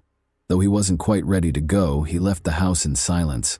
He was concerned that José would not carry out his violent threats and that Rosanna was safe. Oscar waited outside, out of sight, and used his phone to take a few pictures. Even though early 2000s phones had far from ideal cameras, it was evident from the photos that José was brandishing a gun and aiming it at his frightened wife, who was sitting on the floor. Only after José had locked himself in his study and put the weapon away did Oscar depart. Rosanna and Jose welcomed their second child, a son named Neuan, in 2006, despite the constant nightmares at home. In an effort to preserve their marriage and provide her sons with a two-parent home free from poverty, Rosanna made every effort to patch up her relationship with her husband. However, things did not change. Jose remained as vicious and violent as ever. Jose and his mother, Elsa, had a very close relationship and were always there for him. Although Elsa was a resident of the United States, she regularly visited Argentina and would spend months or even weeks at her son's home. These visits were a humiliating ordeal for Rosanna, a continual trial. She had to take care of her husband's aging mother while putting up with daily taunts and criticism. Rosanna, in Elsa's opinion, was a bad housewife, a bad mother, and a bad housekeeper. She would frequently claim that Rosanna was worthless, that she lived in his home, that she was dependent on him for everything, and that she didn't deserve her son. Elsa had seen Jose's violent outbursts against Rosanna several times, but she had never stepped in to stop them. Rather, she accused Rosanna of inciting him and threatened to take away her sons and ensure she would never see them again if Rosanna ever filed for divorce. Elsa made herself known, even when she wasn't there in person. She stayed in close communication with Jose, asking about everything that went on in the home, giving him advice, and urging him to make sure Rosanna didn't get away with anything. Jose viciously assaulted Rosanna once more in the middle of 2006, when Neuan was only 7 months old, breaking her nose and multiple ribs. Rosanna finally made the decision to report the abuse to the authorities after this violent assault, which was the tipping point for her. She requested a forensic examination after formally reporting domestic violence, and the results showed a history of systematic physical abuse, including numerous bruises and injuries at different stages of healing. Interestingly, Jose was able to persuade Rosanna to give him another chance, and the case was ultimately dismissed. She still shared a home with him, but this time she began to confide in her sister, Monica. Rosanna called Monica whenever something happened to let her know what had happened, and she even began sending her messages with the threats she had received from Jose and Elsa. For more than a year, Monica recorded these discussions in a journal. Rosanna took her 2 sons and spent days hiding out at her sister's house as she repeatedly ran away from her husband's abuse. At least 5 times during these escape attempts, she was forced to return to Jose after he threatened to kill her or take her sons away, according to close family members. Rosanna filed for divorce at the end of 2007 and was successful in getting a court order that barred Jose from being around her and their sons. Jose, however, filed a countersuit, asserting his right to see his sons. For these visits, the court set a schedule that had to be adhered to. They agreed that Jose's vacant country home would be the venue for the meetings. Rosanna was afraid of Jose and felt safer with someone who could step in if something went wrong, so she frequently went to these meetings with her brother Asgar. Rosanna became friends with Daniel Gonzalez, a local gardener, and told him about her terrifying ordeal. Daniel was sympathetic and saw multiple instances in which Jose used derogatory language to publicly humiliate Rosanna. He would subsequently testify in court regarding these incidents. Rosanna met Oscar Lugo, a young man, in August 2007. They soon developed a romantic relationship. Despite being only 3 years Rosanna's senior, Oscar was considerate, kind, and perceptive. He took to her sons right away. After her divorce from Jose was finalized, the couple even began organizing their wedding, giving the impression that she had finally found the right partner. Jose, however, persisted in keeping a close eye on his still lawful wife. When physical violence and threats failed to control her, he turned to bribery.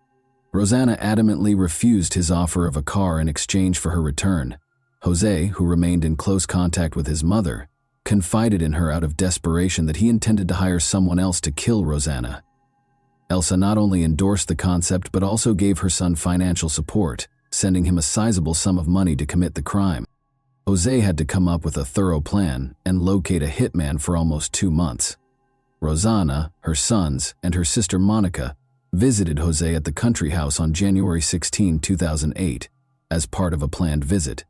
Jose left the women in the house that day to wait for the boys to return after taking them for a walk. Jose sent a message around 9 p.m. stating that he was taking Geronimo, one of the boys, to the hospital because he was feeling ill and had a fever. Rosanna became worried and texted Jose multiple times in an attempt to find out what was happening, but he didn't pick up. Hosanna gave Rosanna a call at around 10 o'clock. The phone call would prove to be a fatal trap. Rosanna would go outside to get a signal, and he knew that cell reception was bad in the house. Monica hurried to investigate after hearing 6 gunshots as soon as she left the house. On the vacant lot next door, she noticed a shadowy figure slipping behind a fence. She discovered Rosanna bleeding profusely on the ground a short while later. Monica dashed back inside to retrieve her phone, but she was unable to immediately connect to emergency services. She called her brother in a panic, told him what was happening, and urged him to call the police and emergency services right away. Rosanna had no chance of surviving after 4 of the 6 shots that were fired struck their target, striking her in the neck and chest. She had already stopped exhibiting any signs of life by the time emergency personnel arrived. Doctors were only able to confirm Rosanna's death after she bled out in a matter of minutes. Rosanna's close relatives were all certain of the person responsible for this terrible incident. When Jose was questioned that same night, he pretended to be shocked and denied any role in his wife's passing. He was released pending additional investigation because he had an alibi. Rosanna's family feared that Jose would just pay someone off and get away with it if there was no publicity, so they chose to take the case to the media. The publicity, though, could have backfired. Hosanna actively conducted interviews and engaged prestigious attorneys, damaging Rosanna's and her family's reputations. He asserted that Rosanna had cheated on him by having multiple lovers, all of whom might have desired her death. He even charged Monica with the murder, claiming that she had called their brother instead of helping her dying sister. However, Monica's potential involvement in the shooting was thoroughly investigated. Ballistic tests showed that the shots had been fired from a .45 caliber pistol, which would have been difficult for a thin woman like Monica to handle, and there were no signs of gunpowder residue on her hands or clothing. Josiah went on to enumerate Rosanna's alleged suitors, which included the gardener and a number of other men from their domestic staff. At first, the investigation proceeded slowly, but with the help of multiple witnesses' testimonies, Monica's thorough diary, and images on Oscar's phone, authorities were able to prove that Josiah had been physically abusing his wife for years. Subsequent inquiries turned up multiple instances in which Rosanna had reported domestic abuse to the police, accompanied by medical documentation. Jose's mother Elsa took care of the couple's sons while he was in custody, even though he was the main suspect in his wife's death. The Galliano family was not allowed to see the boys for almost half a year. Graciela and Monica were denied custody, but were given visitation rights only in the fall of 2008. Oscar, who had pictures of Jose pointing a gun at his sister on his phone, was put under witness protection and started getting anonymous threats. He was fitted with a tracking device so that authorities could keep tabs on his movements. When he was abducted by 2 unidentified attackers a few months later, brutally beaten and abandoned to perish in a secluded location outside the city, this gadget saved his life. He was found in time and taken to the hospital with the help of the tracking signal. A year after Rosanna's passing, Jose was taken into custody and accused of assault, abuse, and planning a crime. Despite a lot of work, the hired criminal's identity was never revealed. Paulo and Gabrielle, Jose's cousins, were detained as possible accomplices, though. They were released in April 2009 after the charges against them were dropped for lack of evidence. The main suspect's trial was repeatedly postponed, raising suspicions that the case was being purposefully delayed. It was discovered during this period that Jose's mother, Elsa, had sent a sizable amount of money to her son just prior to the catastrophe. The money was allegedly intended to buy Rosanna and her sons a house to live in following the divorce. But the money vanished from the account a few weeks prior to the crime, and the property was never bought. Elsa was also taken into custody as an accomplice, but she and her son were soon freed on bond. More than 5 years after Rosanna's passing, the trial finally started in the spring of 2013. Since the identity of the offender was still a mystery, Jose and Elsa were the only defendants.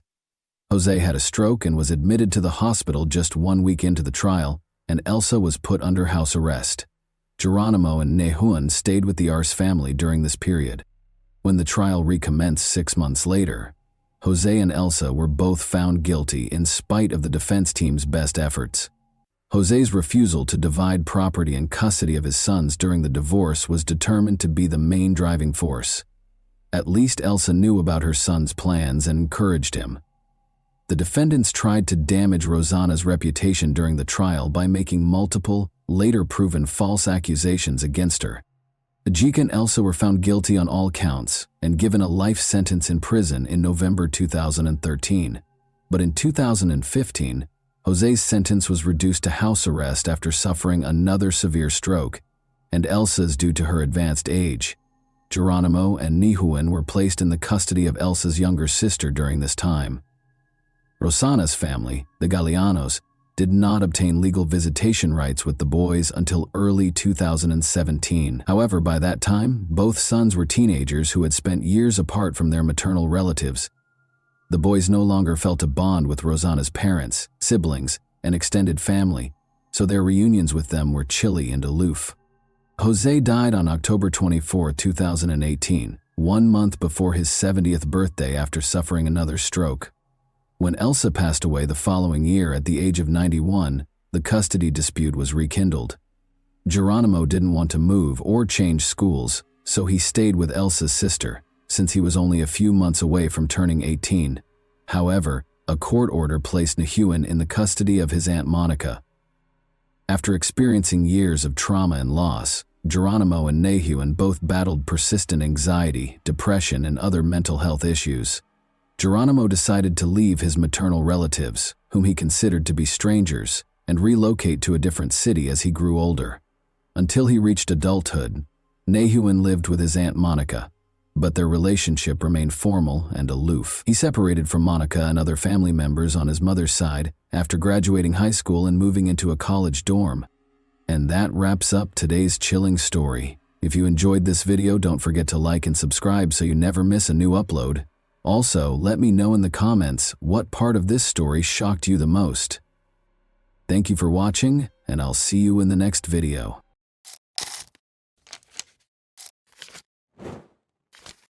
Hey guys, welcome to my channel, and today we're going to take a look at another horrible case with you. When a distressed man called the Las Vegas, Nevada Rescue Service on Saturday, April 5, 1997, to report his wife missing, the dispatcher took the call. The man, who was identified as Mark Hollinger, clarified that Ginger Rios was the name of his wife. They had recently moved into a new home the day before and had only been married for 5 months. When Ginger walked into a store and appeared to disappear, they were shopping for a new house. The police started looking into it. Even in a city with its share of sins, detectives had never heard of a disappearance so enigmatic. The unusualness of this case, where you believe you know exactly what happened, but you are wrong and have to start over, was beyond their wildest expectations. Ginger Rios was a 20-year-old Las Vegas resident and worker. Ginger and her younger sister Daniela were beloved daughters of her parents, George and Denise. The girls were surrounded by care and attention as they grew up. Ginger had always wanted to be a performer, and she was lucky to be born in Las Vegas because by the time she was 20, she was a part of a popular group that played in casinos and hotels. Additionally, she met Mark Hollinger, a man who was 14 years her senior. Mark was very kind to Ginger. The young couple quickly made the decision to legalize their relationship after he helped her in every way. They were married in November 1996, when Ginger was just 20 and Mark was 34. Because Mark was a quiet introvert and Ginger was a happy extrovert, some people thought their union was unusual. However, they were already planning how to construct their family nest and were a perfect match. Ginger discovered a fantastic house with a buyout option that was for rent in the spring of 1997. Ginger could already picture converting the house's large basement into a dance studio. She dreamed of eventually buying the house because she liked it so much, but she and Mark needed a good credit history in order to make this dream a reality. Ginger wanted to purchase books that offered pertinent advice because they needed a clear plan for how they would handle their money. In the city, a store that carried the exact books Ginger was looking for was becoming well known. Spy Shop was an odd moniker for it. It resembled an adult candy store. Its bookshelves were stocked with lockpicks, police badges, concealed surveillance cameras, automobile alarms, image transmitting glasses, and even tools for removing store security tags from clothing. It was ideally situated in the heart of the city. The young couple went shopping, including buying books, on Friday, April 4th, which was literally the day after they had moved into their new house. Mark parked right in front of the entrance at about 4 in the afternoon. Ginger took her wallet, which contained some cash and her identification, and went inside after telling her husband to wait in the car. Mark thought she would emerge quickly, but he was able to finish his cigarette and she hadn't shown up yet. He waited a bit longer, thinking she might be in line, and then made the decision to see how his wife was doing. The store was small enough for him to notice Ginger's absence right away. He inquired if the man and woman behind the counter had seen Ginger and gave them a description of her. Naturally, they responded that she had simply entered, purchased 2 books, and departed. She couldn't have gone very far, they added. Despite his surprise, Mark chose to browse other stores in case she needed to buy something else. He entered each one and inquired if anyone had spotted the slim brunette, but nobody had. There were no limits to his awe. She couldn't have just slipped past the car, which was parked directly in front of the entrance. In the middle of the day, Ginger had just vanished. Mark went to his wife's parents because he had run out of options. George, Ginger's father, thought right away that the spy shop would undoubtedly have security cameras if any store had them. After she left the store, they might be able to see at least which way she went. In addition to being notable for its distinctive merchandise, this store closed earlier than other establishments in Vegas. So Mark and George rushed back, praying the storekeeper hadn't already left. Mark was able to identify the man and woman getting into a van with a baby, even though the store was closed.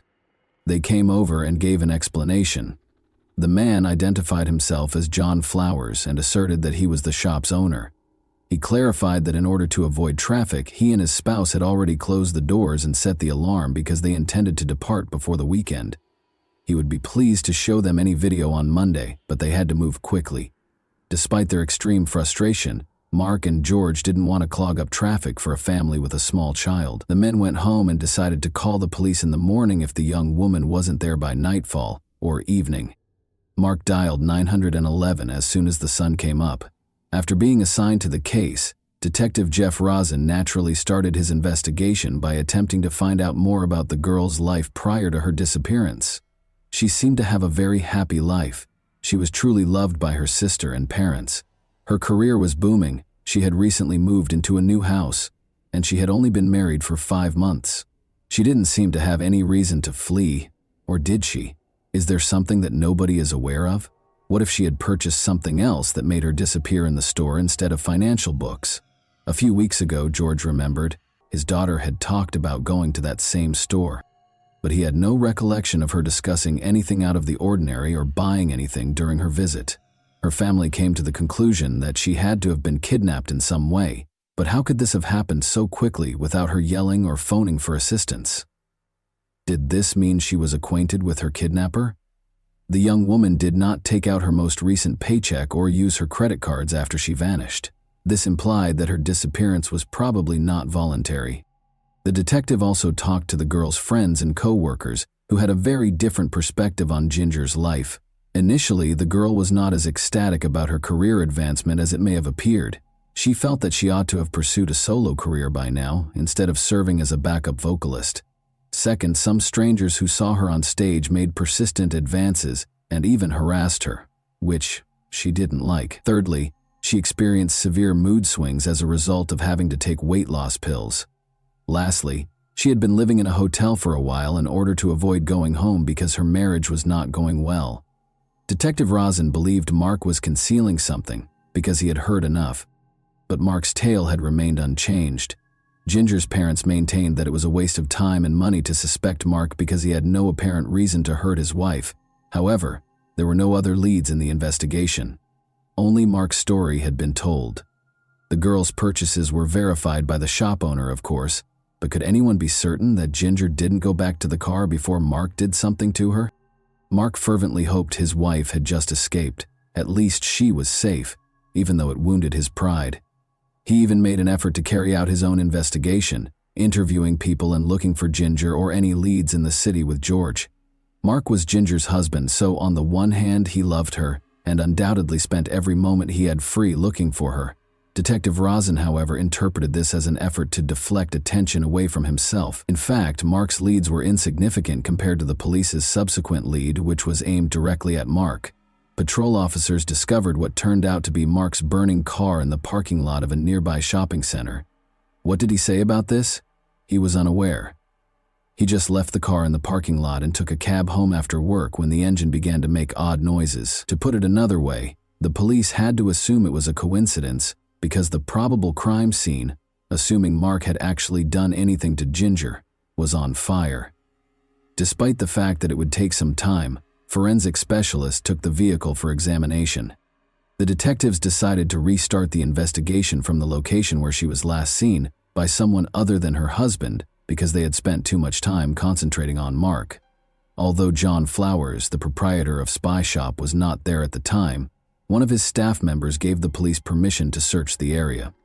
They went through every room, but they didn't perform a thorough search. When Detective Jeff Rosen entered the storeroom, the overpowering smell of bleach nearly knocked him off his feet. But he didn't find anything odd in the store itself. He saw a small reddish-brown stain on the wall that might have been blood. Just in case, they made the decision to take it for analysis. John Flowers was notified by Rosen that the police had come to his store. Although John was shocked that they hadn't located the girl yet, he was happy to answer all of the questions. He clarified that the reason for the bleach odor in the storeroom was that he had to clean up after his dog using it as a toilet on a regular basis. A small drop of blood might have gotten there that way. He would have to visit the store to locate the security camera footage and the book purchase receipts, then turn them over to the police. When Rosen inquired about the books Ginger had purchased, the surprise was revealed. One book focused on contract killers and the other on establishing a new identity. However, why did Ginger purchase these?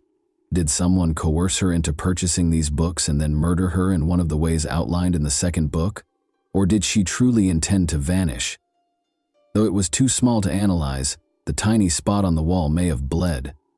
But since everyone already knew Ginger had been in the store and gone, determining her subsequent whereabouts was far more important.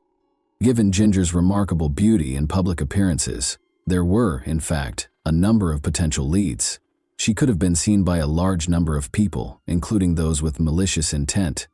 In addition, her father was a dealer at one of Vegas's most well-known casinos. Things can get messy when it comes to money. Weeks passed, and there was less and less chance that the girl would be found alive. When the response about Mark's car arrived, guess what? They discovered nothing at all, including no blood or indications of struggle. It was then that Rosen remembered John Flowers. He thought about watching the security camera footage to see if Ginger had been approached at the store's exit, but it was too late for him. "Where have you been all this time, guys?" John exclaimed, explaining that he had watched the video and witnessed Ginger walk into the store, select the books, pay with cash, and walk out. The video had been replaced with fresh footage from the security camera because no one had arrived to watch it. John was also unable to locate the book's receipt, even though he was positive it was somewhere. John appeared reluctant to continue working with the detective after this, in part because of the negative impact that the police, the media, and interested bystanders had on his business following Ginger's disappearance. Although it made sense, selling lockpicks and phony police badges in a store already stocked with law enforcement gear severely strained his small business. Rosen was aware of this, and John had nothing to encourage him to speak with them. The police had no fresh leads, and the case was put on hold. The truth was there, in fact, but it would take several more months for the detectives investigating Ginger's case to realize it. A team of hunters discovered a shallow grave in the Mojave Desert on May 5, almost 400 miles from Las Vegas. The body in the grave was identified by the medical examiner as that of a young, dark-haired girl between the ages of 15 and 18. The murderer had not taken her very distinctive jewelry, which included a pink ring with 3 different colored stones and another ring that resembled wire loops intertwined to form the letter Mem or W. Could the M represent Mark? Or was it a family heirloom because Ginger's mother's maiden name was Waterworth? However, she had no identification on her person. The local police released pictures of the jewelry in the hopes of garnering public support, but they would not find out for a very long time. Meanwhile, the detectives needed a body or a lead to solve the case. On August 16, 1997, Jeff Rosen was suddenly contacted by phone. The caller claimed to have a lead on the Ginger case and identified himself as an Arizona federal agent. Rosin was curious. What was the connection between Ginger and John Flowers' alleged sale of unlawful eavesdropping devices? The agent clarified. The agent went on. John had fled because he didn't want to be taken into custody, but Cheryl Subzone, his wife, had been taken into custody to be questioned. She abruptly began discussing Ginger Rios, who had vanished in Vegas a few months prior. While they were curious about the whereabouts of her husband, the agent went out of the room to call Rosin. Only now did Rosin realize that he had never asked the proprietor of the spy shop where Ginger was last seen a formal question. Nevertheless, Ginger's spouse had mentioned that a man and a woman were behind the counter. Rosin rushed to Arizona after requesting that the agents keep an eye on Cheryl. Rosin had no idea what would come out of Cheryl's interrogation. John Flowers turned to Cheryl and asked her to go buy film when Ginger came in to look at the books. When they worked together at the store, she frequently ran errands, so this wasn't out of the ordinary. After 10 minutes or so, Cheryl came back, and Mark entered. John informed Mark that his wife couldn't have gone very far because she had just left. After thanking them, Mark walked away.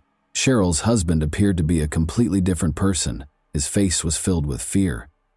The man said, "I did something terrible. Whatever you do, don't go into the storage room." Cheryl didn't know what he meant, and she never thought her husband had hurt anyone. She asked him what was going on. She was disturbed by his actions, though, and after a little while she made the decision to look in the storage room. She discovered a young girl's lifeless body inside, with a pool of blood encircling her head, and there was blood on the carpet. The girl had suffered severe physical abuse.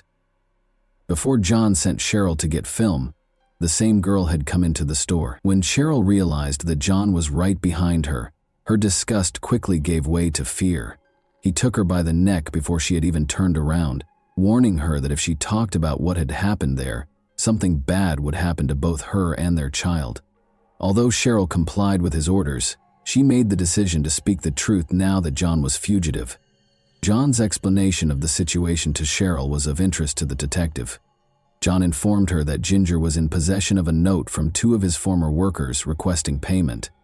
John was allegedly so enraged by Ginger's impudence and the contents of the note that he struck her so forcefully in the face that she fell back, struck her head, and passed away. But Cheryl had never seen the note and was certain that this was a lie. She was certain that John had spent hours in the storage room, wrapping the girl's body in plastic bags and dousing her in bleach after stealing garbage bags. He had informed the staff member that the dog had urinated in the room. After placing the body in his van, he instructed Cheryl that they must depart for Arizona right away. At that point, Ginger's husband and father came up to them and begged them to play the security camera footage. Ginger was lying inches from John and Cheryl, but they looked them in the eyes and lied. That's not all, though. Cheryl was also aware of the location of her husband's burial. You see, John and Cheryl had visited the Mojave Desert on multiple occasions. John once drove off with their baby and the body of the girl, leaving Cheryl in the middle of nowhere. He obviously drove home after burying her and coming back for Cheryl. For him, though, this was insufficient. In order for John to cover the shallow grave with a layer of concrete, they returned there multiple times. Cheryl was pretty sure the police had already found Ginger's body because it was the last time John had run back, screaming in panic, "They found her! They found her!" At any rate, she consented to show the detectives the place in return for not being charged. Since they didn't think Cheryl had anything to do with the murder, they accepted her offer. They followed her to the location. Upon their arrival in the desert, the local officers began to make connections between Cheryl's revelation and the body discovered by hunters in May. After asking them to stop, Cheryl took them to the location where her husband had been. Instead of discovering an empty grave, the police arrived at what appeared to be an undisturbed concrete slab. They found the body wrapped in plastic bags there. They were initially identified as Ginger because of a tattoo on her lower back, but they chose to hold off on telling her family until DNA testing was completed. Several questions were left unanswered by this. Were there 2 victims? Did John murder them both? Why, if so? Who was the other girl? They were now able to obtain a search warrant for the store in Vegas, where they discovered evidence of Ginger's blood. Later, the DNA analysis verified that she was also the owner of the body found in the desert. Mark was devastated because he had hoped that his wife had just moved on and started a new life. He held himself responsible, believing that he ought to accompany her to the store. But how could he have thought that his wife, a mother and his devoted wife, would be attacked by a total stranger, the proprietor of a well-known and often visited store? After a brief period of hiding, John was taken into custody at a Los Angeles hotel. The detectives found that John Flowers, the proprietor of the spy shop chain, was not present when the extradition procedure started. Rather, a 26-year-old man named Craig Jacobson was wanted for offenses in Florida. The boy had battled mental health problems since he was 10 years old, with borderline personality disorder, paranoia, and probably antisocial personality disorder. After a year in a mental health facility, he was sentenced to 30 months in prison and 3 years of probation. However, he vanished in 1995. John appeared in his place. In addition to this discovery, 2 months earlier, the police had discovered another possible victim of Craig or John. Before she could even look at the merchandise, the owner of the Vegas store came up to the adolescent girl, slung her over his shoulder, and carried her into the storeroom without saying a word. She was extremely lucky, because John Flowers let her go after being frightened away by another customer who entered the store. Fear prevented this young woman from calling the police, and it might have been problematic for her to contradict the statement of a well-known businessman. Naturally, this was prior to the revelation of John's true identity. Psychiatrists examined him several times over the next few months and concluded he was not fit to stand trial. Despite being certain that Craig was lying, the prosecutor was concerned that the crime might go unpunished. He informed Ginger's family that a plea bargain would be the best course of action. Prior to being eligible for parole, Craig was sentenced to 25 years in prison after entering a guilty plea to the murder. Craig said that the other girl's name was Mary Stoddard. When he abducted and murdered her, she was the 18-year-old daughter of a chiropractor who had traveled to Vegas. In order to at least receive a life sentence or perhaps even the death penalty, Ginger Rios's family hoped that he would be charged with Mary's murder.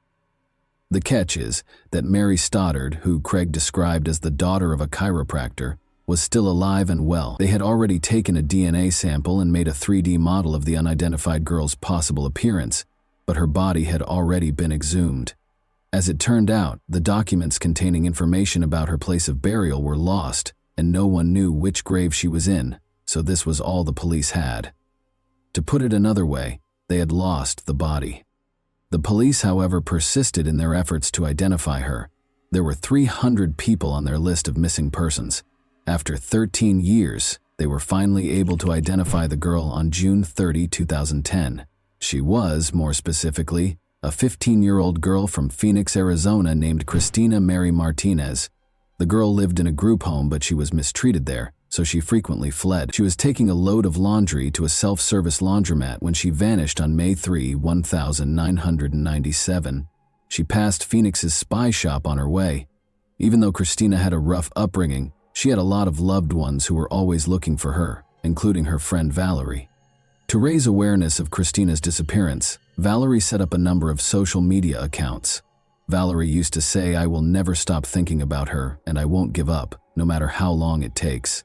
She is more than just a case number to me. I cherished her." Never giving up on finding someone is the essence of true love.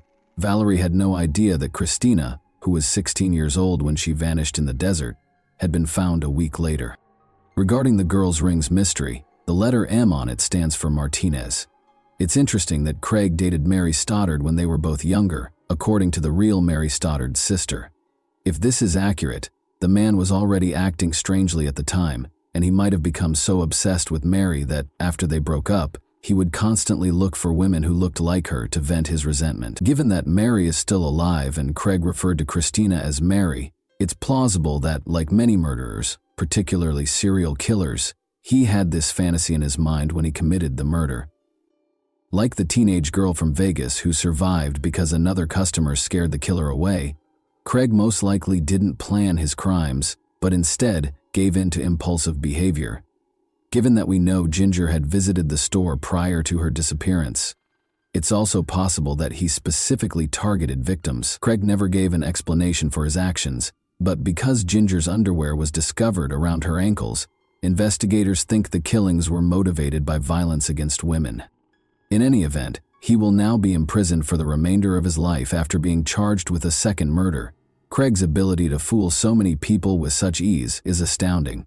Mark and George, who were looking for Ginger, his own wife Cheryl, who was unaware of his secret personality, and even seasoned Vegas police officers who had seen a lot in their careers. A store owner with his wife and infant behind the counter makes you wonder where one can feel safe. He really seemed like a typical family man. And that wraps up today's chilling story. If you enjoyed this video, don't forget to like and subscribe so you never miss a new upload. Also, let me know in the comments what part of this story shocked you the most. Thank you for watching, and I'll see you in the next video.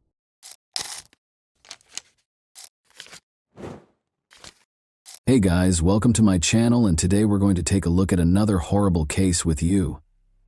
Teresa Halbach vanished in October 2005 following her visit to the Avery salvage yard in Manitowoc County, Wisconsin. Although her car was discovered abandoned, the investigation quickly came to a standstill because the leads were unproductive.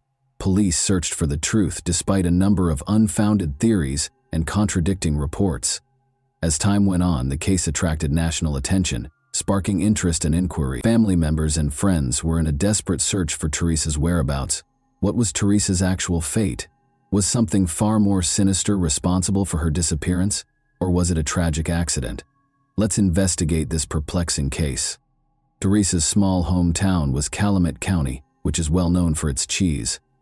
Teresa's early years and promising future were set against the tranquil and picturesque backdrop of the area. Born on March 22, 1980. Teresa Halbach was raised in Wisconsin's Calumet County. Prior to her life being tragically cut short at the age of 25, she was a young woman with a bright future. She was raised on a dairy farm as one of 5 siblings in a loving household. Teresa was a remarkable student, in addition to being a girl from a small town. She came home to begin her life after graduating from the University of Wisconsin-Green Bay in 2002. Teresa, who lived in a farmhouse next door to her parents and was still figuring out what she wanted to do with her life, was like many people in their 20s. She spent a lot of time with her parents and siblings and was close to them. She even served as the volleyball coach for her younger sister. They enjoyed spending time together on the family farm, watching Extreme Makeover and hanging out. She had always had a passion for photography, which she turned into a career in 2005. Teresa was a freelance photographer who documented events and weddings. She even took pictures of cars for sale while working for Autotrader.com, an American online marketplace for auto buyers and sellers. She first met Stephen Avery through this freelance work, and he hired her to photograph a car at his family's auto salvage yard. Wrapped automobiles, parts, and equipment were strewn all over the 40-acre Avery auto salvage yard. Their sister Barb lived on the property with her 3 sons, Brendan Dassey and her boyfriend Scott Taddick, while Stephen and his brother Charles managed the yard. Earlier in the year, Teresa had made multiple trips to the salvage yard to take pictures of cars for Stephen, but she wasn't particularly eager to return. According to reports, she once told a coworker that she found it unsettling that Stephen had answered the door while only wearing a towel. Who wouldn't be uneasy in that circumstance? On Halloween Day 2005, Teresa consented to return for one last photo session despite her discomfort. She would, regrettably, be seen alive for the very last time. Teresa Halbach showed up at the Avery salvage yard to take pictures of a car on the afternoon of Halloween 2005. She had a straightforward plan: take the pictures and go. But things took a turn for the worse, and Teresa's family reported her missing by November 3. She had gone to the salvage yard a few days ago and no one had seen or heard from her since. Concerns were raised when she failed to return her mother's calls. Teresa was a self-sufficient young lady with a busy life, and although her family was naturally concerned, they also assumed she might simply be out having fun. However, Teresa's family realized something was amiss when she disappeared for days at a time without speaking. Town volunteers came together to look for her, but they didn't make a significant finding until November 5th. Teresa parked her Toyota RAV4 on the Avery property. Strangely, wood, branches, and even the hood of another car were all over the car. Was the car concealed? That has been the subject of conjecture. The car appeared to have been attempted to be hidden, but it was unsuccessful. Why would anyone need to conceal a car when there are so many on the property? It made people wonder why the car was covered, but it was never made clear why. Police obtained a search warrant after finding Teresa's car at the Avery salvage yard, and between November 5 and November 12, they conducted 6 searches on the property. Police kept a close eye on Stephen Avery for the majority of the day. Officers seized a flatbed truck and a car from his family's retreat in the North Woods. Several troubling pieces of evidence were found during these searches. Investigators discovered burned bone fragments in a burn pit behind Stephen Avery's garage.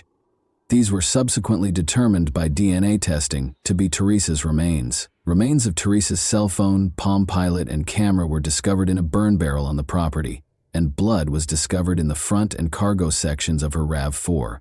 Police discovered 2 firearms, including a rifle, and Teresa's car key in Stephen Avery's bedroom during a search of his home. After several months, additional searches turned up a bullet and pieces in Avery's garage that were connected to the rifle that had been found in his house. Even though the bullet contained DNA evidence, it was still unclear whose DNA it belonged to, which led to more questions about the case. Although this body of evidence eventually strengthened the case against Stephen Avery, it raised controversy and left many questions unanswered. Stephen Avery made an initial statement without legal representation when he was questioned. That was the last time he saw her, he said. Law enforcement, however, soon began to doubt his account. Things quickly got out of hand when he was first arrested on suspicion of possessing illegal firearms on the property. On November 15, a few days later, Stephen Avery was formally charged with Teresa Halbach's murder. The amount of his bail was $500,000. Investigators had little reason to doubt the evidence, especially the blood, bones, car key, and firearm. The fact that Stephen Avery was no stranger to law enforcement is what makes his case so remarkable. This brings us to Stephen Avery's troubled past. He was raised on his family's 40-acre salvage yard in rural Gibson after being born in Manitowoc County in 1962. He had a reported IQ of 70 and struggled academically, attending special education classes.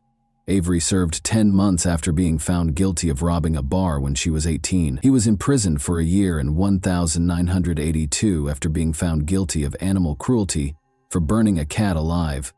Avery was given a 6-year sentence in 1985 for threatening his cousin with a gun, but soon after, in 1985, Avery was falsely convicted of the vicious sexual assault and attempted murder of Penny Bjornson, marking the beginning of the most important chapter in his criminal history.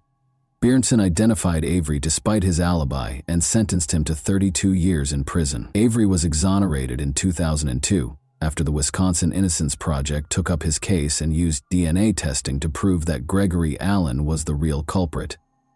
Avery was released in 2003 after serving 18 years. In order to recover $36 million for the erroneous conviction, he subsequently brought a civil suit against Manitowoc County and its representatives. When Teresa Halbach vanished in 2005, the lawsuit was still pending. In 2006, the case was resolved for $400,000. Investigators interviewed a number of people who lived or worked at the Avery salvage yard while Stephen Avery awaited trial for Teresa Halbach's murder. Stephen's 16-year-old nephew Brendan Dassey was one individual who attracted their attention. Although Brendan Dassey was not initially considered a suspect by the police in February 2006, they thought he might have some information regarding Teresa Halbach's disappearance. They believed he was keeping his uncles safe. However, Brendan started making statements during the interrogation that weren't consistent with the actions of an innocent person, which raised questions. Police believed Brendan had important information after an initial interview. Brendan had a borderline IQ, which is lower than the average. Brendan was 16 years old, but his comprehension and skills were more akin to those of a younger child. Brendan was interviewed twice more by investigators without his mother or legal representative present. They got his mother's approval prior to the last interview. The date of this controversial interview was March 1, 2006. Brendan admitted to taking part in Teresa's multiple-hour sexual assault, murder, and mutilation during this session. Brendan was told by police that they were already aware of the specifics. Brendan gave a detailed statement, clearly frightened. He said that after coming home from school, he was asked to enter his uncle's trailer where he discovered Teresa bound. As Teresa begged for assistance, his uncle allegedly encouraged him to sexually abuse her. Brendan claimed that his uncle convinced him to comply, and that after that, his uncle shot and stabbed Teresa. Brendan cut Teresa's throat at his uncle's order. A startling change occurred when Brendan was arrested and charged with sexual assault, murder, and corpse mutilation, but at that time, there was no supporting evidence for his confession. In any event, Stephen and Brendan were put on trial, and it went forward independently. The trial of Stephen Avery started first. Blood in Teresa's car, a spent bullet that matched Stephen's rifle and Teresa's DNA, and a key to her car discovered in Stephen's trailer that contained his DNA, were among the many pieces of evidence the prosecutors produced. Stephen's blood was found inside Teresa's car, and his DNA was found beneath the hood fastener. On Avery's land, Teresa's burned remains and possessions were discovered. Stephen made 2 calls to Teresa's cell phone, one with and one without the 67 feature to hide his identity, according to phone records. The 67 feature makes the call appear private or unknown and prevents your phone number from appearing on the recipient's caller ID. These sparked suspicions and implied that Stephen might not have known the 67 call could be traced by the police. Brendan's older brother Bobby Dassey testified that on the afternoon of Teresa's murder, he saw her making her way to Stephen's trailer. He also gave critical testimony after overhearing Stephen talking about Teresa's body disposal in a subsequent conversation. Stephen's defense team contended that Manitowoc County Police framed him because of his $36 million lawsuit against them, despite the evidence appearing to be against him. They claimed that police used evidence from a prior wrongful conviction case to plant blood in Teresa's car. The main evidence, according to the defense team, cast doubt on it. Only Stephen's DNA, not Teresa's, was present in the key to Teresa's car that was discovered in Stephen's trailer. This was odd, because the key to Teresa's car should have contained her DNA. It was possible that the key was planted and Stephen was framed because Teresa's DNA was missing and Stephen's DNA was present, indicating evidence tampering. The jury's decision was unambiguous. Stephen Avery was found guilty of all charges and given a life sentence. Brendan Dassey's trial, which lasted only a few days, came shortly after in April 2007. Brendan's confession was a key component of the prosecution's case against him, and its veracity was hotly contested. There are concerning indications when examining Brendan's police interview in detail. After being questioned for hours, he made statements that appeared to acknowledge his guilt, but many people thought they were fabricated and unreliable. Investigators questioned Brendan for more details after he described the alleged assault and murder. "That's all I can remember," Brendan said hesitantly when asked about Teresa's head injuries. The officer pressed him further and asked who had shot her in the head. After a while, Brendan acknowledged that he had done it. Brendan responded that he was unable to think of it at the moment when the officer questioned him about why he hadn't brought it up earlier. This conversation sparked worries that Brendan's answers might have been swayed by the investigators, who may have led him to divulge information that wasn't entirely consistent with his own memory. Brendan withdrew his confession during his trial and said he was under pressure from the police. At first, his involvement had been supported by physical evidence, such as bleach stains on his jeans. Brendan, however, provided a different explanation, claiming that the stains were the result of cleaning a garage rather than a crime scene.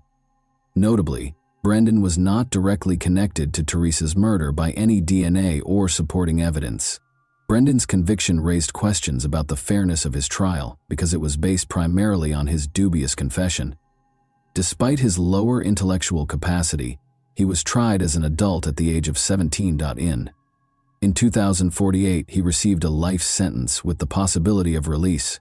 There were continuous discussions concerning the validity of his confession and the fairness of his conviction, which kept the case contentious.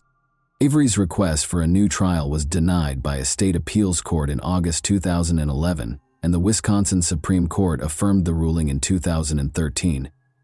In 2012, Avery was transferred to the Waupun Correctional Institution after 5 years of service at the Wisconsin Secure Program facility in Boscobel. Dassey's attorneys petitioned for his release in December 2015, claiming his confession was coerced and that he had incompetent legal representation.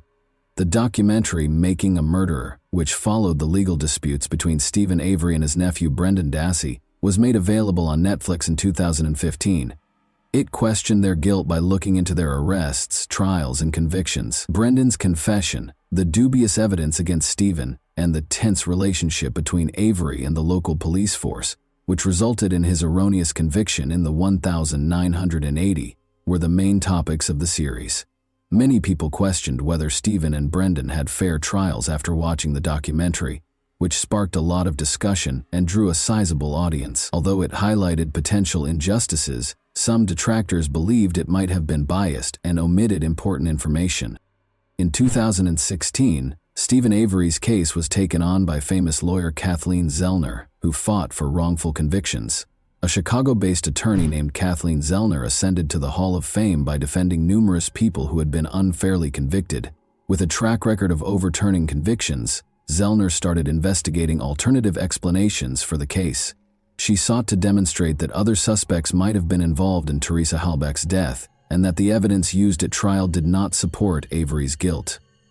Together with her public advocacy, Zellner's efforts brought the case back into the public eye and maintained the debate over Avery's innocence. The process of making a murderer was not totally impartial. Some critics contend that the prosecution's decision to not participate distorted the facts. They allowed the documentary to mostly represent the defense's viewpoint and left many questions unanswered. Some viewers speculated that the prosecution's decision to remain out was made in order to avoid re-examining the validity of Avery's prior erroneous conviction. The documentary spurred discussion and increased awareness, but it omitted crucial information. For instance, it didn't go into detail about the calls Stephen Avery made to Teresa Halbach's phone, which some consider to be important pieces of evidence. Additionally, it ignored Teresa's prior interactions with Avery, including rumors that she felt uncomfortable around him. Additionally, Making a Murderer minimized Stephen Avery's past violent actions, especially against women. Even though this does not establish his guilt on its own, it does point to a troubling pattern of aggression that should not be disregarded when looking into the case. Important pieces of evidence, like the bullet that was discovered to have Teresa's DNA on it and that matched Avery's rifle, were also mostly overlooked in the documentary. Although this evidence was difficult to ignore, the series paid little attention to it. In Avery's case, the defense contended that the blood sample had been altered and revealed a hole in the stopper.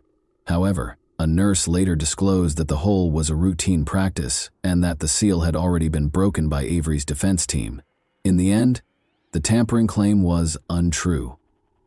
Additionally, Brendan Dassey's contentious interrogation was minimized in the documentary. Brendan, who has a mild intellectual disability, spent hours being questioned without his mother or attorney present.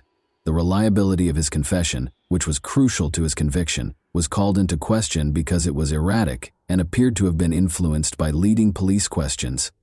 There was no tangible evidence linking Brendan to the crime scene, despite the fact that his confession was essential to the prosecution's case. Thus, his conviction depended almost entirely on the confession, even though there were doubts about how it was obtained.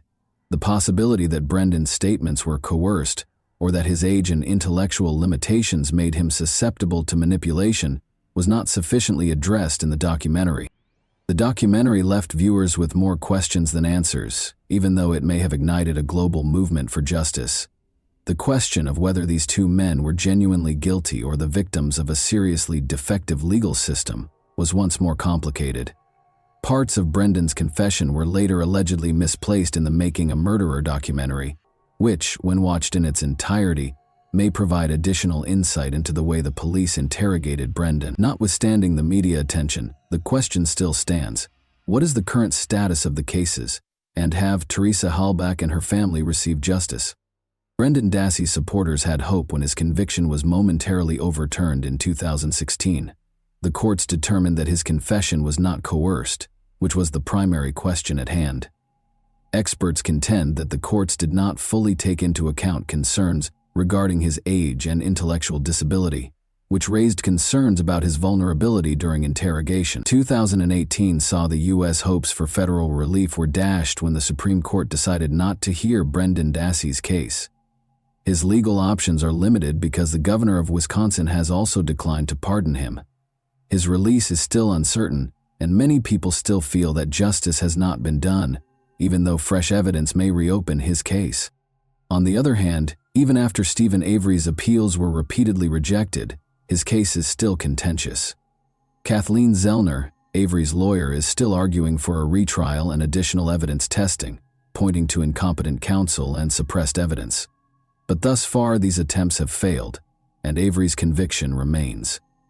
The legal issues Avery is facing appear to be challenging, even as Zellner keeps up her efforts on his behalf. His case has not yet produced any significant developments, and it is unlikely that his conviction will be overturned anytime soon in the absence of fresh evidence or modifications to the law. Although there is ongoing public discussion regarding the fairness of their trials and convictions, Stephen Avery and Brendan Dassey are currently serving their sentences. Dassey is still seeking parole after her most recent application was turned down in 2021. Kathleen Zellner, Stephen Avery's lawyer, filed a motion for post-conviction relief in August 2022, arguing that fresh evidence might connect Brendan's older brother Bobby Dassey to Teresa Halbach's murder. This was a big step because it raised the possibility that Bobby was complicit in the crime. Zellner argued that if there were other credible suspects, it might lead to Avery's relief, even though this had been conjectured previously. This theory, however, begs the question of whether two different groups were involved in Stephen's framing, or if Bobby was collaborating with the police. Zellner presented an affidavit from Thomas Brez, a truck driver, who stated that he saw Bobby Dassey driving Teresa's RAV4 with someone other than Stephen in the passenger seat a few days after Teresa passed away. Although this testimony provides additional context, it does not prove Bobby's involvement in the murder. Furthermore, Bobby is not directly connected to the crime, despite his computer history containing searches for violent pornography. Additionally, Zellner cited Bobby's alibi, which was offered by Scott Tadich, his mother's boyfriend, a man with a criminal record and a reputation for being irritable. Zellner implied that Tadich might have been complicit in the crime, either by lying or by taking part in it. However, in the absence of concrete proof, this remains conjectural. Zellner has also looked into Teresa's ex-boyfriend Ryan Hillegas's involvement. Ryan was heavily involved in Teresa's search and lacked an alibi. Zellner thought it was strange that Ryan had access to Teresa's voicemail and had not told the police about his previous relationship with her. There isn't any concrete proof that Ryan was involved in the murder, though, despite these suspicions. The court rejected Zellner's request for a hearing based on these other suspects, finding that there was not enough evidence or motivation to imply that Ryan or Bobby Dassey were involved in Avery's framing. In essence, the court decided that the defense had failed to show how these people could have committed the crime or fabricated evidence. Avery was transferred to the medium-security Fox Lake Correctional Institution in 2022. Although the case is still complex, Zellner intends to appeal to the Wisconsin State Court of Appeals. In addition to voicing concerns about Brendan Dassey's coerced confession, some experts doubt Avery's innocence because of his violent past and possible corruption. There are still unanswered questions regarding Teresa Halbach's death and the family's ongoing legal battles because the case has not been settled. And that wraps up today's chilling story. If you enjoyed this video, don't forget to like and subscribe so you never miss a new upload. Also, let me know in the comments, what part of this story shocked you the most? Thank you for watching, and I'll see you in the next video.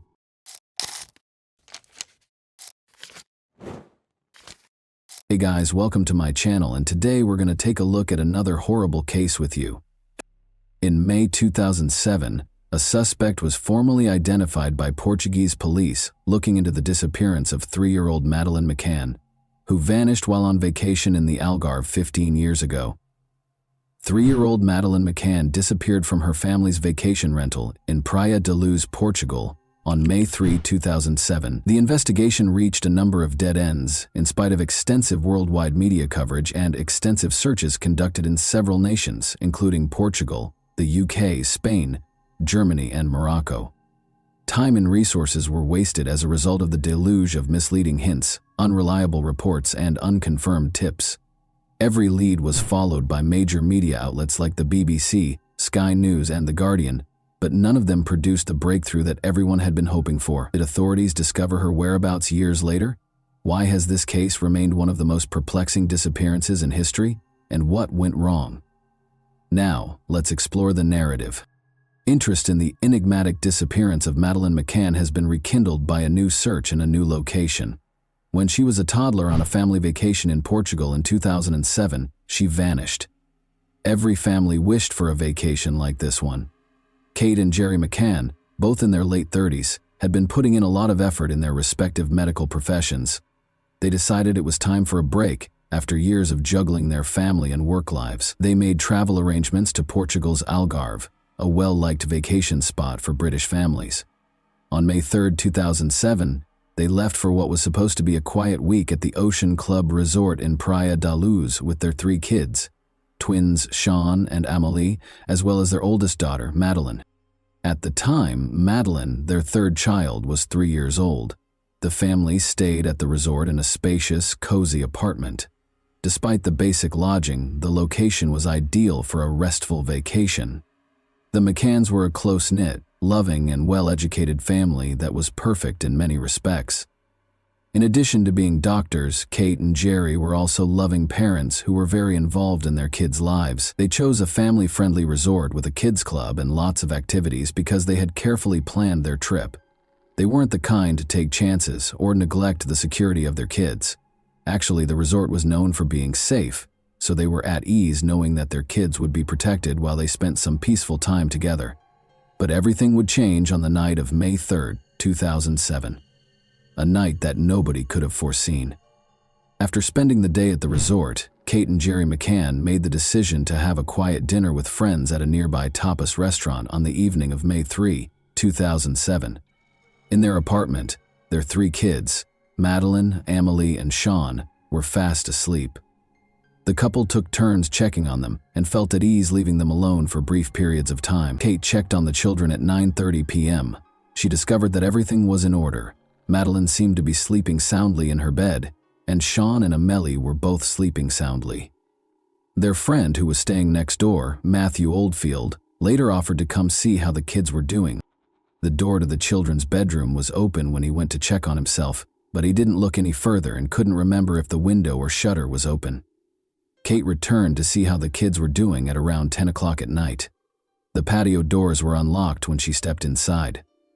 Due to an open window, the door of the children's bedroom slammed shut on its own as she attempted to close it. At that moment, she noticed that Madeline was gone and that the window and its shutter were open. Kate yelled, "Madeline's gone," as she hurried back to the restaurant in panic. "She's been taken."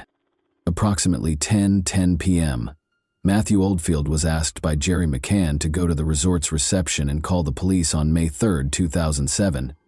At 10:30, hotel employees and visitors started the resort's missing child procedure by looking around for Madeline.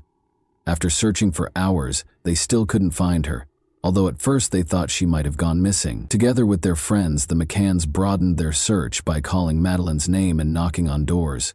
Panic increased as the evening wore on. Their fear only grew as each minute seemed to drag on for an hour. Even though Kate and Jerry were desperate to find their daughter, it seemed to be getting harder as time went on.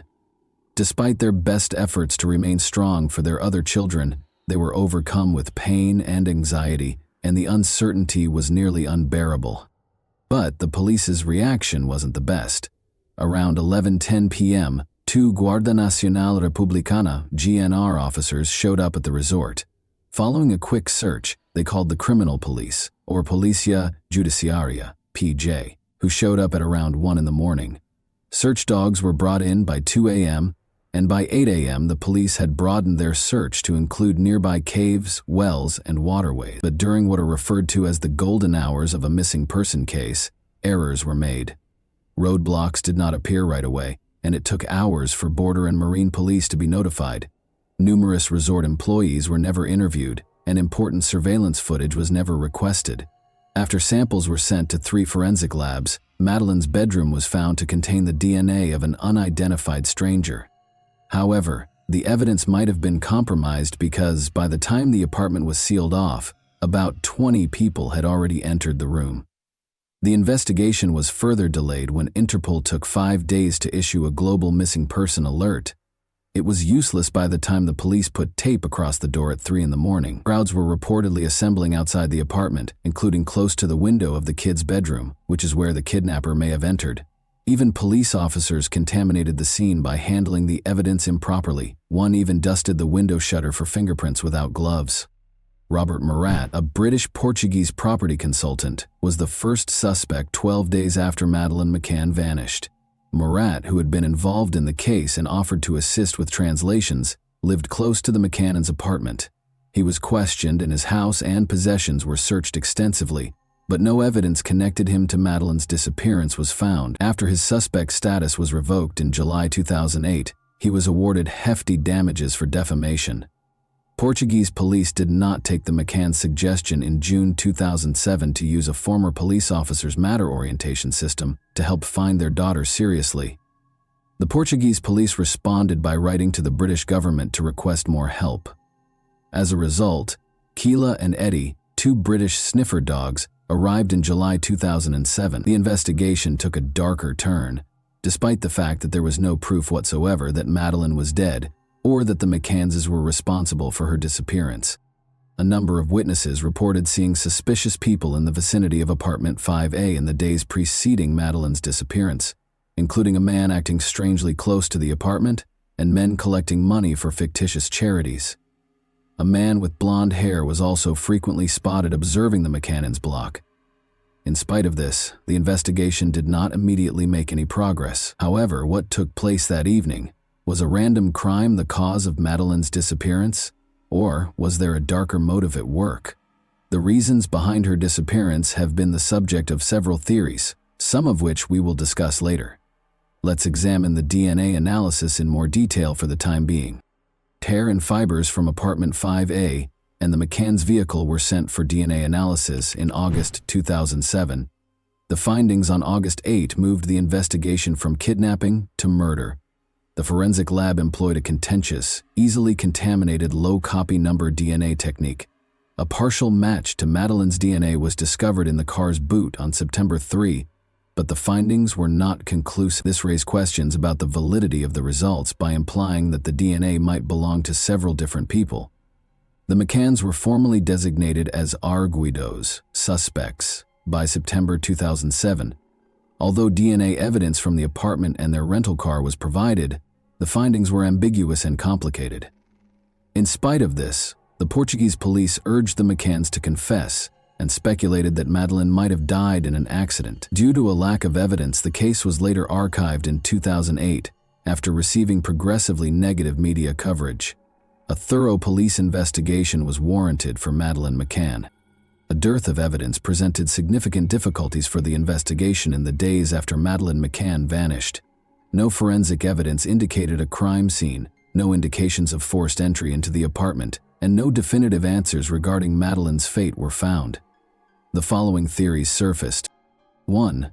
During an abduction by a sex offender, many initially thought that Madeleine had been kidnapped by a sex offender who had broken into the apartment while the McCanns were eating. The door to the children's bedroom was discovered ajar, and suspicious men were spotted all over the resort. But there were concerns about how the kidnapper could have gotten in undetected or without leaving any evidence of forced entry. 2. Robbery wrong. According to a different theory, Madeleine was taken during a robbery that went awry. It's possible that thieves broke into the apartment to take valuables, but when they discovered the kids inside, they kidnapped Madeleine. Witnesses reported seeing suspicious men around the apartment, and there had been several reported burglaries in the area. 3. Accident and cover-up. According to this theory, Madeleine may have overdosed on medication or died in another accident while she was in the apartment. The McCanns may have attempted to conceal the death and make it seem like an abduction in a panic. Although some investigators noted discrepancies in the McCanns' account, this theory was not substantiated by any tangible evidence. 4. Suspicious woman. On the evening of May 3, 2007, a number of witnesses claimed to have seen an odd woman close to the McCanns' apartment. Although she was said to be acting strangely and wearing a purple top, there was no evidence linking her to Madeleine's disappearance.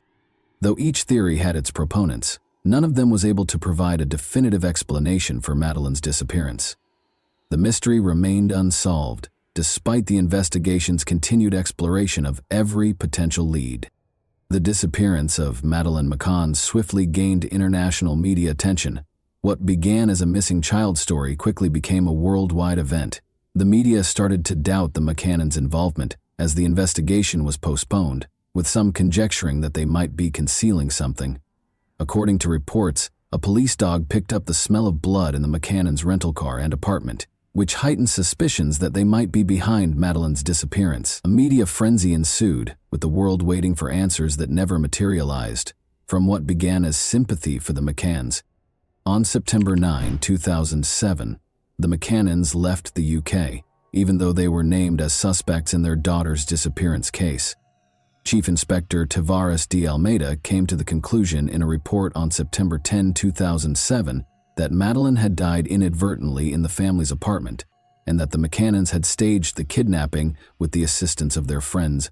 A leaked diplomatic cable from September 28, 2007, which showed that US and UK authorities were cooperating on the case, provided more evidence in support of this theory.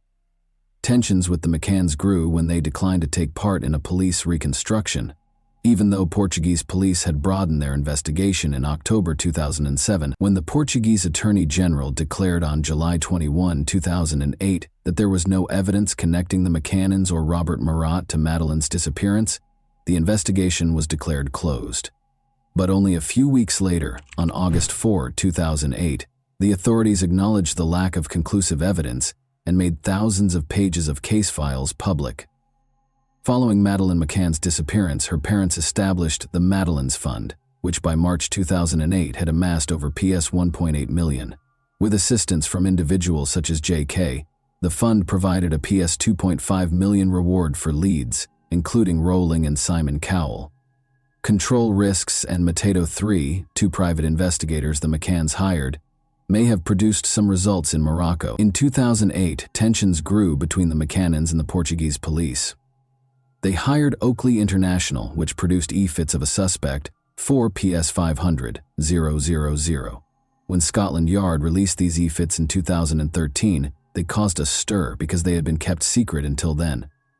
The Sunday Times later paid the McCannans PS 55,000 in damages for publishing the story. The McCanns met with British Home Secretary Alan Johnson in 2009 to ask that Madeleine's case be reviewed. Jim Gamble's 2010 report, which criticized the British and Portuguese authorities' lack of coordination and suggested closer cooperation, was the result of this. The British government began Operation Grange, a thorough investigation of the case by Scotland Yard, in May 2011 under Home Secretary Theresa May. A petition from the Sun newspaper served as one of the catalysts for this. By July 2013, the investigation had grown from a team of 29 detectives to a full-scale operation. Over the years, the team looked into hundreds of potential sightings and sex offenders, translated documents, and published age-progressed photos. The investigation's scope was reduced by 2016, but in 2018, the Home Secretary authorized more funding, raising the overall cost to PS 11.6 million. In order to continue the investigation, there were additional extensions in 2018 and 2019. Calls made close to the Ocean Club around the time Madeleine vanished were tracked by police in 2014 using mobile phone tracking. After being questioned, the former bus driver and his associates denied any involvement. Euclid Monteiro, a former employee of the Ocean Club whose phone was found close to the scene, was another important person. No evidence connected him to Madeleine's case, despite the fact that he had previously been questioned about break-ins, and he passed away in 2009.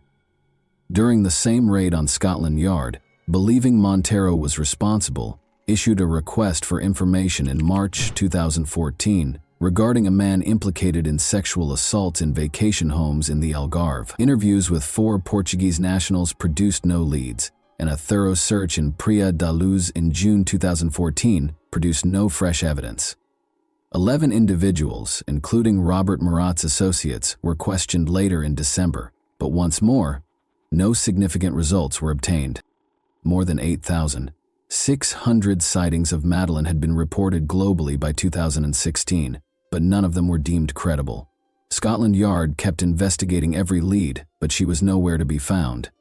Authorities were hopeful that the remaining pieces of the puzzle, including cell site data and leads about possible suspects, including local suspects offenders, would eventually come together as the investigation continued. 10 years after Madeleine vanished, in 2017, her parents continued to hold out hope. They felt that someone out there knew what had happened, so they vowed to keep looking for as long as it took. Meanwhile, authorities in Braunschweig, Germany, got a vital tip regarding Christian B., who allegedly admitted to a friend in 2017 that he was aware of Madeleine's fate. German police made a shocking announcement in June 2020. They had a new top suspect in Madeleine McCann's disappearance. Christian Bruckner, the suspect, was a 43-year-old convicted sexual offender with a history of unsettling offenses. This new lead gave the investigation new hope after years of dead ends.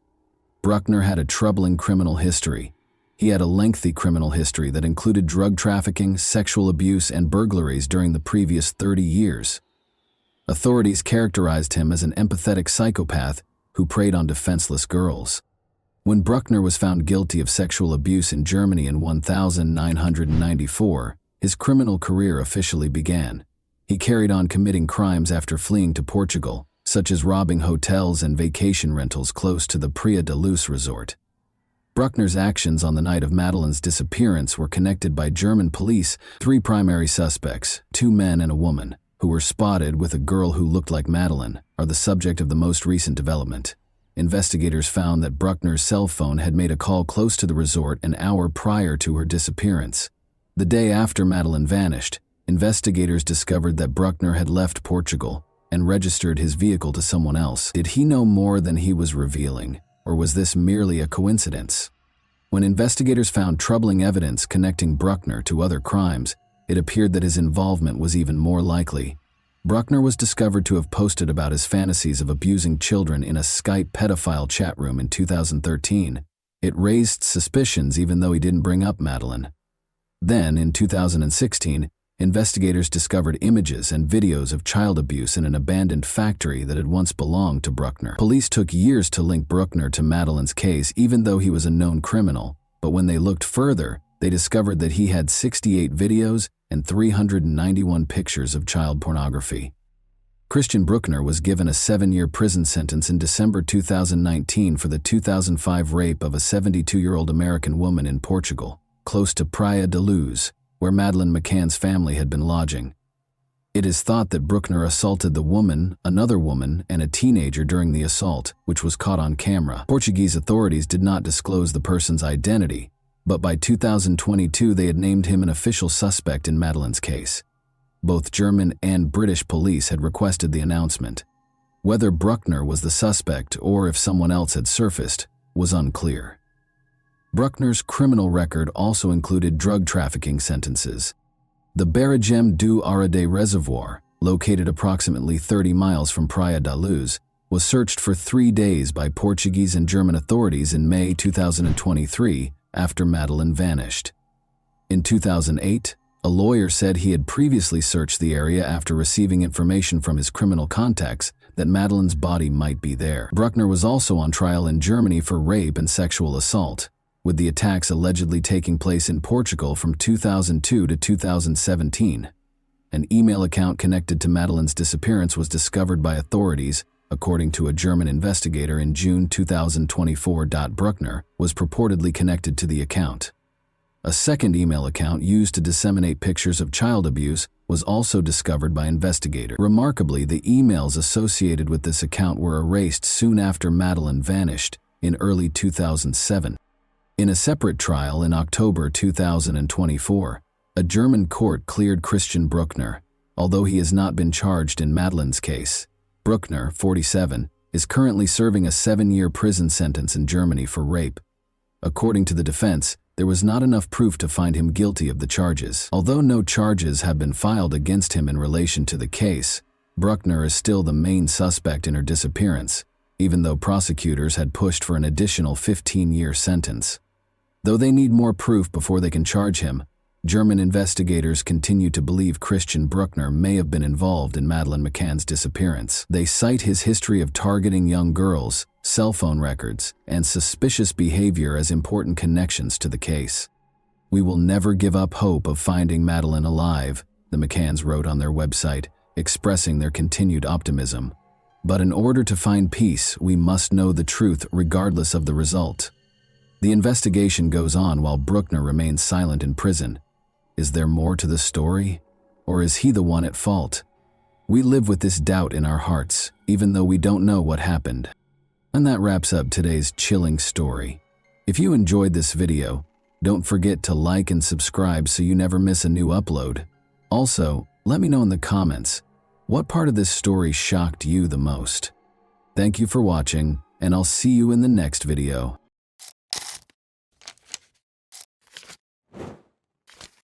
Hey guys, welcome to my channel, and today we're going to take a look at another horrible case with you. On Madison Street in New York, Officer Freeman saw a man throwing big black garbage bags into the river's edge early on April 7, 1996. The man froze as Freeman came closer. The officer noticed the two cars next to the man, their trunks stuffed with trash bags. He searched and found something startling. Bloody tools and blood-soaked clothing were found in the bags, along with a dismembered body that had been cut into 66 pieces in the most gory way imaginable. The man who disposed of the bags introduced himself as Vladimir Zelinin, 48. The police quickly learned that the person inside the bags was Yakov Gluzman, a 48-year-old billionaire and well-known cancer researcher who had tragically been duped by Vladimir. When Vladimir brought up Yakov's wife, Rita Gluzman, the case took an unexpected turn. The crucial query was, what role did Rita play in this terrible incident? Was she planning to murder her husband, or was Vladimir just assigning blame to deflect criticism and avoid responsibility? We must go back in time and meet Yakov Gluzman, the man at the heart of this whole situation, in order to fully comprehend it. What part did he play in this terrible incident, and who was he? January 2, 1948 was Yakov Gluzman's birthday. He was an internationally renowned scientist who made significant contributions to the study of cancer. Since their early years in Ukraine, which was then a part of the Soviet Union, Yakov and his wife Rita had known one another. 1948 saw the birth of Rita Gluzman in Ternopil, Ukraine. She was the oldest child of Holocaust survivors, Paula and Lab Shapiro. As a child, Rita saw friends and family members killed by the Nazis, which gave her a distinct viewpoint. Nevertheless, Yakov was unable to obtain a visa to depart the Soviet Union due to his importance as a researcher. He was regarded as an emerging, talented scientist. In February 1970, Rita found out she was expecting their son after departing for Israel. To facilitate their emigration, Yakov took a menial job as a carpenter, sacrificing his academic career in the Soviet Union. Rita persuaded the UN to bring her and Yakov back together in America with the aid of Jewish organizations. She even put pressure on the United States by going on an 18-day hunger strike close to the UN Senate to assist in her reunion with Yakov. Rita's will to go on a hunger strike was obvious. She was a very motivated individual. She desired to succeed in her life. Yakov was allowed to join her in the West by the Soviet Union as a result of her efforts. Yakov was able to carry on with his scientific work after the couple eventually got back together in the United States in 1972. They made Long Island, New York their permanent home in 1977, 5 years later. Yakov founded the pharmaceutical business Harbor Laboratory in New York by 1987. With Yakov's assistance, Rita also founded her technology business, ECI Technologies, at the same time. In 1987, Yakov advanced to the position of Director of Molecular Biology at Rockland County's Letterly Laboratories. Yakov worked in Rockland, so Rita had to make the difficult choice to move to Long Island while managing ECI Technologies. As the family's fortunes improved, they eventually moved into a large home in the posh neighborhood of Upper Saddle River, New Jersey, which is a very pleasant upper-middle-class neighborhood. The homes in this lovely neighborhood are very comfortable and sit on 3/4 to an acre of land. Vladimir's claims don't add up. If Rita and Yakov had a happy marriage, is he making this whole thing up to cover up a darker agenda, such as eradicating Yakov for financial gain? Let's go back in time to the discovery of Yakov's body before drawing any conclusions. Officer Freeman made a strange discovery in a parking lot near the river's edge on Easter, April 7, 1996. 2 cars with open trunks were the first thing he noticed. He also saw Vladimir Zelinin, who had one glove on his right hand and was dressed in a t-shirt. Large black trash bags were being thrown into the river by Zelinin. Freeman cautiously approached and saw that Zelinin's shoes and pants were splattered with blood, and that a surgical glove was also covered in blood. The air was heavy with the stench of drying blood. As Freeman continued his investigation, he discovered 2 bags. one containing blood-soaked clothing and the other containing bloody tools, including a hacksaw, axes, knives, and a scalpel. Unbelievably, 8 additional bags containing Jakob Glusman's tragically dismembered remains were found in the trunks of the 2 cars. His nose and lips were even removed, as part of the horrific act of chopping his body into 66 pieces. Vladimir Zelenin, wearing blood-stained trousers, stood beside Officer Freeman. Zelenin, who was Russian, could hardly speak English. He shockingly disclosed that Vladimir's cousin, Rita Glusman, had been instrumental in his immigration to the United States just 11 months earlier. As Vladimir admitted that Rita was the one who coerced him into carrying out the unimaginable deed of killing Yakov, the terrifying realization came to light. Rita had already left with her passport when Bergen County authorities showed up at her house the next day. Prosecutors were concerned that she may have escaped abroad, but Rita was allegedly on her way to Long Island while Zelenin was being held in Bergen County. It was clear that she knew the police would be looking for her. She made a quick stop in Nyack along the way, stealing a set of New York license plates from a parked car to hide her car's New Jersey tags. There was little question that Rita had planned the murder and was now evading the authorities, despite the fact that investigators in both jurisdictions had not formally named her as a suspect in her husband's death. They made it clear in a public alert that they wanted to talk to her. After her husband passed away, Rita disappeared for 6 days. On April 12, 1996, the police finally located her in Cold Spring Harbor, Long Island. Rita was caught breaking into a guest cabin by a cleaning lady during a routine cleaning round at the Hawk's Nest cabin. Her husband had worked for a company that owned this cabin. The woman had quickly called the police because she thought Rita was a thief. Rita attempted to flee by scurrying out a rear window onto the lab grounds after being confronted. She was eventually located and taken into custody by the local police.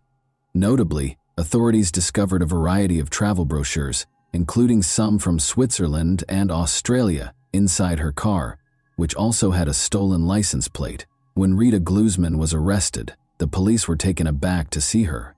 She was no longer the woman who wore expensive clothing. Her clothes, makeup, hair color, and even airline information had all changed. The police became increasingly suspicious because she had completely changed her appearance. However, there was one issue that prevented the police from charging her with her husband's murder under New York law. When flaws started to show in their marriage's apparently flawless exterior, the investigation took a different turn. The couple's hidden tensions surfaced during their move from Long Island to New Jersey. It turned out that moving to New Jersey, even though it was a mutual decision, put Rita under financial strain, particularly for her business, ECI Technologies. Jakob's income was crucial to the company's survival because it was not doing as well as it once did. However, there was one contradiction. Despite Rita's claims that the move left them impoverished, she was spotted driving a BMW, wearing mink coats and leading a fairly opulent lifestyle. On the other hand, Jakob used to wear regular jeans and drive a 1983 Nissan. According to his friends, he was more of an ordinary guy who wore khakis everywhere he went. The American dream appealed to Rita. She desired high living and spas. Jakob Glusman left the home in New Jersey in the summer of 1995 and rented a second-floor apartment in Pearl River, just a few blocks from his place of employment. Jakob had begun dating a woman he had met in 1994 while traveling to Israel to visit his family. By September of that year, the rift between Rita and Jakob had become irreversible. While Rita's technology company was in danger of going bankrupt, Jakob was making progress in his career as a cancer researcher. In a phone call with his father in the fall of 1994, Jakob acknowledged that his marriage to Rita, which had lasted 25 years, was failing. Jakob Glusman filed for divorce. The ECI Technologies company became a focal point during their divorce proceedings. Jakob insisted on thoroughly examining the company's finances before accepting any terms, while Rita desired sole ownership. Rita was devastated to hear this. Jakob claimed marital cruelty as the cause of the divorce when he filed for it. Tragic events occurred 4 months later, in 1996, when the couple's already shaky relationship was further strained when their 25-year-old son died while serving in the Israeli army. Jakob wanted to leave Rita because she was so furious. How could he have the audacity to abandon her, who was so invested in his transformation in the United States? Rita noticed that she was becoming desperate. and some people noticed that her behavior was becoming unpredictable. She found it difficult to control her cravings for luxury, even after Yakov gave her $90,000 when he moved out a year earlier in 1995. She was suddenly in America, where she could eat as much as she pleased. For her, it represented success. Rita Glusman engaged a private investigator to look for any negative information about Yakov in an effort to stop the divorce. She went to unlawful measures such as wiretapping Yakov's phone and even threatening to spread the AIDS virus to his girlfriend. She wanted to discredit this woman in Israel by putting cocaine on her, among other things. She had attempted to hire a lot of people. Her husband was being followed by others. She had extortion attempts against her husband's family. Rita Glusman started planning his murder after these plans failed to stop the divorce. She experienced yet another setback when she was arrested on shoplifting charges after being caught stealing small items from a New Jersey pharmacy. Her business kept failing, and as accusations were made by both parties, the divorce process grew more acrimonious. Rita was prepared to involve her cousin Zelenin and had already made a firm decision. Despite being straightforward, her plan was extremely cruel. Rita got a key to her ex-husband's apartment in the months before Easter. During one of their arguments, she persuaded him to give it to her and had a copy made. She was aware of her ex-husband's routine, which included him spending Saturday nights at the lab and typically coming home at 11:30 p.m. Knowing this, Rita made sure they had everything they would require, including a knife, a scalpel, a hacksaw, and a variety of cleaning supplies. Rita and Zelenin drove from Bergen County in a late-model Ford Taurus registered to her company on the evening of April 6, 1996, just hours before Yakov was scheduled to return home. They parked near Yakov's apartment in a poorly lit spot and waited in silence in the living room. It was 11:30 p.m. when Yakov parked his Nissan Maxima and went inside his apartment. At that moment, Zelenin struck first with an axe. When Yakov entered his apartment with an axe and a hatchet, she and Vladimir were waiting for him and jumped on him, attacking him. Rita Glusman then approached and started striking her husband with the axe, according to Zelenin. It was then that Zelenin's hand was injured. He was unable to see exactly where he struck Yakov because of the darkness, but the scientist fell to the ground. Rita then attacked her husband with ferocity and violent force. Her axe once slipped and struck Zelenin's right hand, causing it to bleed continuously. Rita insisted that they would examine Zelenin's wound later because they were pressed for time. She took a knife out of the bag and stabbed her ex-husband in the chest to make sure he was dead. His bloody body was dragged into the bathroom, where it was dismembered. Rita was adamant that no part of the man was big enough to be recognized. To make it impossible for anyone who might find the body to identify him, they even cut off his nose and lips, in addition to cutting off his fingertips to prevent fingerprint identification. Rita went into a cleaning frenzy, trying to get rid of any sign of the crime while Zelenin kept butchering the body.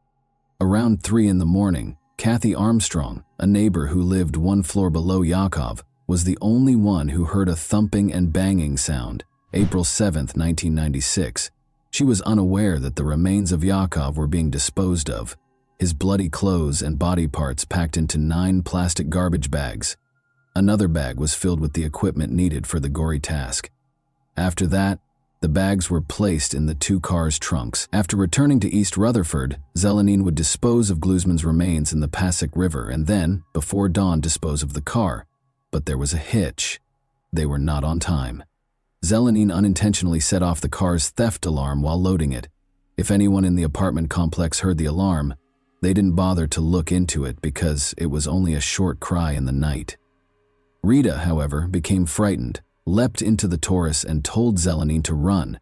After circling the neighborhood for a while, they cautiously made their way back to the apartment complex, checked to make sure everything was okay, and went back to their solemn task. And it took longer than Rita had expected to dismember Yakov and clean his apartment. The necessity to treat Zelenin's hand wound, which resulted from Rita's violent behavior against her husband, further threw off this schedule. Zelenin and Rita stopped at a CVS pharmacy in the town of Fairlawn on their way south. It was captured on a security camera that Rita spent $32 on bandages. What at first glance seemed to be a simple murder case turned out to be anything but. After investigators inspected the crime scene at Yakov's Pearl River apartment, the strange traces of forensic evidence that the investigators found had not yet been tested. Even after testing, there was still uncertainty, because there was no assurance that Rita would be directly implicated in the crime. The police knew that even if they were able to locate Rita's stray fingerprint, a competent defense lawyer could have it rejected by linking it to one of the couple's sporadic arguments. At this point, Zelinen's confession was the only solid evidence the police had. This presented a problem, though, because according to New York state law, an accomplice's testimony could not be used as the basis for a murder case unless it was backed up by other witnesses or strong evidence, neither of which was present at the time. Michael Rosen, Rita's lawyer, attempted to obtain bail the day after her arrest, pointing to the peculiar circumstances of the case. Rosen filed a felony examination after the judge denied bail despite the possibility of murder charges. For Rita to be detained without bail, prosecutors had 48 hours to demonstrate that she was dangerous and that there was a chance she would run away again. Since the police couldn't produce enough proof, Rosen was successful, and Rita was taken to jail after posting a $250,000 bond. However, everything changed when an FBI agent called. Unexpectedly, Rosen was ordered to bring Rita to the United States, White Plains Federal Court Building. Rosen found this surprising and didn't understand why the federal government was becoming involved. The reason became evident as Rosen and Rita arrived. Local authorities had worked with federal prosecutors to devise a novel strategy to charge Rita for her role in her husband's death, while Michael Rosen had been preoccupied with getting her bail. Federal prosecutors invoked the Violence Against Women Act, a 1994 domestic violence statute, in a brief 4-page complaint. It was a daring step. This law permitted federal intervention in cases of domestic violence committed by someone who crosses state lines, a tactic that had never before been employed against a woman. But it gave the police the power they needed to bring Rita to justice. It was noteworthy because it gave them permission to use Zelinen's testimony. In court, Zelinen described the events leading up to the incident and how they dismembered Yakov. Vladimir Zelinin claimed that Rita Gluzman was behind a wall a few feet away and that he was concealed behind the door as it opened. Zelinin struck Yakov's head with an axe for the first time as soon as he entered the room. With a knife in hand, Rita hacked and stabbed Mr. Gluzman until she nearly cut Zelinin's fingers off his right hand. According to Zelinin, he began by chopping off the arm at the shoulder, followed by the left leg below the knee and the right leg below the knee. Then, he claimed, he severed his head. Witness reports from Yakov's neighbors who saw a couple packing bags into a car at 3 in the morning were among the other pieces of evidence the police brought in. April 7, 1996, Rita was recognized by a pharmacy employee as the agitated woman buying bandages and antiseptic at 4 in the morning. The same morning. In addition, Rita's controlling personality was acknowledged by a private investigator she hired to spy on her husband and his lover. More than a year and a half after Yakov's passing, on April 3, 1997, Rita faced the U.S. Judge Barrington Parker, District Court. Despite her denials, the jury found her guilty of killing Yakov, dismembering him and dumping him in the river after being persuaded by Zelinin's testimony. She was given a life sentence in prison by the judge. In the Soviet Union, the woman who had once been celebrated as a symbol of freedom for a whole class was now imprisoned. Vladimir Zelinin was later given a 22-and-a-half-year prison sentence in May 1997.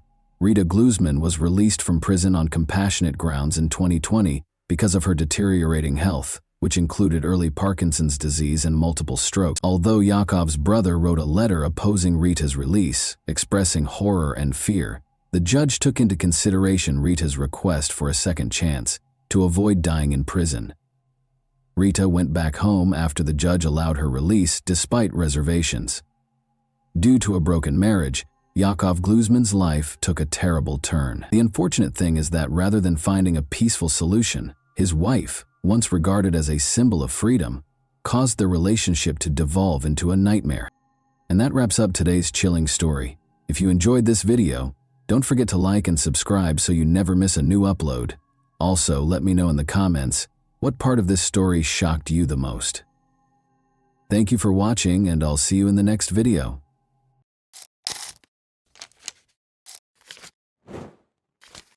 Hey guys, welcome to my channel, and today we're going to take a look at another horrible case with you.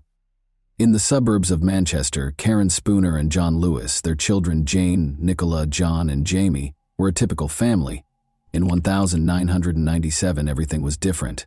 In Britain, May 5th was a holiday, therefore kids were exempt from attending school. 11-year-old John and 8-year-old Jamie, the family's youngest sons, were having fun in a nearby supermarket parking lot. They were great friends even though they were 3 years apart in age. Despite their disagreements, John always looked out for Jamie. John was playing with pals that day when he failed to see his brother vanishing from view, but it didn't disturb him. An 8-year-old being bored and going home, or to see a friend, was not unusual. But his brother was still gone when John got home at around 6 o'clock. When the two brothers left the house at 8 a.m., Jamie had not been seen since. For Jamie, who enjoyed wandering the streets but frequently returned home to hug their mother or have a snack, it was highly unusual. Initially, no one was concerned, since they assumed the youngster was with his pals and had lost his sense of time. He was terrified of the dark, so they were sure he would return before dusk. However, Jamie's family went out into the street to look for the child when their father got home from work at around 8 o'clock in the evening. They went to every street where he liked to play, visited all of his pals, and called his name, but all they got was an echo. They went home exhausted and called the cops. Jamie was raised in the Manchester district of Openshaw, which is well known for its numerous shuttered factories from the mid-century. This implies that it is a somewhat dangerous but alluring area for a young adventurer to play. A number of worried residents joined the police search as they started looking through these structures. Karen asked anyone with information regarding her son's whereabouts, or who may have seen him, to call the police. The boy was short for his age of 8, she said, and he frequently wore clothes for children of 5 or 6. Jamie's family's anxiety drove them insane. How such a young youngster could go for his regular walk and not come home was beyond comprehension. As time went on and Jamie didn't show up, folks started to worry. Numerous calls and texts were sent to the police claiming to have seen Jamie in different locations throughout Manchester. However, all of these leads were later found to be untrue. A few days following Karen's public appeal, a man claiming to have seen Jamie's sibling approached Jamie's older sister. The girl nodded in agreement when he inquired as to whether the boy was dressed in a dark blue suit. The man was identified as 28-year-old bus driver Darren Vickers. He reported seeing Jamie on his bus to the police and his family. He clarified that the boy was able to travel all day on any bus in Manchester, since he had bought an all-day rider ticket. Darren's bus was the one Jamie had picked, and they rode it together all day from Ashton to Manchester on Route 219, looking out the window and getting off at the same stop where he had boarded.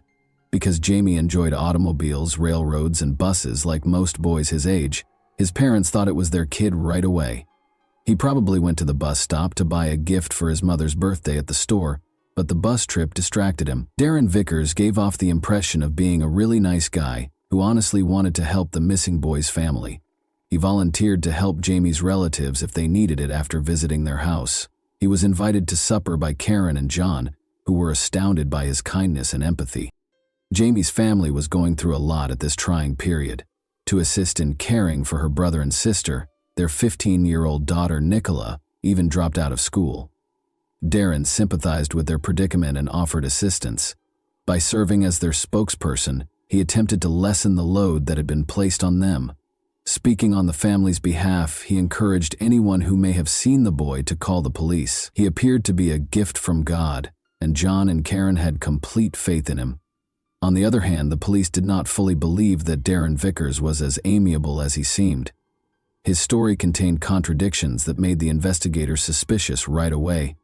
First off, it was illegal to sell tickets to minors, so the boy could not have had the one that Darren claimed he had, allowing him to go all day on any bus in Manchester. Why then would the driver let Jamie accompany him for 6 hours? Out of compassion for a youngster who is enthralled with transportation, or for a worse motive? Other travelers on Route 219 also started calling the police. They claimed that Darren had misled them regarding Jamie's actions that day. Instead of spending the entire day sitting by the window, the child transformed the bus into his playground. Because Jamie was permitted to sit close to the driver, play with the controls, hand out tickets to passengers, and even use the gear lever, witnesses deduced that he must have been the driver's son or younger sibling. The detectives were certain that Darren had done something to win the child's trust. They discovered that Vickers had been lying to them from the start after watching the security camera tape. The camera at the bus stop captured Darren getting off the bus and going up to the boy. Before they boarded the bus, Darren even brushed the child's hair during their brief talk. In the evening, Jamie and Darren did not show up at the same bus stop. Prior to the youngster going missing, Darren had only been a bus driver for 2 weeks, the police found out. Darren had submitted bogus references on all of his prior employment applications, with the exception of one that belonged to a convicted felon with a history of targeting minors, according to more research into his background. The investigators invited Darren Vickers, who was a very nice person, to the station to be questioned when he unexpectedly became the main suspect. Unexpectedly, Jamie's family was incensed by this. They thought the cops were desperate, so they concentrated all of their attention on their new acquaintance, since they had no other suspicions. They waited for him outside during his time at the station, supporting him in the same way that he had always supported them. The detectives had to free Darren because they had no concrete evidence against him, and their investigation of his house turned up nothing. Jamie's family organized a party for him right away. Not only that, but Darren also moved in with them, taking up residence in Karen and John's bedroom while the parents, unable to find any rest, slept on the living room sofa. This was shocking and unbelievable to the police and many residents of the community who suspected that Darren was not who he claimed to be. The more he spoke to the media on behalf of the family, the less people thought he was innocent and sincere. Darren specifically gave himself away during interviews by repeatedly shaking his head and shrugging his shoulders when addressing reporters, according to body language and gesture expert Cliff Lansley. Because people make these tiny head motions without realizing it, and because they obviously contradict the statement they are conveying, they were a gift for a gesture master. In an attempt to restore control, Darren called a radio station and begged everyone to stop holding him responsible for the kidnapping of the boy. He said that because he lived close by, he offered Jamie a ride home in his own car after the boy had spent the entire day on his bus. This claim exposed more contradictions in his account. After all, he first stated that he had driven him to his grandmother's house after dropping him off at the same bus stop where he had picked him up. Darren seemed to have taken the child home now. The man's feigned affection and his desire to bring their kid home alive blinded the Lewis family, despite the fact that everyone could see through his falsehoods. He stayed with them all the time, going to locations where they might have seen the youngster and occasionally even taking the lead in the hunt. One of the cops even claimed that the family trusted him more than the police because of his peculiar behavior, which made their job much more difficult. Given that the police have a duty to tell the victim's family during the inquiry, Darren likely believed it was shrewd of him to try to persuade them to back him. However, it was not a good idea to be as open with the family as he wanted to seem when the police knew that the enemy was inside the family. They had to be separated by the investigators. Luckily, the police used Darren's traffic infractions as justification to put him in jail for 10 weeks in September. The investigators searched for any evidence against him during this period. They determined on October 14 that they had sufficient circumstantial evidence to accuse Darren of kidnapping the child. Even though they were certain that Jamie was dead, they were still unable to charge him with murder. Luckily, Darren's frequent TV appearances worked against him.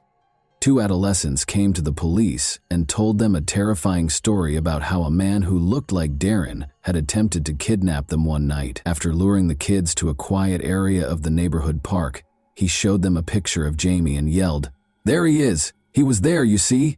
and tried to guide them deeper into the park.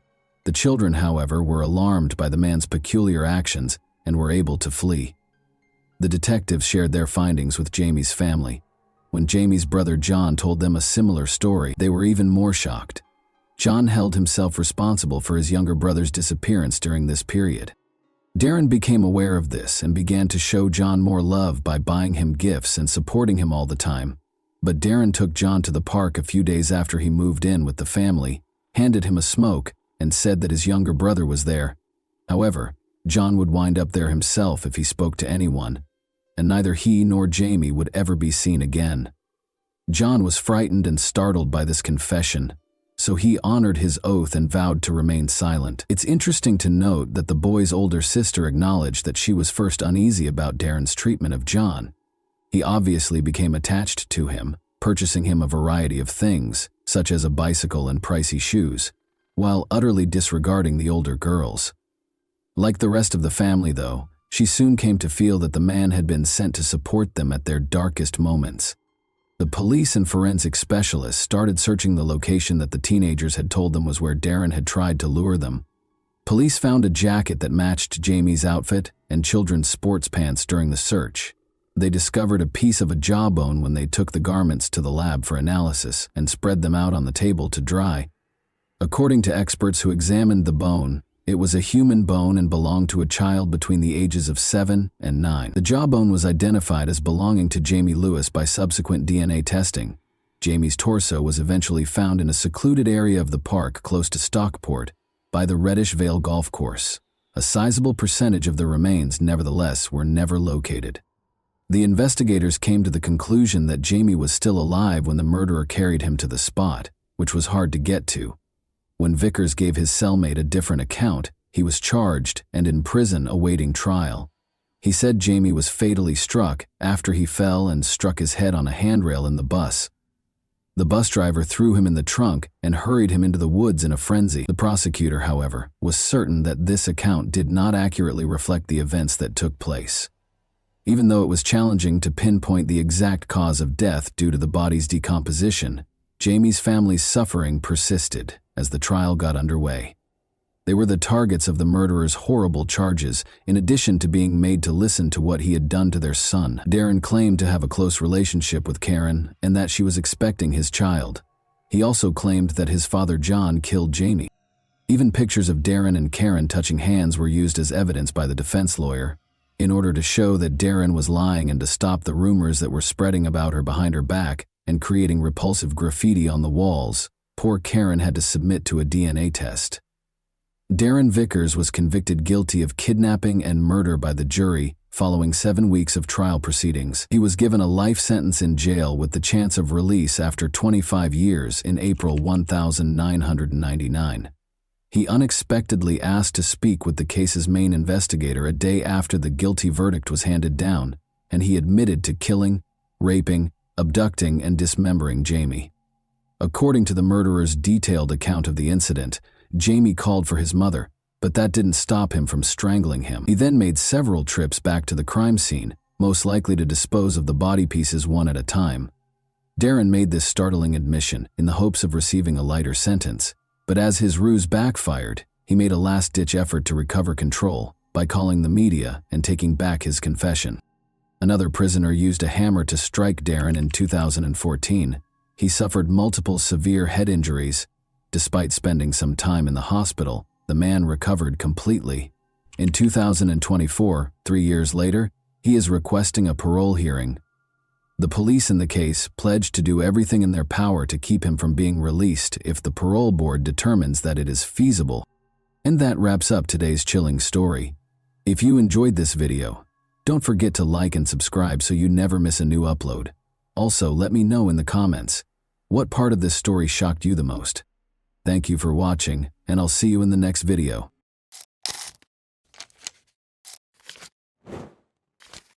Hey guys, welcome to my channel, and today we're going to take a look at another horrible case with you. We'll talk about what happened in Everett, Washington, on September 20, 2017 at 1:55 a.m., when multiple people called 911 after hearing loud explosions as soon as the police showed up. They discovered a horrifying image on the doorstep 10 minutes later.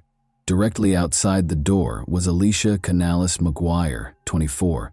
Sadly, she had already passed away. Thanks to CCTV footage and social media, investigators were able to solve this tragic case. Alicia was born on October 29, 1992, in Mount Vernon, Washington, to Manuel and Michelle Canales. She spent a significant amount of her adult life working as a caregiver because she enjoyed caring for others and always wanted to assist everyone. Raised on a farm, Alicia began working at the age of 5. She frequently went back to assist on the family farm because she understood the importance of hard work. Alicia loved spending time with her family, and she saw and talked to them often, always remembering to say "I love you" when she said goodbye. She and her spouse, Bradley, resided in Bird's View. In July 2017, Alicia and Brad tied the knot in a stunning beach ceremony at Deception Pass. As a result, investigators quickly discovered that Alicia did not reside in the home where she passed away. It belonged to her sister, Amanda Canales, who shared it with her 3 kids.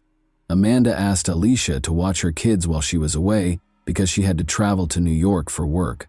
Alicia was glad to assist because she loved her nephew and nieces. 2 months prior, she had tied the knot and was eager to begin a family of her own. One of the people who called 911 was the stay-in nanny who was in the house with her. When she went downstairs after hearing gunshots, she discovered Alicia motionless and lying at the front door. When the police officers got to the scene, they looked at the house first. They had to see if the criminal was inside.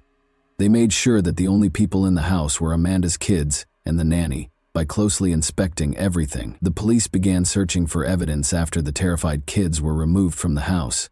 The house had a car parked in front of it. Beside it were shell casings. It indicated that the person who shot Alicia was standing close to the vehicle, just in front of the front door. The door frame was struck by several bullets. Just outside the door, Alicia was lying face down. It did not appear to be a robbery. The house was not a mess. Furthermore, it appeared that the criminal had not even gone inside the house. However, why and by whom would someone wish to kill Alicia? The detectives suspected that it was a case of mistaken identity after learning that it was her sister's home. The investigators questioned Amanda, who may have been the target, but she was in New York when the nanny, who was also present in the house when the crime was committed, relaxed. They inquired as to whether she knew who would want to harm her or if she saw the person who shot Alicia. The nanny claimed that when she heard gunfire, she was upstairs. She noticed that Alicia was motionless and face down on the floor when she looked down. She called 911 because she was afraid and didn't see the person who had shot Alicia, the nanny. As far as she was aware, she told investigators, Alicia and her husband Bradley got along well, but she provided the first important lead to the police. According to her, there were issues between Amanda, Alicia's sister, and her former spouse, Kevin Lewis. The detectives discovered from looking through the local sheriff's office reports that this was not the first time the police had been called to this address. Every incident had something to do with family disputes between Amanda and Kevin Lewis. The detectives were therefore intrigued by this version. Kevin Lewis lived in a different area of Everett, so they located his home address and went there before dawn to speak with him. It was dark in his home. During the conversation, Kevin answered the door when they knocked. "Talk to Lewis." "She should be home," he said in response to the officer's question about his ex-wife's whereabouts. He appeared to have just awoken. He was asked to tell the detectives where he had slept. He claimed that his mother and sister could verify that he had spent the entire night at home. When the detectives told him that there had been a shooting in the home where his children lived, he didn't inquire as to why they were there. It was odd that he didn't show any emotion. He should have inquired about his children's well-being as a parent, but he chose not to do so. Kevin looked shocked and said, "Really, that was the end of our conversation?" when the detectives informed him that Amanda had been out of town on business. While strolling down the street, the detectives noticed that 2 nearby homes had security cameras that they could use to verify Kevin Lewis's story. He said that instead of going out, he spent the entire night at home. However, after reviewing the video, the investigators discovered that approximately 40 minutes prior to the assault on Alicia, a car was pulling up alongside Kevin's driveway. Then someone who looked a lot like Kevin came out the front door, approached this car, and got in. The vehicle drove off a short while later. The quality of the recording prevented the police from conclusively identifying Kevin as the next victim. The footage was seen by the investigators from a different camera. Despite being able to examine the car more closely, they were unable to identify it. They could only make out that the car was light in color. About 20 minutes later, they saw the car return after fast-forwarding the recording. But they had one important detail to notice. This car's front right rim was different from the other 3. The front right rim was dark, while the other 3 were light. Kevin Lewis, who was in the first recording, got out of the car and went back to his house when the car came to a stop close to it. Approximately 20 minutes prior to the 911 calls regarding a shooting, this man, whoever he was, entered the house. The car then drove off and never came back. The drive from Kevin's house to Amanda's was 15 minutes. This could indicate that the car had enough time to reach Amanda's house, or it could indicate that the car was unrelated to the shooting. It was too soon to say. Amanda learned of her sister's passing. She was in New York a few hours later, when their father called to inform them that Alicia had passed away. Alicia married, was content, and hoped to start a family of her own, but now her family had to grieve for her. Amanda said she had no doubt that her ex-husband Kevin was the one who shot Alicia when the investigators asked her if she believed he could have done it. Amanda Canales wasn't prepared to publicly acknowledge how toxic her relationship with her ex had been, even after her 8-year marriage ended. Despite having 3 young children, 2 girls and a boy, and spending 10 years with Kevin Lewis, Amanda had been extremely unhappy and continued to live in fear of him even after their June 2017 divorce. Amanda had been bruised by Lewis's previous physical abuse, and even after they had parted ways, he continued to threaten her. Amanda was granted full custody of their children in August 2017. Lewis was ordered to pay $800 a month in lieu of child support. For Amanda, it was a new beginning. As a single mother, she was grateful for the support she received from her family and concentrated on her home in Everett, Washington. Amanda was threatened by Kevin. He threatened to kill her. He had the training because he had served in the military. Although her sister passed away, Amanda thought she was the one who had been attacked. Rather, she even obtained a restraining order against Kevin, which he repeatedly broke. Amanda and their 3 kids were both terrified when he wandered outside her house and peered in the windows. Kevin was not charged by the police with any of the restraining order violations. Amanda was returning home late at night and parked in the driveway next to her house when she was brutally beaten as she got out of her car a few weeks prior to her sister's death. Someone attacked her as soon as she opened her car door. She didn't have time to see the attacker's face because everything happened so quickly, but given everything, she was certain that Kevin Lewis, 30, was responsible for Alicia Canales McGuire's death. The investigators thought he was planning to kill his ex-wife. At the time, Kevin was unaware that she was in New York. He was unaware that Alicia had been asked by Amanda to watch her kids while she was away. Today, though, this version contained an error. Kevin would have been at his house when the shooting occurred, if the man in the video was indeed him. He was also given an alibi by his mother and sister. As a result, the police kept looking into the incident and took into account various theories. After going back to Amanda's house to take another look at everything and analyzing the bullet trajectory, experts came to the conclusion that Alicia was shot while the door was partially open and that the shooter fired at least 7 shots that entered the house from the outside. According to the evidence found at the scene, someone fired a shot while standing next to the garage, then proceeded to the house's door and fired once more inside. Multiple gunshot wounds to the head and torso were determined by the medical examiner to be the cause of Alicia's death. She was hit by 5 shots. There were gunpowder stippling injuries in 2 of the wounds. The last 2 gunshot wounds to the head were most likely the last 2 wounds administered, according to the medical examiner, who testified that he was unable to ascertain the order of the 5 shots.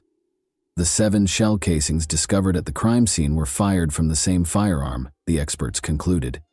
Alicia was shot at close range, resulting in head injuries. After examining this version, the investigators were unable to locate any proof to support this. Due to the rarity of this particular brand of shell casings, the police were also interested in the ones discovered at the crime scene. These casings were produced in Russia and sold under the Tulimo name. The investigators hoped to identify the seller of these cartridges and possibly the buyer because the brand was not very popular. The investigators found that this brand of cartridges was sold by Walmart. The crime scene was close to one of these shops. Walmart representatives informed the detectives that they had CCTV footage showing a man paying for 9mm Tulimo cartridges that he had recently purchased. The detectives went straight to Walmart to view the video. They thought Kevin Lewis might be the buyer when they made the recording on September 18, 2 days before Alicia passed away, but they were mistaken. The police now knew the identity of the man in the video, who wasn't Kevin, because he used a credit card to make the purchase. When the investigators looked into this man, they discovered no relationship to the nanny, Alicia Amanda, or Kevin Lewis.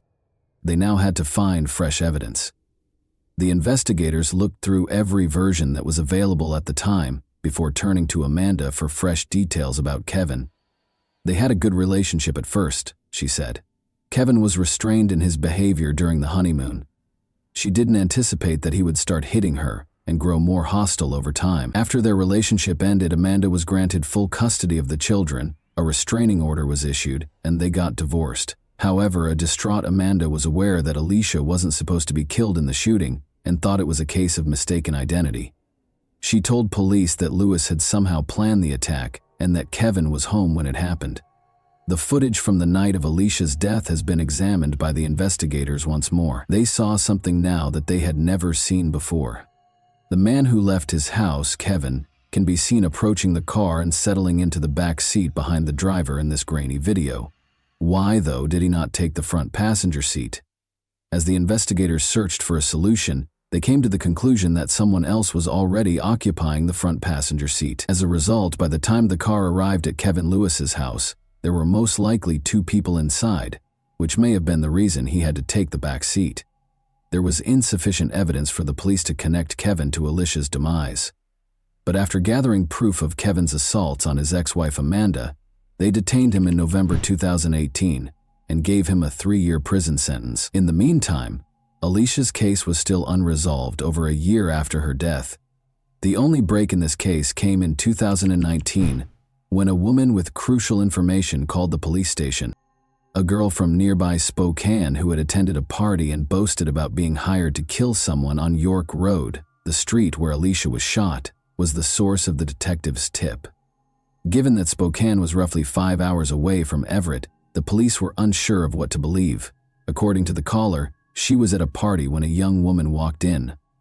Angelica is who she is. The latter boasted about her involvement in the crime with her boyfriend. This woman claims that Angelica stated that a person died as a result of being shot in the head. They were hired to shoot from around the corner by the children's father. Additionally, according to Angelica, they killed the wrong person. A case of mistaken identity was involved in the incident. The specifics of this case have never been made public by the police. Alicia's head injury was only known to the investigators and her family. Angelica's knowledge of numerous details about the crime piqued the police's interest as they searched for her. Her true name, Alexis Hale, was discovered by the investigators. On her social media, they discovered pictures of her brandishing a 9mm handgun. It might have been the crime's weapon. Additionally, there were multiple videos with a man in the background. It was Jaredon Phelps, Alexis's boyfriend. Alexis Hale shared a video taken through a car's windshield that examined the road signs the night before Alicia passed away. The investigators were able to pinpoint the precise location of the car at that time, which was roughly 10 minutes away from Kevin Lewis's home. A few hours after Alicia's passing, Jaredon Phelps boasted about a wad of cash in the video below. One of the 5 comments that the investigators saw on Phelps's social media photo was from his aunt. They identified his aunt as Kevin Lewis's mother after clicking on her social media profile. As it happened, Kevin's cousin was Jaredon Phelps. The police had good reason to make an arrest. Alexis Hale was the first to be placed in handcuffs. She screamed and claimed that because she was only 17 years old, the police were unable to arrest her. She demanded a lawyer because she understood why she had been arrested. Jaredon Phelps was taken into custody by the police in a different area of the city at the same time. Phelps and Hale had driven from Spokane to Everett to carry out the shooting, according to the investigators' phone records. Additionally, early on September 20, Lewis's neighbor's security footage captured someone getting into a car. At 1:13 a.m. EM, the man in the white top departed, and at 1:37 a.m. he returned. Following Alicia's passing, Lewis was wearing a white top when the police visited him. Alexis kept everything from the investigators. At the time, Kevin Lewis was serving a 3-year prison sentence for assaulting Amanda. As a result, the researchers were hoping that Phelps would provide some information. The investigators suspected it was Kevin Lewis, and now the police had a confession and the name of the man who hired Hale and Phelps. Phelps provided them with additional information about the crime when they brought him to the scene. Following Alicia Canales McGuire's death in September 2017, Kevin Lewis, who was already incarcerated on an unrelated charge, was charged with aggravated murder with a firearm, conspiracy to commit murder, and solicitation to commit murder in July 2020. At the age of 20, he entered a guilty plea to first-degree premeditated murder. He was given a 31-year prison sentence by the court. At age 18, Hale entered a guilty plea to the same charge and received a 15-year sentence. During the trial, Phelps testified that he had committed the crime for financial gain and to gain notoriety. Lewis gave Phelps money, which he used to purchase a Ferragamo belt buckle, Timberland boots, and some tattoos. He asserted that he had given his ex-girlfriend $200 after she obtained the pistol from a family member. Later that year, Lewis entered a not guilty plea and was put on trial by the prosecution. Claimed that in order to get his ex-wife out of the way, he had given $2,400 to his cousin and his girlfriend. Although he had made them into adolescent killers, Alicia had unintentionally opened the door in a tragic case of mistaken identity. Lewis gave Phelps an envelope of cash on the way back. Phelps said Lewis had led them to the house, but that he didn't know who the target was. Phelps and Hale dropped Lewis back at his house and then went back to the spot Lewis had indicated. After getting out of the car, the two headed for the house.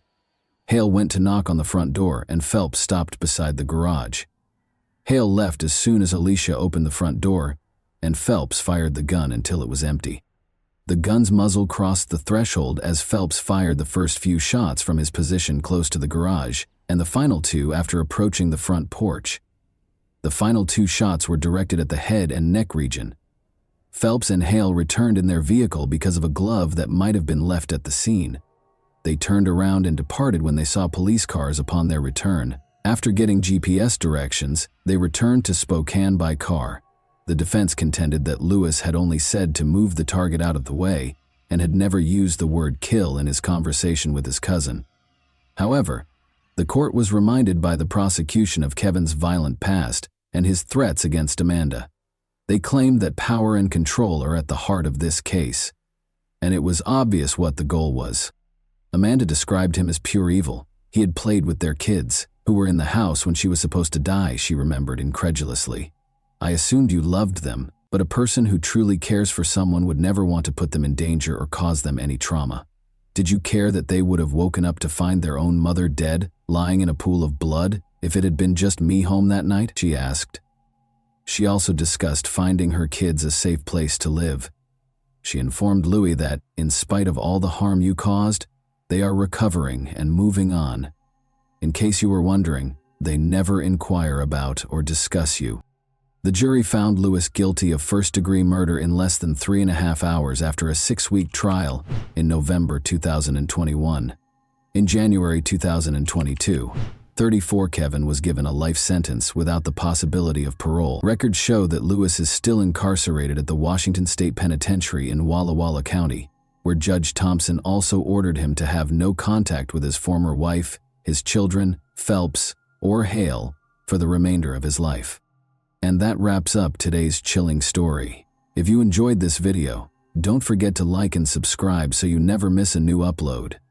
Also, let me know in the comments, what part of this story shocked you the most? Thank you for watching, and I'll see you in the next video.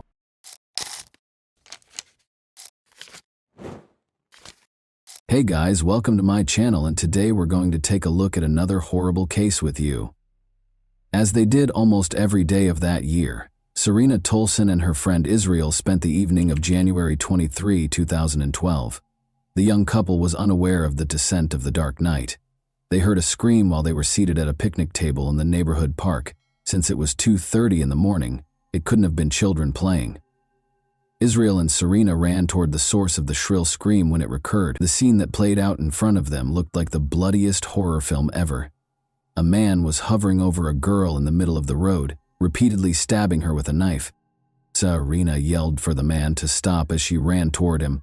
Israel shoved the assailant away from the girl, but the man got up and fled back to his car as Serena was calling the emergency hotline. With a bigger knife in his hands, he moved away from it. The two were pursued by the man. Israel and Serena dispersed in different directions, but when Serena turned around, she saw that he was going back to his victim to complete the task he had begun, not chasing after her. Serena was unable to speak because of the noise the big knife made as it entered the victim's body, and the girl saw him thrust it into her. The girl was dead, she told the operator. In the meantime, the man went to his vehicle, climbed in, and drove off. Melissa Dahm was born in the well-known resort city of Clearwater, Florida, which is renowned for its immaculate white beaches. Being the youngest in her family, Melissa was surrounded by her parents' and older siblings' love as she grew up. She never had any issues. She wanted to make her parents proud, so she did well in school. In an effort to become independent and self-sufficient, she secured a job at Dairy Curl to cover her own gas, insurance, and other costs. Before going to the beach to purchase ice cream, everyone would stop at Dairy Curl due to the cafe's proximity to her home and the frequent visits from her friends. Melissa loved her job there. Melissa first became aware of Robert Burton at Dairy Curl. Although he was a few years older than Melissa, they went to the same school. Robert's amiable and charming demeanor enthralled the girl. He was tender and kind. The young couple wanted to spend more and more time together, even though they seemed to be very different from one another. Robert didn't particularly enjoy getting together with friends, but Melissa was gregarious and energetic and loved spending time with them. In addition, Robert felt uneasy around his own family, whereas Melissa grew up in a close-knit household. He felt alienated in his own home because his mother had remarried and he had stepbrothers. He consequently began spending more time with Melissa's relatives. When Melissa discovered that Robert had not given up smoking as he had promised, it was the first red flag in their relationship. Although he expressed regret and pledged to stop lying to her, Melissa felt uneasy about being duped for such a long time. Their tension only grew after Robert persuaded her to abandon her aspirations of enrolling in a prominent university where she had been accepted. Melissa told everyone that she didn't want to leave the town, but in actuality, Robert was the main reason. Robert spent all of his time with her, which interfered with her work when she was able to secure a part-time job at the hospital, while still holding on to her dream of becoming a nurse like her mother. He would set up scenes, making her the guilty party, and persuading her that she was the reason behind their frequent arguments, even if she attempted to tactfully explain that her shift had only just started. Melissa, who was practically a teenager, didn't realize that Robert's actions were out of the ordinary and thought that was the case in all relationships. Melissa received an invitation from her sister to hang out on the beach with friends in the spring of 2011. Melissa's ex-boyfriend was brought up by one of the guys, which obviously upset Robert. He began acting like a child and stepping on her shoes from behind as they were making their way back to the parking lot. Despite knowing she wasn't at fault, the young man obviously wanted to get even with her. Melissa tried to escape him by running ahead of him, knowing he wouldn't stop. She turned around when she came to a small hill and yelled at him to stop acting like such a child, but he pushed her off the elevation without a word. The girl suffered severe scratches after falling down the hill. Her friends hurried to her aid when she cried out, but Robert went to the others and said Melissa had fallen, rather than running to her. Robert called Melissa a liar after she claimed he had shoved her. If Melissa's older sister hadn't stepped in and taken her home, it's unclear how the argument would have ended. The young couple shouldn't be left alone, in her opinion. Melissa's mother insisted that her daughter end the relationship with him after hearing about the incident, and the girl appeared to comply. But 2 weeks later, to her astonishment, Robert returned to her home. Their relationship completely changed as a result of this incident. He threatened to harm himself, which prevented Melissa from ending their relationship. Melissa and Robert were once more hanging out with friends on October 25, 2011. Melissa apparently felt more courageous than normal because she refused to go get cigarettes when Robert insisted on it. Clearly upset, the young man grabbed her car keys and demanded that they go to the gas station store together. Melissa subtly requested that the guys follow them in their cars since she could sense a storm coming. After noticing this tactic, Robert began to wonder if Melissa had spoken to them. Naturally, she denied it, but he was unable to relax. He began flinging Melissa's phone, keys, and bag across the street after they got home and she braked in the driveway. He hit the girl in the face after she screamed for him to stop. Melissa was clearly trying to beat Robert when he lunged at her, but she was able to hit him in the groin, get up, and flee. The girl recalled where her phone had been thrown by him. Reaching for it, she dialed 911, but she hesitated when it came time to hit the call button. Robert always threatened to kill her if she ever complained about him to anyone, after all. However, he was only 2 steps behind her when she turned around. She gained courage from that. She called the number and informed the emergency operator about the attack. She realized he wasn't pursuing her as she ran toward the intersection where the gas station was. She had the sudden thought that he was aware of the location of the keys he had thrown. As he always threatened, he would visit her home and murder her mother.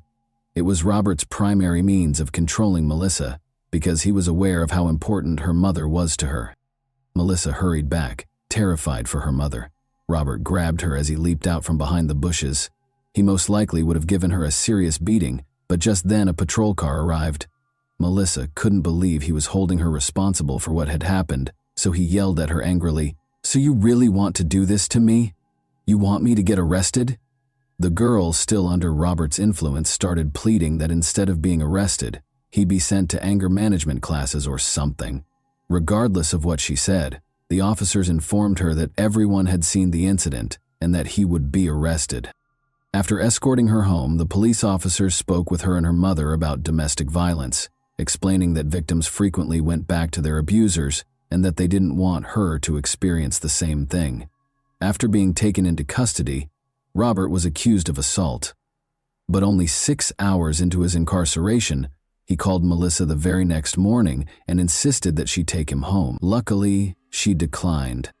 January 23, 2012 was the date set for Robert's trial. Melissa had a good weekend with her friends because she didn't have to be at the trial.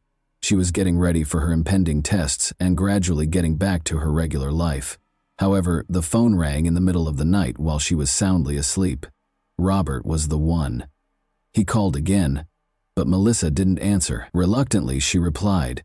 Robert informed her that he was close to her residence.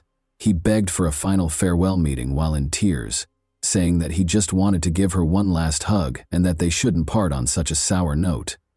The girl reluctantly consented and, believing she could manage the situation, retrieved her phone, keys, and pepper spray, but she knew it was a big mistake the moment she stepped outside. Unfortunately, the girl was too ashamed to turn around because Robert had already noticed her. She hoped to bid him farewell as soon as possible and then go back to bed to rest before her test. The young man came up to her and gave her a tight hug, and then she heard a click. He pulled out his pocket knife. With great force, he hit her, striking her throat, face, and shoulders. Melissa let out a cry and struggled for her life. Suddenly, a girl came out of the shadows and told him to stop. Melissa reached for the girl's hand even though she didn't know her and wasn't sure how she could help. She hoped to call for assistance when she noticed a phone in her hands. Israel complied with Serena's instruction to push the assailant away from the girl at the same moment, because that was her name. Robert got up and walked calmly to his car. Robert abruptly started chasing after them as Serena went up to Melissa and was ready to take her hand. Fearing she would be his second victim, the girl was frightened.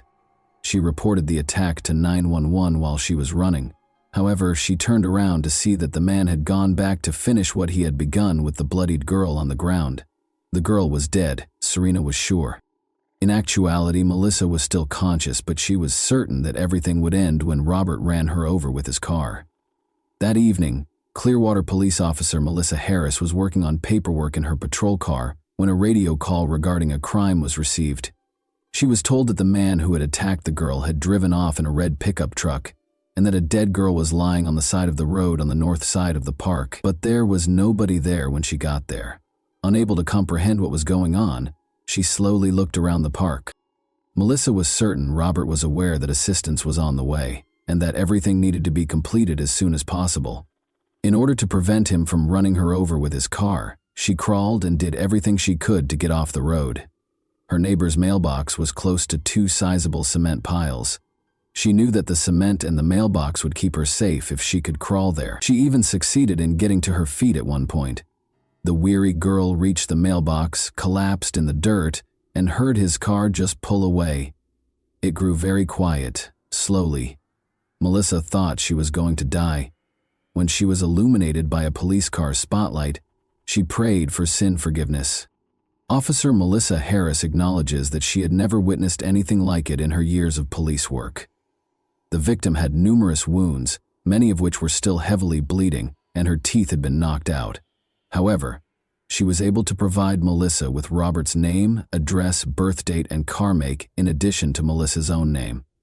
To dispel any uncertainty regarding the identity of the offender, she even spelled out his last name. The girl whispered that she could now go after giving all the information. But the oncoming medics stopped her from closing her eyes because they knew she might not wake up again if she did. Melissa's mother woke up as they struggled to treat her most serious injuries. The woman was asked to accompany the police officer, who had already arrived at their house after the girl had been attacked, because her daughter had also been attacked. She was positive that Melissa was sleeping upstairs because the police had misidentified the door. She realized, however, that the officer was pressing her along in order to get her to see Melissa before it was too late. Every second that went by made Melissa's condition worse. She was clearly in need of helicopter transportation. Cameron, a firefighter who also showed up on the scene, recommended landing on the football field. He marked the landing area with signal cones after jumping over the fence. Melissa was placed on a stretcher in a matter of minutes. Nobody thought she would live, and her condition was critical. Cameron, however, felt somehow certain that he would see her again as he watched the helicopter take off. Melissa came dangerously close to death multiple times on the operating table. Her body just didn't have enough blood, and her heart had a hard time pumping it. As a result, while transfusing blood on one hand, the doctors attempted to halt the bleeding on the other. 3 hours later, she was still breathing and squeezing the surgeon's hand feebly. It was only at that point that the weary medical staff decided to take a break and let the patient and themselves rest. The police radio announced that Robert had been spotted in the city in the morning. Presumably to wash away Melissa's blood, he made a stop at a store and purchased a large amount of water. He then went to Walmart to buy sleeping pills and had a meal at McDonald's. His vehicle was then discovered wrecked in a store. The young man was discovered unconscious behind the wheel. The vehicle caught fire after the wheel carved a hole in the ground from the prolonged operation. After being brought to the hospital, the man was shocked to learn that his victim had lived. At first, Robert maintained his innocence by saying he wasn't himself. He suddenly admitted his guilt, though, after the psychiatric evaluation determined that he was not insane and the court date was set. He received a life sentence without the chance of release. Melissa was hospitalized for 3 weeks. She had to retrain herself to walk, talk, eat, and even close her eyes. Melissa was asked to speak at a violence victim center after she recovered completely. Even though she was extremely anxious, she couldn't help but notice that 2 young firefighters were sitting in the front row, paying close attention to her every move. As it happened, Chief Cameron had called to let them know Melissa would be speaking close by and suggested they surprise her. The fact that Melissa was the same girl he had assisted in rescuing in the helicopter astounded Cameron. After introducing himself, Cameron invited Melissa and her mother to their fire station for a celebratory lunch. The youths were essentially inseparable after that day. Cameron restored Melissa's love for life, even though she was certain she would never date again. Later, when she was asked to ceremoniously open a baseball game, Cameron ran up to her and asked, "Will you marry me?" Melissa naturally said yes, and the two fell in love, and were married in 2017. Never date an ex-partner after a relationship breakup is Melissa's main piece of advice as a lawyer who advocates for the rights of victims of violence. Even she was unaware of the potential danger. She believes she lived to fulfill the vital duty of assisting young women who feel they are undeserving of respect and true love, despite having nearly died. And that wraps up today's chilling story. If you enjoyed this video, don't forget to like and subscribe so you never miss a new upload. Also, let me know in the comments, what part of this story shocked you the most? Thank you for watching, and I'll see you in the next video.